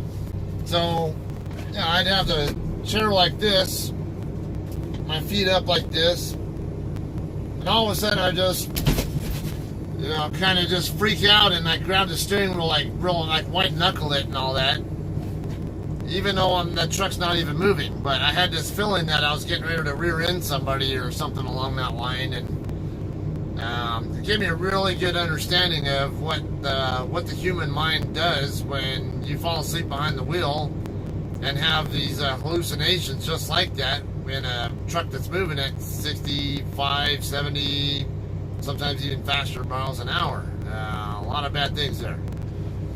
So that was another really good learning experience there, understanding that. Now, come on. Now, if freaking chat decides to take a shit again. I don't know. I swear, Streamlabs needs to fix this crap. Trooper gave me a chance and told me to take a break, and if I wasn't there when he came back, I'd have a warrant. Well, that's cool. He gave you some latitude there, obviously, a lot of it.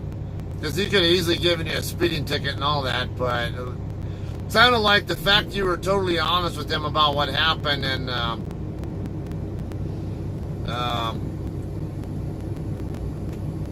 he gave you, he was lenient with you and told you just get some rest and don't move. Imagine though, 90 miles, I controlled that vehicle, blacked out at 90. Damn. That's crazy. Yes, I had a whole dream. I went on vacation. It was so scary. It was me you was on the phone with. The question is, are you gonna get some rest? Because I didn't even drive and I'm gonna crash. Please get some rest, and I hope you don't even touch the tweak. I'm out. Good night. Alright. Some coke back there. Figured it out eventually. Alright, welcome Icon. Haven't seen you in a bit. I know my truck was in the shop for 12 days, so, or 10 days actually. I was off for 12 days because the weekend, my kids are getting ready to move to Oklahoma. But alright, and I need to fix the chat again before I go offline. Okay, back. Alright, LFA, I figured it out eventually.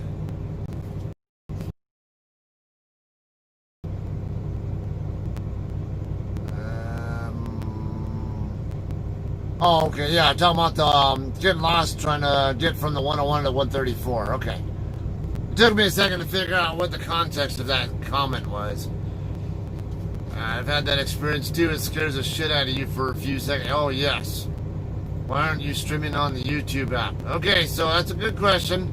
I do have the capability of streaming on it, but here's the concern. When I want to listen to Dodger Game or my voice aloud stuff that you guys know, the news and Cora kind of stuff I like to listen to, or even music. Anytime I go out of focus from the app to take care to queue up something like that, or make something like that play or whatever, or even I'm making a phone call. Anytime it goes off, when YouTube app goes out of focus, is no longer the front app. It stops recording, and what happens is you guys get buffering until I come back to the app, and then it comes back. So I try to avoid doing that. So the only buffering is, well, then again, I think the video quality is usually better through YouTube app anyway, because it's not going through another server or whatever. But now, if I had some kind of a setup a little bit more like what Scotty D has, where he has a secondary phone that he uses for phone calls, his music that he, and I think he usually listens to in a earpiece or headset, whatever, stuff like that, then I would be all for using the YouTube app for that. Otherwise, yeah, it's,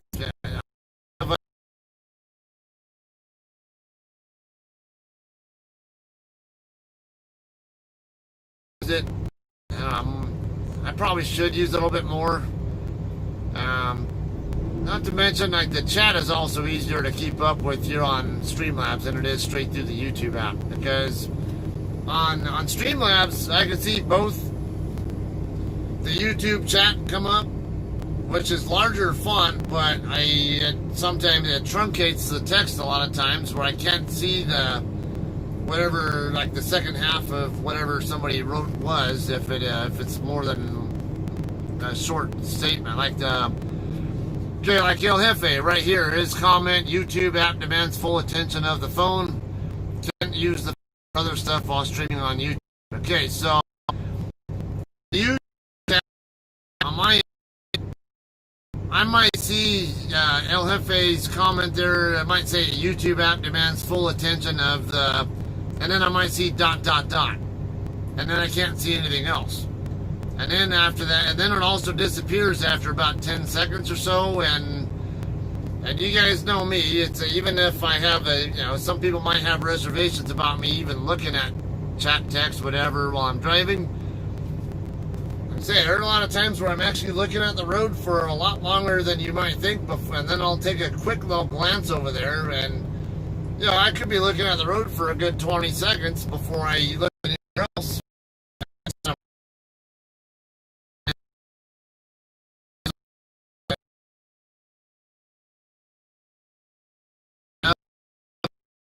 Even have any idea that something was put up. Versus we're on Streamlabs. Streamlabs has its own chat box also. It's not quite as easy to read, but it does not truncate also, and I also have it set up where it's persistently on. I don't really need to see the camera view because I'm looking out the window. I can see what the camera is looking at, and even better by looking through the windshield myself. So I don't really care if the chat just stays up there. That way, if something does, if I don't get a chance to, if it's not a safe and a reasonably safe position for me to look at it, I just get to it when I get to it. But it is a more appropriate. About why I tend to like Streamlabs, but with these bugs in Streamlabs, it really makes me second guess why if I even want to be using Streamlabs at all. So, alright, so that covers a lot of that. Alright, so now we got, about 2:30 in the morning local time here. I don't even really feel overly tired, but I probably could get some sleep before long. They say I deliver at 2000 tonight, and then I pick up in Grand Island tomorrow. Yeah, tomorrow, I think it was 11 a.m. to from 9 a.m. to 1300. And it's about a 400-mile trip, so I'll probably want to get rolling pretty promptly after I deliver here. And it's going to be a night shift drive up. Basically, from here, I'll just gonna get right on I-76, which is just just right up the road here, slightly northwest of me, not even a couple miles away, I'd say. Or 270, I think, and then take that over to 76. I take 76 up to Big Spring, Nebraska. It's about a 180-mile trip from here to there, and then another 215, 220, I'd say, to get from Big Spring over to Grand Island. And let's see, I've got 900 loaded miles that I'm getting paid for. First stop is in Oklahoma City. Chef store, I don't even know where that's at. I'll have to look that up. I won't get the exact address on the load assignment until I'm actually on the dispatched onto that load, but I can, you know, as a customer name, at least I have a pretty good idea where it's going to be. What's up, Cody? 680 left with 135 on clock. Are you still rolling? I assume you're going to shut down in Deming, probably like the Petro or something. If that was me on your load, that's where I would shut down personally. Put some miles in, but yeah, it's as long as that little delay over there on the west side of San Antonio, or was it east side? Over in San Antonio, I know you had a little bit of a delay there. Probably wasn't that much though. Oh, you are still wrong. Okay. 680. Yeah, so you can still get almost 100 miles left out of that. That's you're doing well then. I'd imagine you're going to shut down in Deming at the Petro. There's also a rest area not too far, I think about 9 or so miles past the Petro, if I remember right. That's another option, but I don't know. Knowing where you started your shift, because you started at the TA in San Antonio. It's about the 580 mile marker. So I figured about 100 miles into New Mexico. That would have put you right around the 64 mile marker, because it's 164 and changed across New Mexico. And yeah, I think 68 mile marker is where the Petro is at. So that's to me that would see, this is part of the trip planning areas you're familiar with. I know exactly where I would want to stop on that route, because I don't know, you might be able to make it to Lordsburg, but I don't know. That's another 40 plus miles away after that, so I don't think I would make a bet on making it to Lordsburg personally if that was me. Might be possible you can make Lordsburg, but I kind of doubt it. And there's not much in between Lordsburg and the Petro and Deming, except for that rest area and maybe a shithole or two spot to stop at. So yeah, I mean, I think from Deming, yeah, Deming's definitely doable for you. Because if when I was with Sierra England in a 62 mile an hour truck, you don't have to cheat. I wouldn't cheat. Don't put yourself in a position where Tracy takes away your PC privileges. I know what you're talking about there. Now, if you can get to Deming though, in a 62 mile an hour Sierra England truck, I've been able to make it to from the Petro and Deming to the Colton terminal. So if I can make it in a 62 mile an hour truck, and cover that distance, I think it was like 650 miles or something like that, 630, whatever, I forget, something like that. Then I know that you can cover that a similar distance in a 70 mile an hour truck. So that's not going to be a problem at all. It'll be a long shift, but yeah, it won't be a problem at all making it to Poway in your next shift if you can get to Deming. All right. So, anyway, yeah, I'm going to go and wrap up, go offline. Like I say, my delivery time's 2000. I might see about getting getting offloaded earlier. Figured probably by 10 p.m. or something like that, I'll be done unloading. If I unload around the same time as my appointment time, and then be an overnight shift, the next shift. Like I say, 400 miles, I'll have to plan on taking about roughly 7 hours to cover.